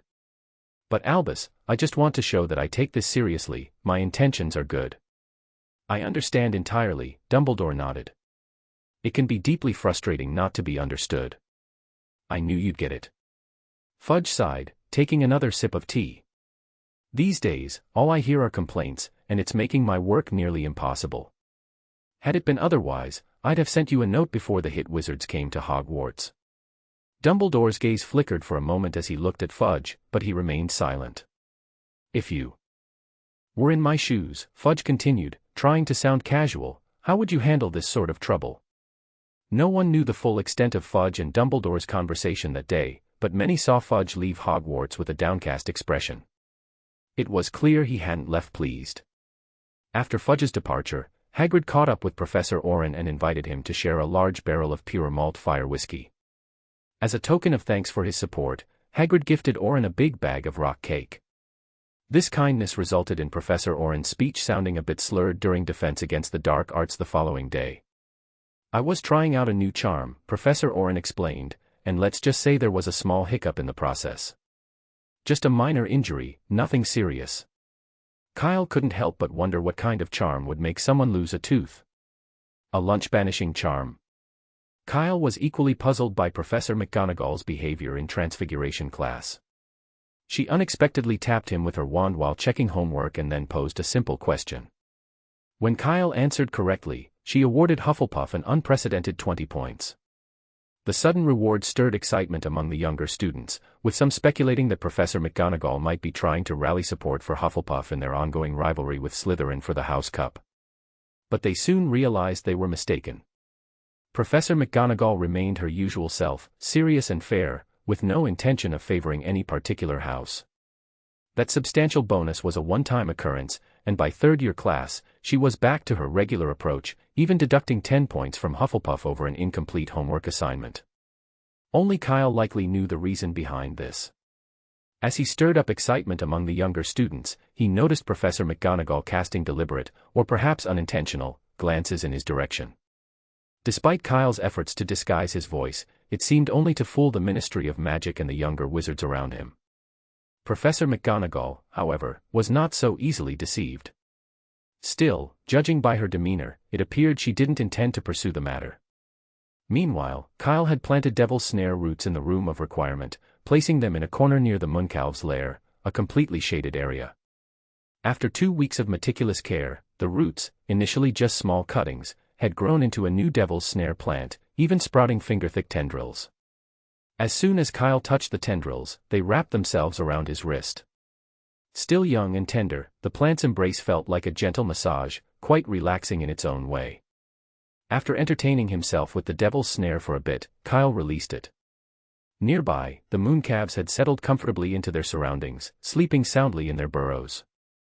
Both Dittany and Rue were thriving, and if used as feed, there was more than enough to sustain the Mooncalves for several months.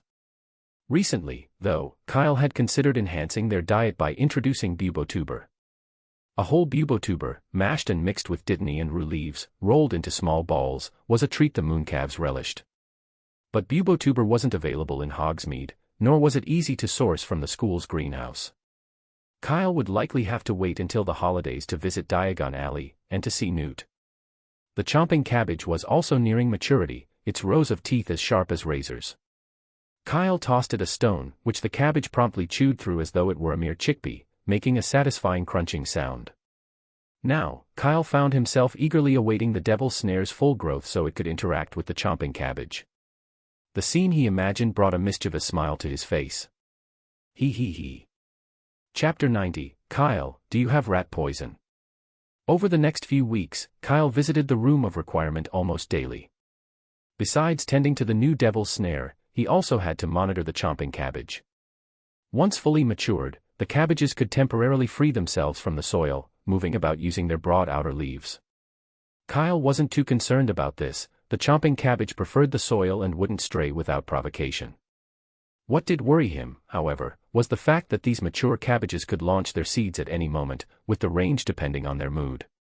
The room of requirement wasn't particularly large, so if any of these seeds took root too close to the Mooncalves or the devil's snare, it would create a mess. Chomping cabbages were notoriously difficult to transplant, especially in their initial sprouting phase. Even slight environmental changes could make them lash out. Only an expert like Professor Sprout had the skill and experience to transplant these finicky plants successfully. Kyle wasn't quite at that level yet, so he opted for the simplest solution, gathering the seeds before they sprouted and planting them in controlled spots. After over a month of diligent care, by the time the Easter holidays arrived, there were now 5 chomping cabbages in the room of requirement, 2 fully matured and 3 newly sprouting. Kyle was relieved to know there were no more rogue seeds, which meant he didn't have to visit the room every single day anymore. Meanwhile, Cedric and the other Hufflepuff Quidditch players had been keeping busy as well. Harris, their captain, was pushing them harder than ever, his enthusiasm unshaken even through the ongoing rains and cold that had followed the last snowstorm. Yet no one on the team complained. If they won their next match against Slytherin, Hufflepuff would surpass Gryffindor in points, taking the lead. After that, They'd only need one more win or simply to avoid being overtaken by another house to clinch the Quidditch Cup and bring it back to Hufflepuff. Driven by this goal, the whole team had become training fanatics, practically ready to eat and sleep on the Quidditch pitch. Of course, Gryffindor was training just as intensely. Slytherin, however, took a more relaxed approach, practicing their usual amount each day but calling it quits at the appointed time. That was no surprise, as they would need to beat Hufflepuff by an improbable 300 points to claim the championship. Such a score was far more feasible against Ravenclaw's scoring-centered team, but not Hufflepuff. During defense against the dark arts the following morning, Kyle thought ahead to tomorrow's game while he jotted down notes on different treatments for werewolf bites. Remember, Professor Oren said sternly from the lectern, a mixture of dittany and silver powder can seal the wound, but it won't prevent werewolf transformation. If you're not certain you can win against a werewolf, your best option is to run as fast as you can. Use charms to create obstacles and buy yourself time to escape rather than attempting to kill them. And it's a good habit to always have a broomstick with you, it could save your life in a pinch. After emphasizing this, Professor Oren transformed the lectern into a werewolf using a transfiguration spell, then instructed the students to come forward for hands-on practice. While waiting in line, Kana leaned over to Kyle and whispered, "Do you have any rat poison with you?" Rat poison? Kyle blinked, puzzled. Why, has Pocky fallen out of favor? But even if she has, you don't have to go that far. Just give her to Percy, Scabbers is always on the lookout for a new wife. What are you talking about? I'd never give Pocky away, Kana said, pushing Kyle in annoyance. I meant a potion for treating sick rats. Pocky's been under the weather lately, with no energy at all. Sick? Kyle frowned. Have you been giving him the mouse tonic regularly? Kana nodded. Of course. I've given it to him every month on schedule, not missing a single dose. That's strange, Kyle murmured, scratching his head. Did I get the wrong ingredients? The tonic Kyle sold her was no ordinary concoction from Diagon Alley. It was a special elixir Newt had developed for Murtlap rats. For a regular field mouse, it was basically a fountain of life. A small bottle each month should have kept Pocky in perfect health for his whole lifespan. Are you certain it's sick? Kyle asked again. Yes, it sneezed last night, Kana recalled. I think it might have something to do with the heavy rain during the flying lesson the other day. Everyone in our dorm caught a bit of a cold then. Maybe. Kyle noticed the line was getting shorter and pulled Kana to the back, allowing more time for their conversation. I do know a recipe for a rat remedy, but I'm missing some ingredients, he said, rubbing his fingers as he thought it over. How about this, give Pocky another dose of the rat tonic tonight and see how he is by morning. If it doesn't work, I'll send an owl to Hogsmeade after tomorrow's Quidditch match to pick up the ingredients. He paused, then asked, by the way, have you lost any galleons lately? Sickles and nuts count too. Not since I got the handbag you gave me, Kana replied, confused. Why? Oh, nothing, Kyle laughed. I just wanted to be sure you'd be able to cover the cost. Oh, is it expensive? Kana asked nervously, pulling out the little pink handbag.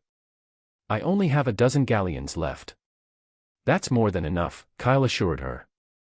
The ingredients are common, just a few sickles. Kana sighed in relief. Thank goodness.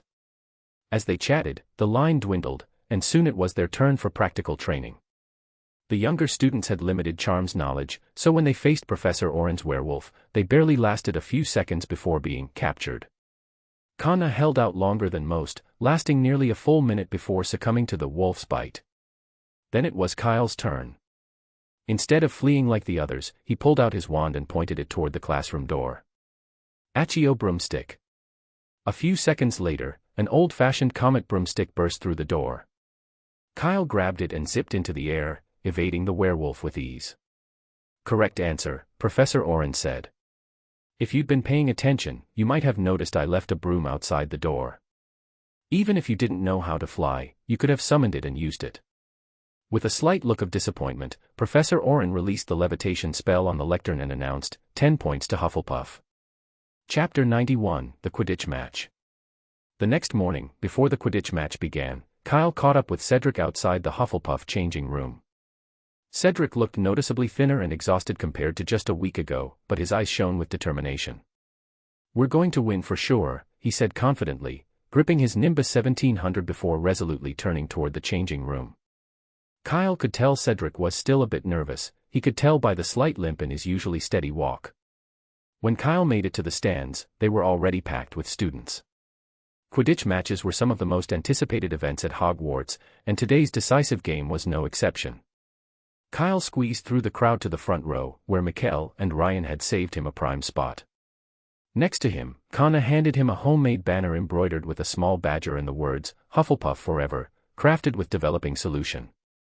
The badger stitched on the banner waved its front paws cheerfully. Kyle smiled, charmed it to float in the most visible spot nearby, and propped it up. "We're going to win for sure," Mikkel said, his voice bursting with excitement. "I can just feel it. Hufflepuff's going to take the Quidditch Cup this year." "Of course," Kyle replied, grinning. "With intuition like that, maybe you have a future as a seer, Mikkel." "Haha, I think so too," Mikkel chuckled. Just then, the teams entered the stadium. "Look, here they come," announced a 7th-year student with long blonde hair, holding a microphone charm-enhanced for the whole stadium to hear. First to enter is the Slytherin Quidditch team. After suffering a big point loss due to an accident last game, they didn't let it crush them. Instead, under the leadership of their captain, Rosier, they rallied and defeated both Ravenclaw and the top-seeded Gryffindor. Will they manage a miracle and pull off the triple win?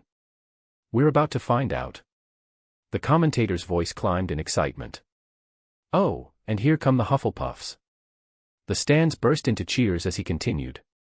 Leading the team is the captain, Harris. He's an outstanding chaser, holding the record for the most goals scored, and has been instrumental in Hufflepuff's rise. Following him are the beaters, and last but not least, there's Cedric Diggory, their seeker, who strengthened Hufflepuff's only weak spot. The two teams were well matched, and the commentator's excitement was infectious as he leaned out of the commentator's box. Energized by his enthusiasm, the crowd's cheering grew even louder, with yellow and green flags waving like ocean waves across the stands. About 3/4 of the stadium seemed to be cheering for Hufflepuff. Gryffindor students had little interest in supporting Slytherin, and while Ravenclaw's loyalty wasn't as decided, the Hufflepuff team was generally well liked.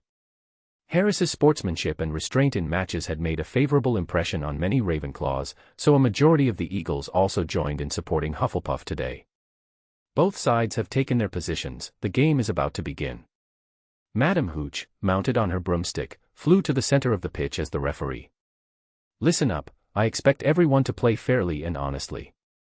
Now, captains, shake hands." Harris and Rosier stepped forward, each giving a firm handshake before promptly returning to their positions. Then, with everyone on their broomsticks, Madam Hooch blew her silver whistle loud and clear. 15 broomsticks shot into the air, the game had begun. The quaffle is first claimed by Harris of Hufflepuff, demonstrating his usual consistency. The commentator called out. Marcus Flint is closing in, trying to intercept. Harris, with a fantastic feint, avoids him and heads straight for the Slytherin goalpost. Keeper Black dives, can he hold it? No, he's missed. The quaffle is in, and Harris scores. 10-0, Hufflepuff leads. A wave of cheers erupted. Kanna, in her excitement, squeezed Kyle's arm with surprising force, making him grit his teeth at the unexpected pain. How was it that someone as slender and unassuming as Kanna could have such a strong grip? He rubbed his arm and edged slightly away as her attention returned to the match. On the pitch, the play shifted rapidly. Marcus Flint seized the quaffle, and with the superior speed of their brooms, the Slytherin players surged toward the Hufflepuff goal before Harris and his teammates could catch up. Marcus goes for the shot. No, it's a pass. A brilliant feint, he's fooled everyone, even the Hufflepuff keeper. Rosier scores, and Slytherin evens it up. 10-10. Now, the Slytherin supporters roared in celebration. 2 goals in under a minute, each with an impressive feint, the commentator said, his voice brimming with excitement. Absolutely amazing. This game is fantastic. The match intensified, with both teams keeping the score tight and trading goals. During the first 20 minutes, Hufflepuff managed to maintain a slim 10-point lead despite their best efforts. Meanwhile, the Slytherin players charged around as if possessed. Marcus Flint, in particular, was relentless, even diving at the Hufflepuff keeper when he missed a save, blocking a potential goal with his face. The crowd roared in appreciation, with even the Gryffindors, including Charlie, giving him a thumbs up for his sheer grit. For a moment, whatever dirty tactics Marcus might have used in prior games were forgotten. His commitment was undeniable. But 30 minutes into the game, the tide began to turn. The Slytherin team's speed visibly slowed, and they started to falter, both offensively and defensively. In a matter of minutes, Hufflepuff scored 3 successive goals, widening the lead to 90-50. Chapter 92, I solemnly swear that I am up to no good. The game is over, Kyle muttered to himself, observing the shift on the pitch. He could guess what was going on. Maybe it was the commentators' enthusiasm or the fact that Snape had shown up to watch, but for those first 20 minutes, the Slytherin team had given it everything, hoping for a miracle. They played with unrestrained intensity, holding onto their ambition tightly. But once they realized they couldn't outscore Hufflepuff, no matter how hard they pushed, that intense drive seemed to vanish. It became clear to them that their own house wouldn't win the championship, but they were even less willing to see Gryffindor take the cup. Since Slytherin couldn't surpass Hufflepuff's 300 points, they chose to give Hufflepuff an easier win. If Hufflepuff could rack up more goals now, those points might be the very thing to shatter Gryffindor's championship dreams in the final match. That, for Slytherin, was a victory in itself. But Slytherin was subtle. They weren't outright throwing the game, just easing up at critical moments. Most of the younger wizards in the stands didn't catch on. To them, it looked like Slytherin had just run out of steam or hit a streak of bad luck. But a few sharper eyes saw through the act. From the Gryffindor stands, Charlie angrily pounded his fist against the stairs. "Curse you, Rosier. I thought they'd learned a bit of integrity. It's rigged." Fred and George yelled, their faces red with frustration. "They're throwing the game. Slytherin should be disqualified." Despite their loud protests, their voices were lost amid the thunderous cheers filling the stadium. Only a few students around them could hear their complaints. Realizing that yelling wasn't getting them anywhere, Fred and George exchanged a look and started toward the commentary booth. They couldn't stop the game, but they hoped they could at least get the commentator to expose Slytherin's blatant cheating. As they neared the booth, they were intercepted. "Weasley, what are you doing here?" Professor McGonagall's stern voice halted them. "This isn't the place for you. Go back and watch the match." "But Professor McGonagall," Fred protested, "Slytherin is cheating. They're deliberately throwing points." George chimed in, "They're doing this to keep Gryffindor from winning the Quidditch Cup, and you're just going to let it slide." Professor McGonagall paused, her face unreadable. "That is only your assumption, Mr. Weasley. There is no evidence to prove they are deliberately losing." "But..." Fred tried to say more, but Professor McGonagall cut him off firmly. "Return to your seats and watch the match. Only the commentator may use the microphone during a Quidditch game, that's the rule." Fred opened his mouth to argue, but George tugged on his robe, sighing. "Forget it, Fred," he murmured. Then he looked to Professor McGonagall, "We're sorry. We'll go back now." Professor McGonagall simply gave a curt nod. Before they left, the twins threw a last glance at the commentator. They'd spoken loudly enough that he must have heard every word. If only he would say something. They waited for a minute, hoping he'd address Slytherin's underhanded tactics. But he simply kept up his animated commentary, focusing on the action on the pitch, with no indication of changing course. Disheartened, Fred and George made their way back to their seats in silence. They understood now, anyone with the expertise to commentate a Quidditch match would surely recognize the signs of a fixed game. Yet, just like Professor McGonagall, he chose to stay silent. Once Fred and George returned to the Gryffindor stands, Lee Jordan rushed up to them, visibly agitated. "What happened?" Fred and George shook their heads in unison, frustration clear on their faces. Those Slytherins are despicable, and the commentators too spineless to call it out. How could they let this slide? Lee fumed. "I was thinking of trying out for Seeker next year, but now I've changed my mind. I want to be a commentator." "Go for it." Fred and George both clapped a hand on Lee's shoulders, encouraging him. "We need to have our own voice up there." Meanwhile, on the pitch, the Hufflepuff players had picked up on Slytherin's unusual strategy. Harris glanced at the opposing goal, a flicker of indecision crossing his face. After a moment's pause, he took a deep breath, his expression steeling with resolve. Under his leadership, the Hufflepuff team adjusted their approach, slowing their pace. They stopped pressing the attack, pulling back to a defensive formation instead. These idiots. Rosier muttered angrily as he launched the quaffle at Hufflepuff's goalpost, only for it to bounce off the rim with a sharp clang. Harris retrieved the ball, casually drifting back down the pitch, and took a relaxed shot at the Slytherin goalpost, missing intentionally. What a shame, the commentator chimed in, barely hiding his amusement. It seems that after such a long game, Hufflepuff has started making mistakes as well. Now it's all down to the Seekers, the first to catch the golden snitch will take the game. Kyle, however, had lost interest in the game's theatrics. He quietly slipped to the last row of the stands and pulled out a piece of parchment from his robe, the Marauder's map, which he'd borrowed from Fred and George before the game. Taking out his wand, he tapped it lightly against the parchment and recited, "I solemnly swear I'm up to no good." Unlike Fred and George, who only knew part of the incantation, Kyle had memorized the complete phrase. In fact, Fred and George had already discovered most of the password. If they'd wanted, they could have easily pieced together the entire phrase. But they'd been firm about solving it the proper way, finding each word as it revealed itself. Kyle, though, had no such reservations. As ink spread across the parchment, the Marauder's map came to life.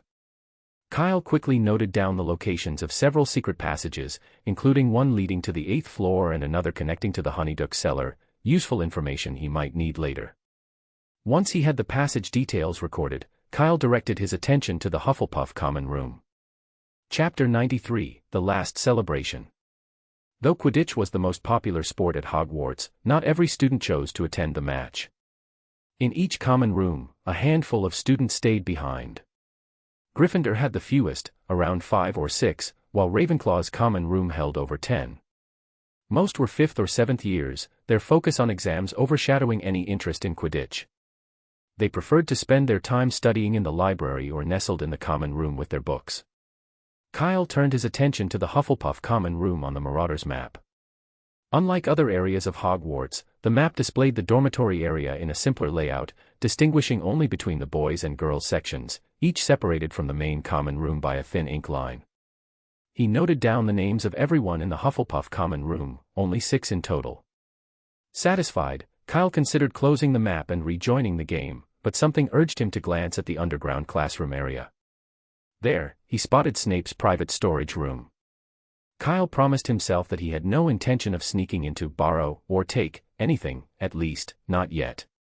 While Snape's storage room certainly held its share of valuable potions ingredients, Kyle's current interests leaned more toward charms.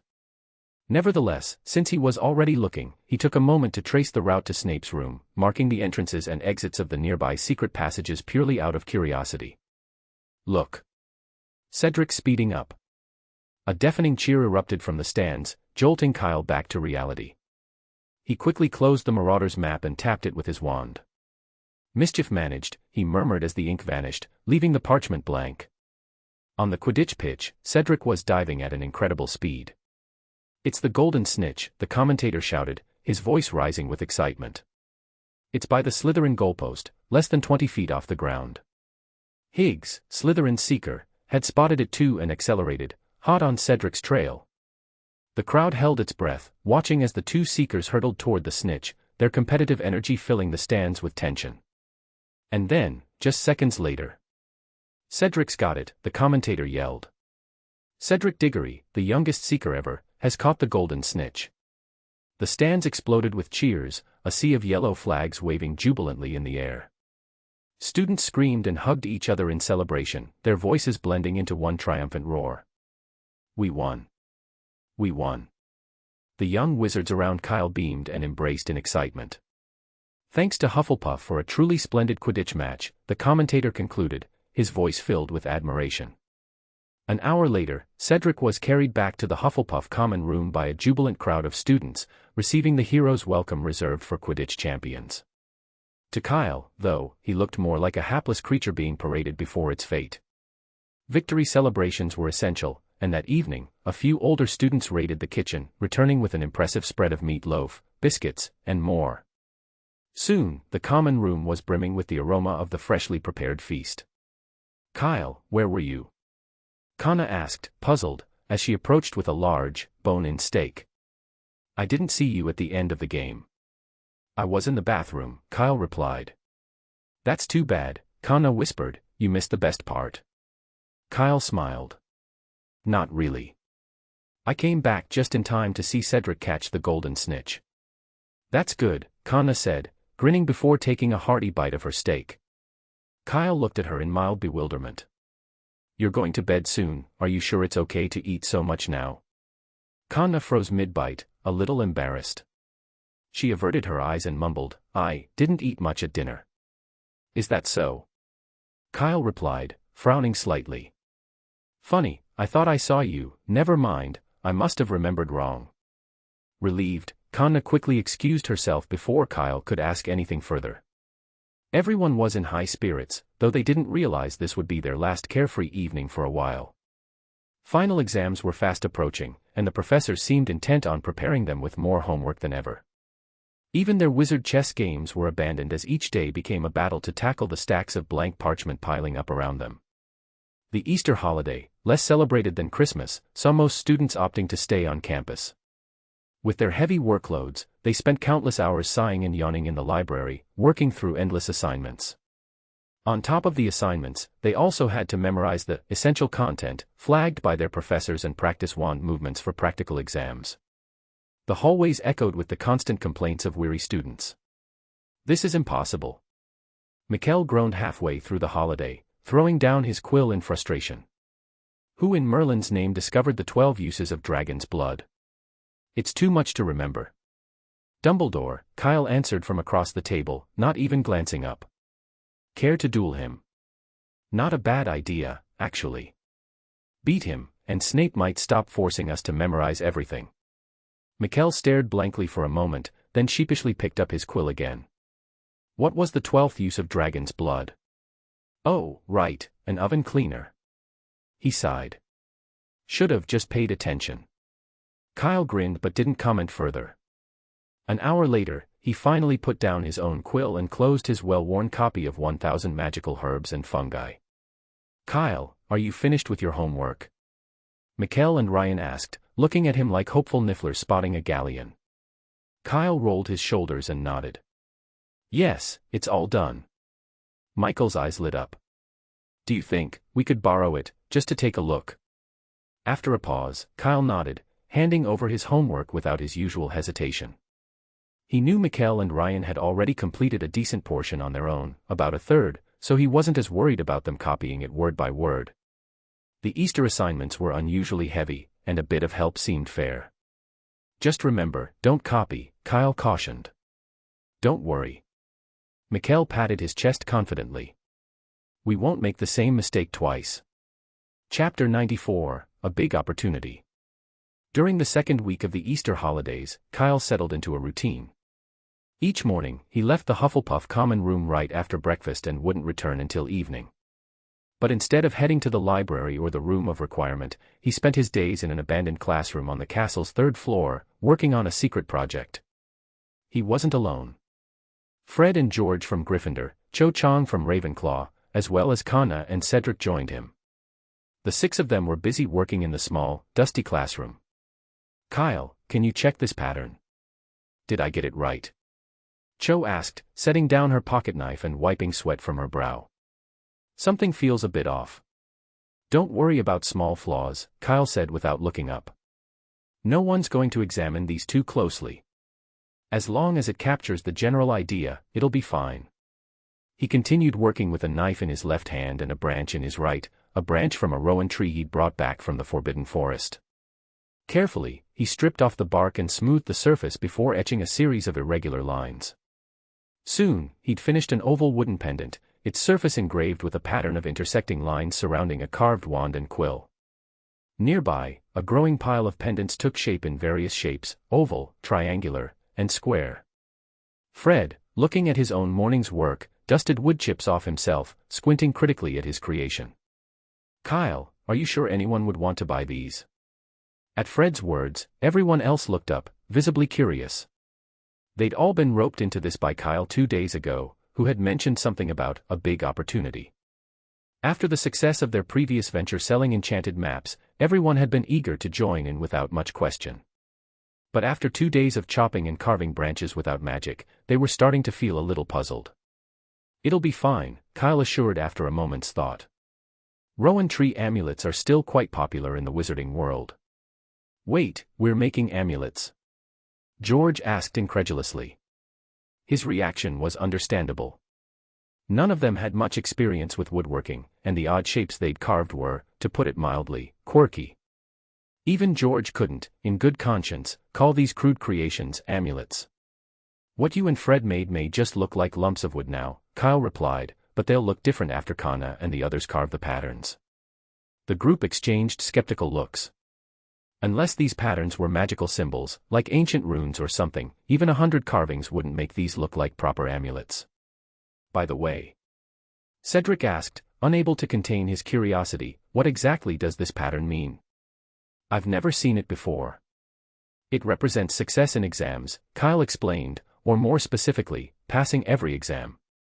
Back in 1790, the Wizarding Congress established the Wizarding Examination Authority, and Hogwarts held its first NEWTS that same year. Students who passed received letters with this exact symbol on the envelope, a crossed quill and wand.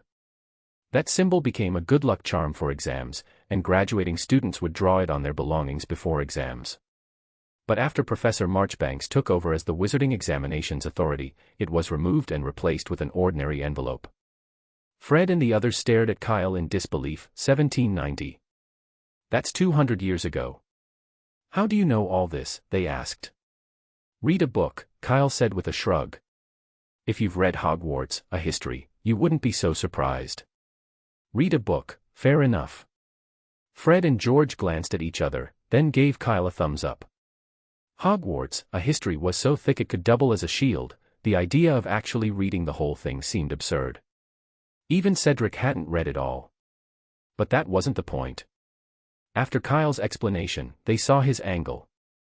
While these carved bits of Rowan wood weren't real amulets, they would undeniably be appealing, especially around exam season. Even Fred and George felt a twinge of interest. If someone had been selling these before last year's final exams, they might have actually bought one themselves.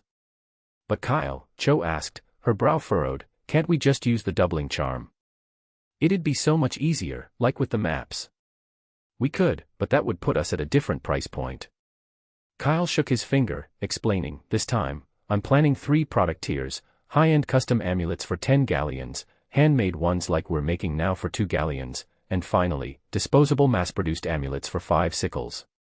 "That's pretty cheap," Cho said, looking a little perplexed. The enchanted map they'd sold was 10 sickles each, and duplicating carvings was even harder than maps. Before Kyle could respond, Cedric seemed to catch on and asked, "How much pocket money do you have left?" "Pocket money?" Cho thought for a moment. "I spent a lot recently, but I think I still have about a galleon left." Her eyes widened in realization. "Exactly," Kyle said with a grin. "It's the end of the semester, so most people don't have much money left. If the price is too high, they can't afford to buy even if they want one. And this time, our market isn't just first years, we're targeting the whole school, which is many times larger. So 5 sickles is fair, and besides, it's a way to make friends." The others exchanged knowing glances. Kyle had used the same "make friends" line when they sold the map, yet somehow he managed to make a tidy profit anyway. 5 sickles might make friends, but what about the other price points? Fred and George glanced down at the twigs in their hands, suddenly seeing them as potential galleons in the making. "Oh, and one more thing," Kyle added, as if remembering, "for the ones we make by hand, be sure to engrave the year on the end." Chapter 95, Trendy Accessories.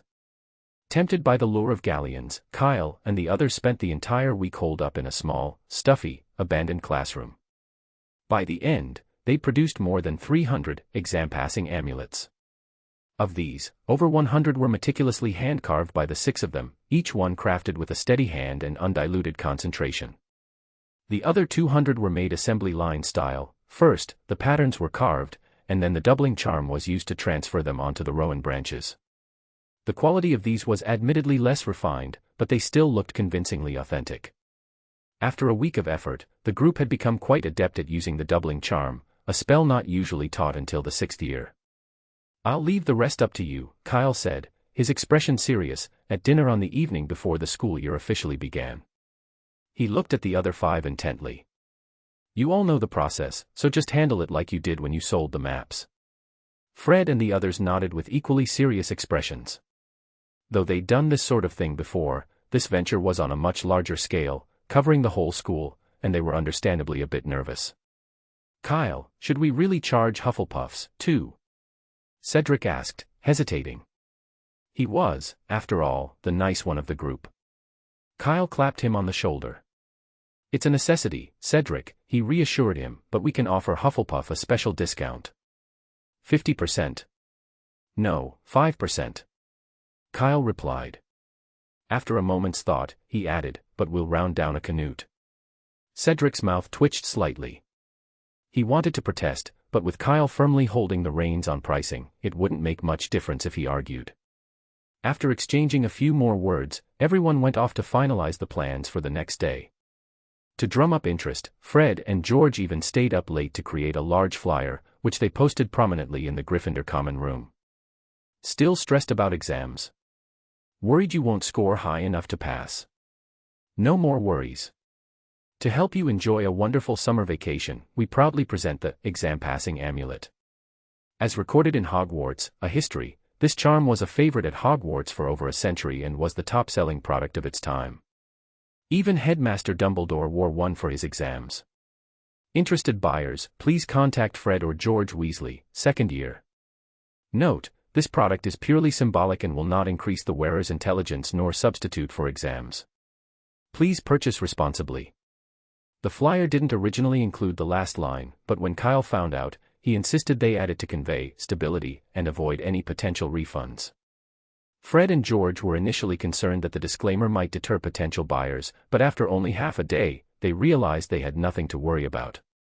As soon as the first student picked up on the hint in Hogwarts, a history, a reference to the illustration of a wand and quill, students began flooding into the boys' dormitory with sickle and galleon in hand, each one anxious they'd miss out on the exam-passing amulet.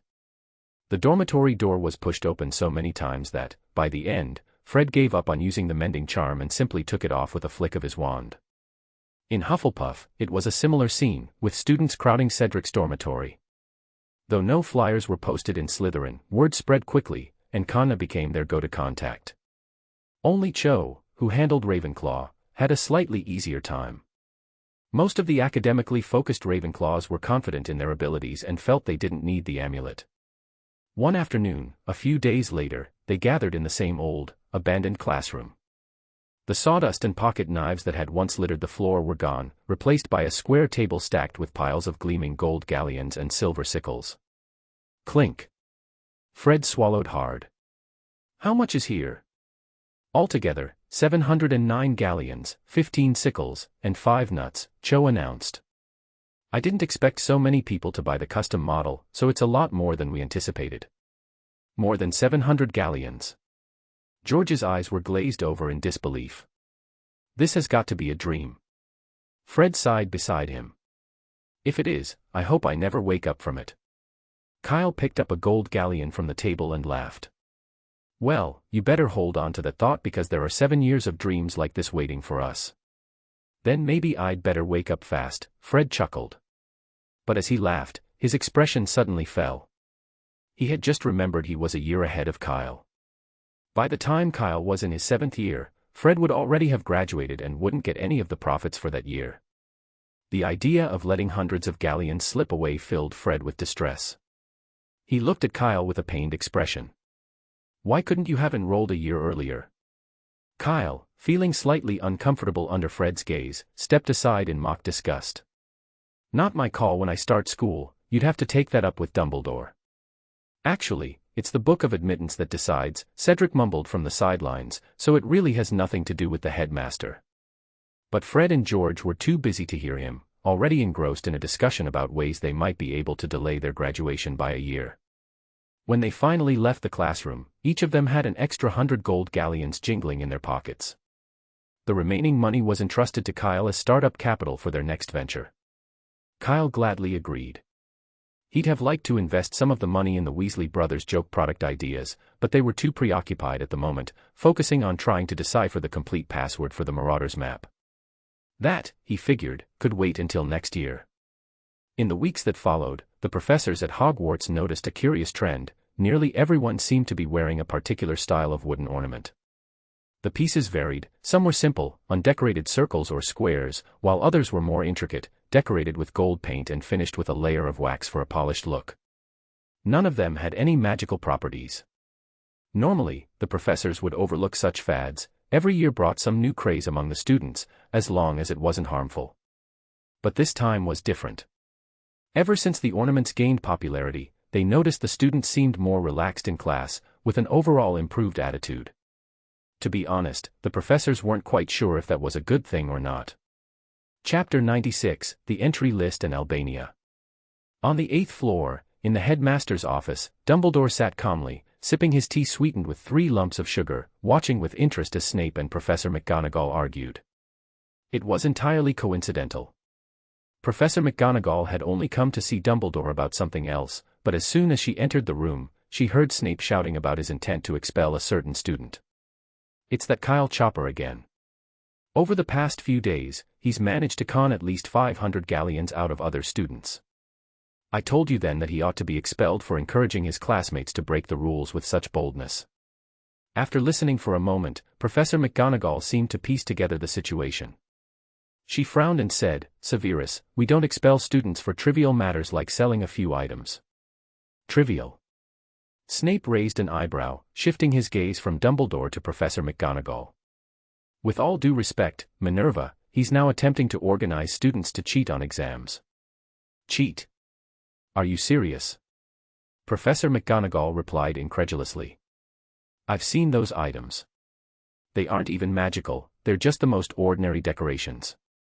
So Mr. Chopper was selling fake items. Snape drawled, his tone heavy with implication. Ordinary decorations aren't worth 10 galleons. Selling fake items at Hogwarts to swindle other young wizards is definitely grounds for expulsion. Calm down, Severus. At this point, Dumbledore finished his tea, set down the cup, and pulled out a large piece of parchment, placing it on the table. This is one of their product leaflets, which you may not have seen yet, he said, pointing to the large, bold text at the bottom of the page. They've actually made everything quite clear, so it isn't really deceptive. Snape squinted at the flyer, the flashing words causing his eyes to ache. This product is purely symbolic, please purchase at your discretion. And furthermore, Dumbledore added after a moment's consideration, from what I understand, most of the decorations purchased by students cost 5 sickles, with only a few, well, the more eye-catching ones, priced at 10 galleons. Upon hearing this, Snape's expression twisted, as if he'd just swallowed something foul. So, it was the Slytherins who had bought the ones for 10 galleons. And what about this part? Snape demanded, scowling as he held up the flyer. They mentioned you by name. Isn't that misleading? Well, what they said is technically true, Dumbledore admitted, a slight flush coloring his face. I did wear something similar during my graduation exam, but Professor Marchbanks confiscated it afterward. By Merlin's beard, I always assumed no one remembered that. Snape's face darkened like the bottom of a cauldron.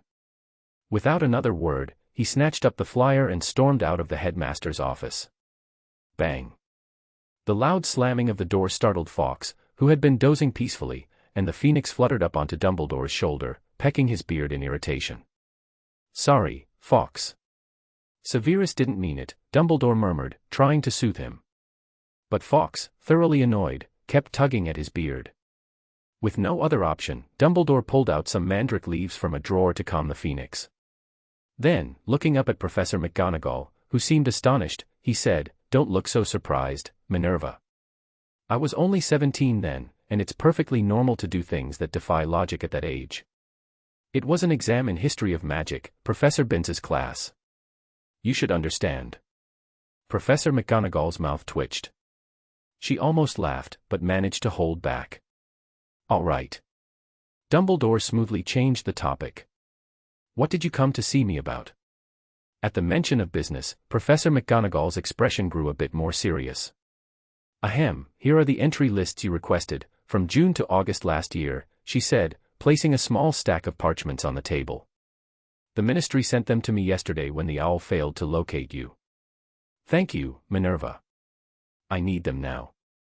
Dumbledore took the parchments and skimmed through them, then reached for another stack of similar-looking documents from the bookshelf behind him. Curious, Professor McGonagall tried to catch a glimpse of the top page, but her eyesight only let her make out the first few words, Albania, leaving. As Dumbledore began comparing the two sets of lists, Professor McGonagall quietly left the room. With the door clicking shut once more, silence returned to the headmaster's office. The portraits on the walls, who had been feigning sleep, opened their eyes and gathered closer, eagerly discussing the topic at hand. It's that young wizard, Kyle, again, said a witch. How many times has that name been mentioned in the headmaster's office? At least 3, replied a gaunt old man. That potions professor has been complaining about him every time he's been here lately. Quite the troublesome student. I disagree, said the witch who'd spoken earlier, shaking her head. I've seen the boy in the corridor. He's smart, humble, polite, even greets the portraits. Maybe he's just putting on an act, a caustic voice chimed in. Just like that student back then, all hypocrisy. Enough, Phineas, said a bearded wizard in irritation. This is different, he's a Hufflepuff. True, Phineas Black muttered, wrinkling his nose. He's from that foolish house, probably doesn't have much depth. What did you say about Hufflepuff? The bearded wizard shot back angrily, striding right into Phineas's frame and grabbing him by the collar. Underneath the bearded wizard's original frame, it was clearly noted that he had graduated from Hufflepuff. Let go. Do you want to fight me? Phineas shouted, struggling as he was held by the collar. I've wanted to for ages. With one swift punch, the bearded wizard knocked Phineas to the ground, then stomped on his face. Fool's house, is it? Ha! I'll show you the strength of Hufflepuff today. The other portraits rushed over at the sight, quickly setting up snacks, drinks, and little stools in the front row as they settled in. Watching Phineas get a thrashing had long been their favorite form of entertainment. The headmaster's office couldn't do without Phineas any more than the merpeople of the Black Lake could go without their broomsticks. At that moment, Dumbledore, who had been engrossed in the parchments, finally looked up. He adjusted his glasses, ignored the commotion among the portraits, got up, and walked over to the window, where he stood, staring out into the distance, lost in thought. Chapter 97, The Forbidden Forest. Detention. Kyle asked innocently, standing in Professor McGonagall's office. But Professor McGonagall, we only sold a few things. We didn't break any school rules. This is at the headmaster's request, Professor McGonagall replied sternly. He believes you should be focusing more on your studies or practicing your wand techniques in preparation for exams, rather than diverting your energy elsewhere. Well, all right, I understand, Kyle sighed, deciding not to argue further. It was only detention, and as long as they weren't being asked to refund anyone, things could have been worse. After leaving McGonagall's office, the 6 students exchanged resigned looks and sighed. Cheer up, everyone, said Fred and George, who were well acquainted with detention and the first to regain their spirits. With Professor McGonagall, it's a blessing she didn't ask for a refund or dock points from us, Fred said with a grin. That's pretty rare. Yeah, George chimed in, clapping Cedric on the shoulder. For you guys, this is a great chance to experience detention for the first time. By Merlin's beard. Fred gasped, feigning shock. George, I just realized, apart from us, everyone here is a model student. Indeed, Fred, George replied, squeezing out a pretend tear. Compared to them, we who frequent detention must seem quite out of place. They won't look down on us, will they? Maybe we should go back to studying now, while there's still time. Maybe we can try for more O's on our final exams. That's a bit ambitious, maybe E's will do. The twins' antics, complete with exaggerated expressions, quickly lifted everyone's spirits, and soon the group was laughing. Kyle chuckled. Thanks, but you're overthinking it.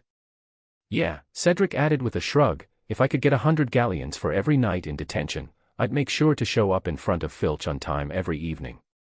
Cho and Kana nodded, both agreeing. Yes, absolutely. MHM. As Cedric had said, for 100 galleons, a little detention was hardly a big deal. Fred's smile faltered briefly before he shot Kyle a mock glare. So that's it, you dared to trick us. Kyle shook his head, grinning. Don't look at it that way. You just didn't catch on quickly enough. He had to admit, though, that he hadn't expected Dumbledore to assign detention over something so minor. It didn't seem like his usual style. After passing the corridor leading away from Professor McGonagall's office, they split up and returned to their respective houses. Later that evening, during dinner, they each received a note from Professor McGonagall. Detention starts at 11 p.m. tonight. Meet Mr. Filch in the entrance hall. Professor McGonagall. When did you end up with detention? Mikkel, sitting next to Kyle, asked with a frown. Maybe Professor McGonagall put the note in the wrong place. To him, Kyle didn't seem the type to break any rules, let alone end up with detention. It was hard to believe. Kyle calmly tucked the note away and said, "It wasn't a mistake. The detention note is really mine." Well. Mikkel thought for a moment, then said uncertainly, "Could it be that you got caught for night wandering, but that was during the Easter holiday, wasn't it?" Kyle had been busy until midnight on the last 2 nights of Easter break, working on something before finally returning to the dormitory.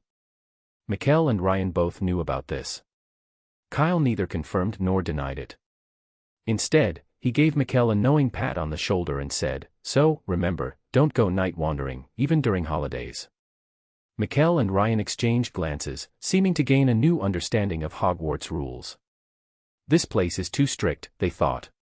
That night at 11 o'clock, Kyle, Cedric, and Connor gathered in the entrance hall, where Filch was already waiting, along with Fred and George Weasley and Cho Chang.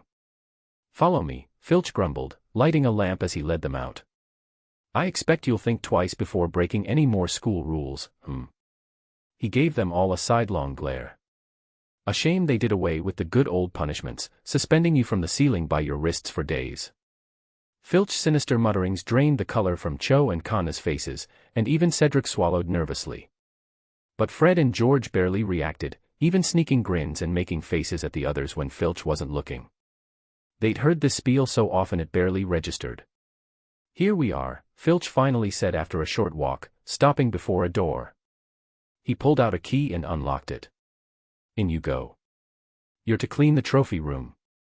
He shook his head, muttering, "I really don't understand what Professor McGonagall was thinking, making all of you clean the trophy room. This punishment is too easy." Hearing that, Cho and Connor relaxed visibly, relieved that it was only cleaning duty. They filed into the room one by one, but when it was Kyle's turn, Filch blocked his way, saying flatly, "Your punishment isn't here." Leaving Mrs. Norris to keep an eye on the others, Filch guided Kyle back to the foyer and led him outside the castle. They walked in silence across the dark grounds, with Filch uncharacteristically refraining from his usual jibes. As they continued, Kyle realized they were headed toward the Forbidden Forest. "Hurry up, Filch," called Hagrid from the doorway of his hut, waving as they approached. "We need to get moving."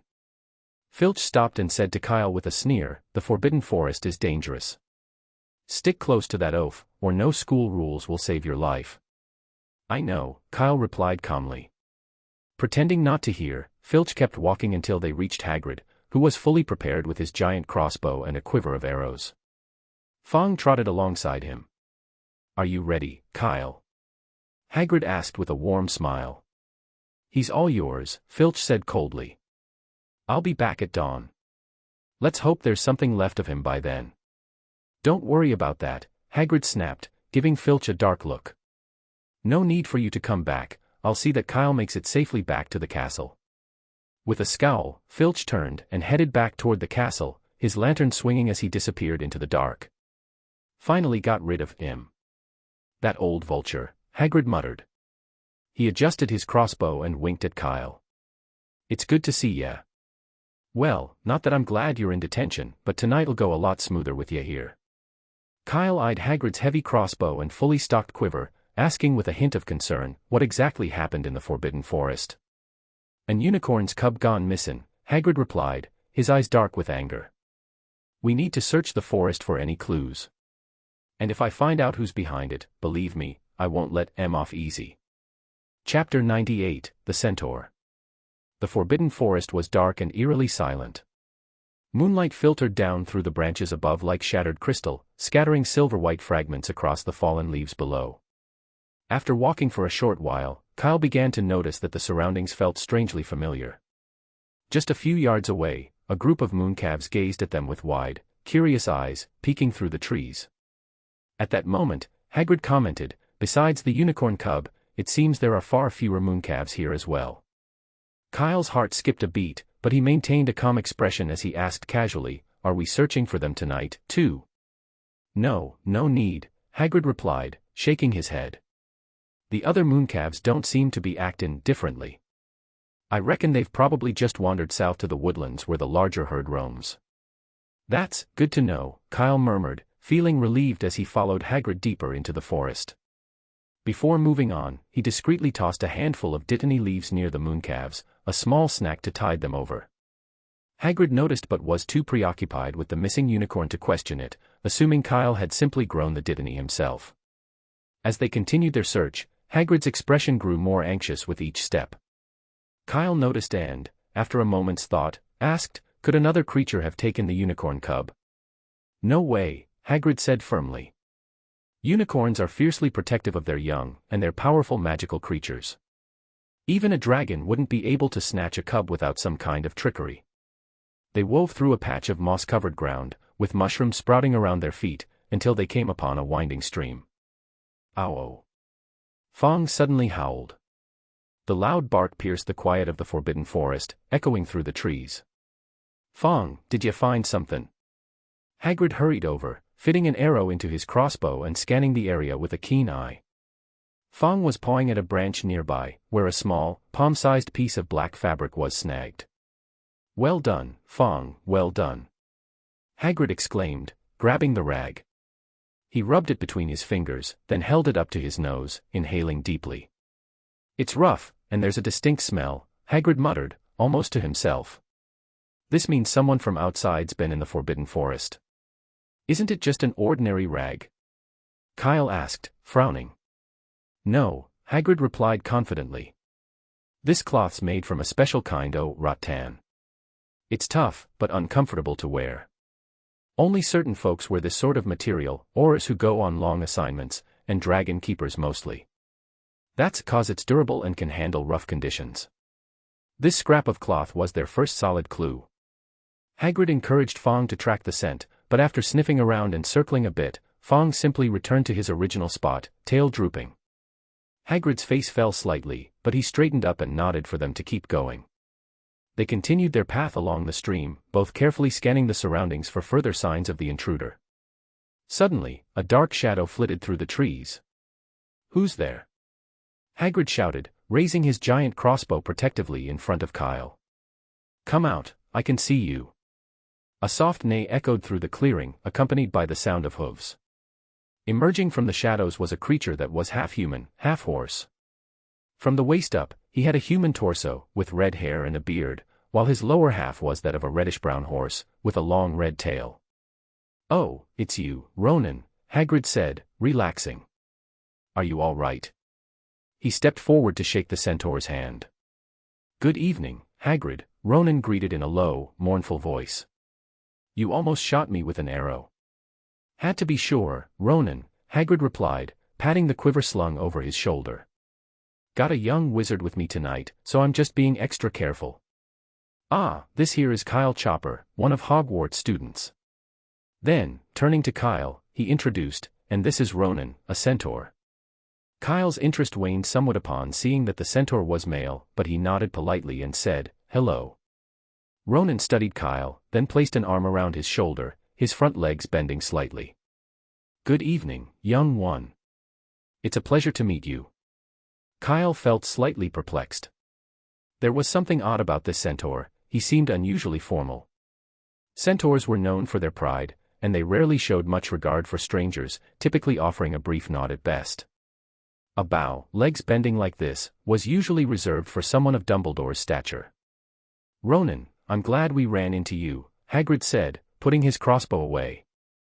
"An unicorn's cub has gone missing. Have you seen anything unusual?" Ronan didn't respond right away, his eyes fixed on the night sky. "Don't worry," he finally said. "Mars is behaving as it always do." "Right," Hagrid muttered, glancing up at the sky with little interest. But Ronan, did you see anything down here? Maybe strangers, or anything out of place? You're acting strangely, Ronan observed, looking at Hagrid with mild confusion. I'm perfectly fine. Hagrid replied, growing a bit impatient. I just need to know if you saw anything unusual. Ronan paused, then glanced at them both.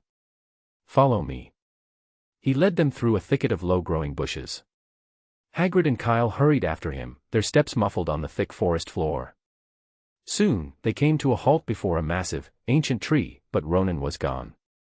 Odd, he brought us here and then just vanished, Hagrid murmured, looking around. Centaurs know a lot more than they let on, but they rarely share what they know. Most of the time, they're only interested in whatever's happening up by the moon. Just then, Fong bolted forward, barking at something at the base of the tree. Found something already? Hagrid asked, moving quickly to join Fong with Kyle close behind. There, at the tree's base, was a large hollow, almost as if a chunk had been bitten out of the trunk. The edges of the hollow were uneven and showed signs of corrosion. Hagrid knelt beside it, an unsettled look crossing his face. This is dark magic, no doubt about it. Kyle, unable to see the hollow from his angle, decided to circle around the massive tree. It was nearly 5 meters in diameter, an impressive size even by the standards of the Forbidden Forest. Compared to it, the surrounding plants seemed stunted and starved, dwarfed by its imposing presence. Chapter 99, Footprints in the Forbidden Forest. Kyle, who had been searching in vain for clues, returned to the large tree. Just as he was wondering how to get a closer look at the gap, Fong suddenly trotted over and grabbed onto his robe with his mouth. Cut it out, Fong, Kyle said, patting the dog's head. This is no time to play. But Fong ignored him, tugging Kyle over to Hagrid, who was crouched nearby. Once they reached him, Fong used his front paws to push aside a layer of fallen leaves, revealing something underneath. 2 rows of footprints were clearly visible in the soil beneath the leaves. This is... Kyle took a deep breath. Hagrid. Look. There are footprints here. Hearing Kyle's voice, Hagrid quickly leaned over to look. He saw the same 2 rows of footprints. Well done, Fong, he praised, petting Fong's head. But why didn't you tell me sooner? Fong, looking quite put out, gave Hagrid a reproachful stare and swatted his trousers with his front paws. There, on Hagrid's pant leg, was a damp circle marked by a distinct set of teeth marks. Evidently, Fong had already tried to get his attention, but Hagrid had been too focused on the tree trunk to notice. With no other option, Fong had gone to Kyle for help. Oh, sorry, Fong. That's my fault, Hagrid said, quickly apologizing. Unlike Fawkes, it seemed, not every pet's attempts at communication were so obvious. At Hagrid's words, Fong's mood lifted, and he happily lay down, tail thumping the ground. Kyle reached into his pack, took out a piece of murtlap dried rat meat, and offered it to Fong as a reward before crouching down to examine the footprints. The 2 rows of footprints were jumbled, suggesting a fierce struggle had taken place. The prints on the outer edge looked like those of an adult but of normal size. However, the footprints closer to the large tree were different. They were huge, almost twice the size of a regular footprint, and looked just like Hagrid's own. No, these were Hagrid's footprints. Kyle suddenly remembered seeing similar prints in the pumpkin patch, identical in size and with the same tread pattern. He furrowed his brow and said, Hagrid, were you here before? No way, Hagrid replied, certain. If I'd been here, I'd definitely remember, but I have no memory of this at all. Then how do you explain this? Kyle pointed at the oversized footprint. The pattern on it is exactly like the one on your boot. What are you talking about? Hagrid leaned closer, examining the footprint with growing alarm.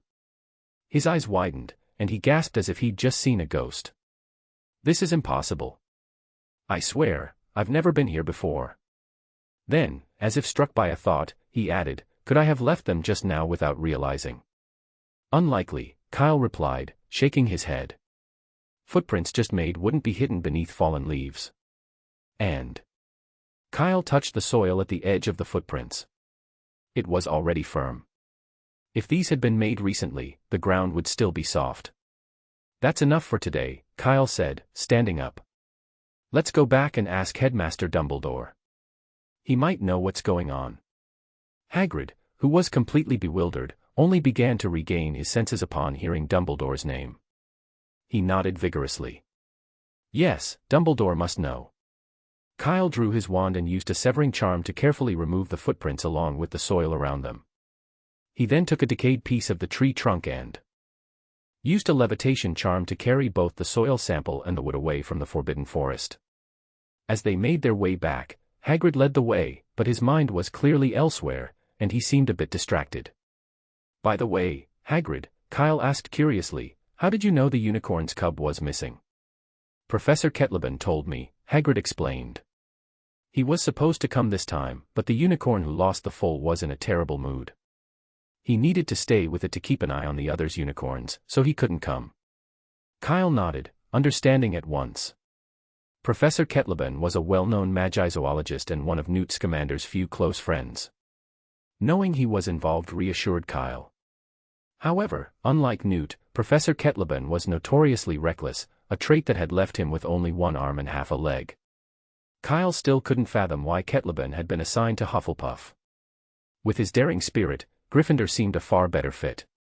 The Sorting Hat must have been a bit off its game that day, he thought. As they continued, they encountered a centaur, but not Ronan this time. Instead, a young centaur with platinum blonde hair appeared. Hagrid, you look distracted, the centaur observed. That's not wise, the Forbidden Forest is dangerous at night. And don't forget you're with a young one. Oh, Firenze, yes, you're right, Hagrid said, patting his own head as if to clear it, then turned to Kyle. Sorry, Kyle, I got a bit lost in thought. No worries, Kyle replied with a smile. I trust the creatures here won't harm us as long as you're with us. Thanks, Hagrid said, returning the smile. A bit distracted, are we? Firenze's gaze focused on Hagrid, his striking blue eyes full of curiosity. Are you in trouble? I'm not sure if it's trouble or not, Hagrid admitted, scratching his head.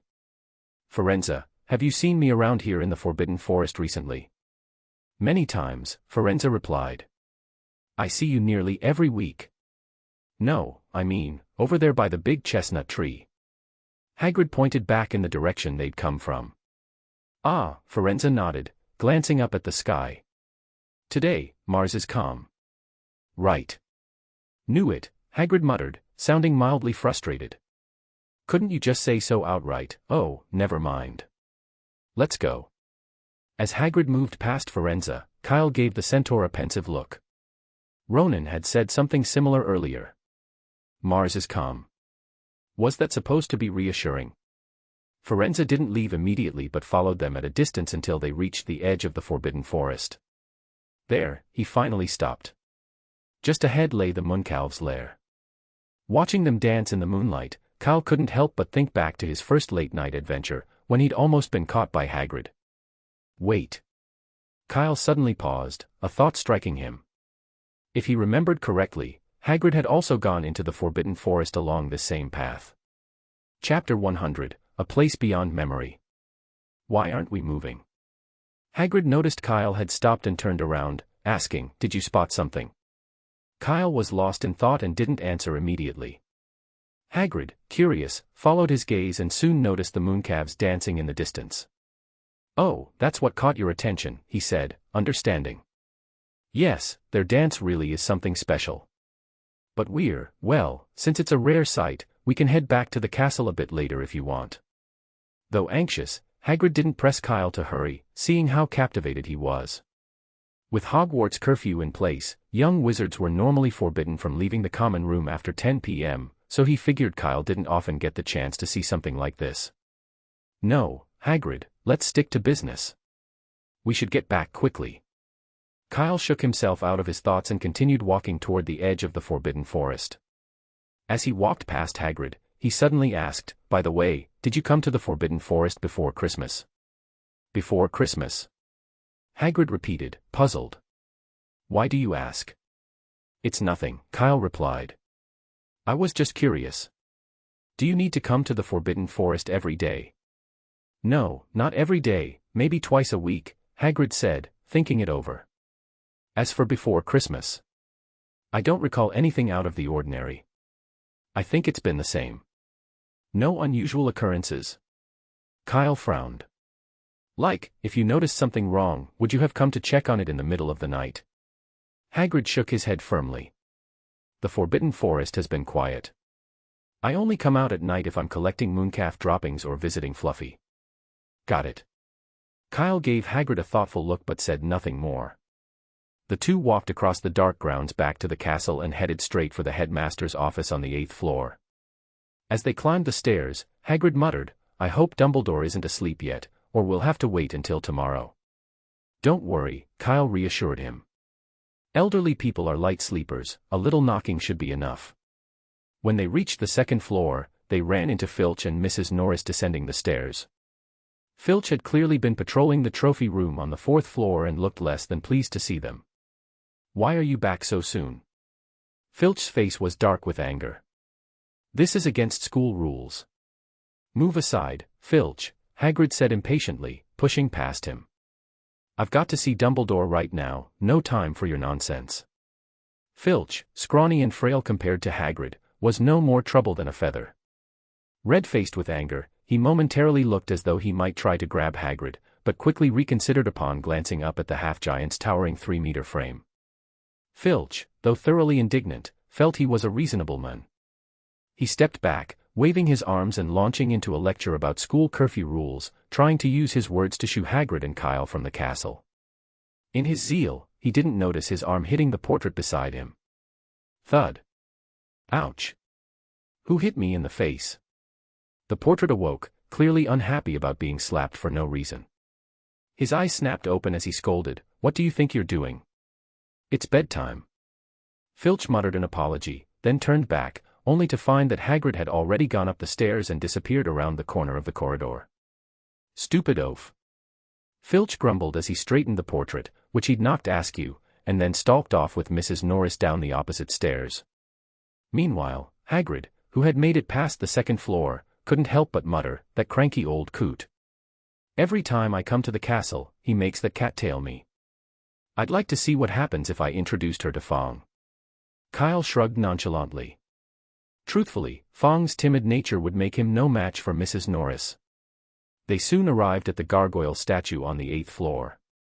Hagrid cleared his throat and said, Iced lemonade. With the correct password, the statue jumped aside, revealing a staircase behind it. Dumbledore told me to inform him as soon as I had any news, Hagrid whispered as they ascended the stairs. When they reached the top, Hagrid began knocking, or rather, banging, on the door. Despite his best efforts to be gentle, the heavy oak door resounded with loud thumps. Kyle doubted he could make such a sound even if he tried kicking the door. Inside the headmaster's office, Dumbledore, dressed in light pink pajamas covered with a strawberry pattern, sat behind his desk. With a wry smile, he said, Hagrid, I won't be going to bed anytime soon, so you could try knocking a little softer. Sorry, Professor Dumbledore, Hagrid said sheepishly. I'll be more careful next time. No scolding intended, Hagrid. It's just that I don't have the time to find a new door right now, Dumbledore replied with a smile. Now, what brings you here so late at night? Well, we found something really strange in the Forbidden Forest, Hagrid began. I found my own footprints in a spot where I know I've never been. Kyle stepped forward, setting the soil sample with the footprint and the piece of decayed tree trunk on Dumbledore's desk, then described the discovery in detail. Dumbledore bent over, peering closely at the items on the table. His crooked nose was almost touching the soil as he examined it. Then, he ran his hand thoughtfully over the decaying tree trunk. So, you found evidence of your presence somewhere beyond your memory? Dumbledore murmured. A peculiar situation, indeed. But not beyond the realm of possibility, it might only need a small push. Hagrid's eyes lit up, and he asked eagerly, Do you know what's going on, Professor? Not just yet, Dumbledore replied, straightening up and gazing thoughtfully around the room. I'll need some time to think about it. He turned to Kyle with a gentle smile. But, Kyle, it's time for you to head back and rest. I hope this time spent in detention proves fruitful. All right. Though Kyle felt a pang of disappointment at not learning more, he respected Dumbledore's words. He nodded and said, Well, good night, Headmaster. Good night, Hagrid. Good night, Kyle.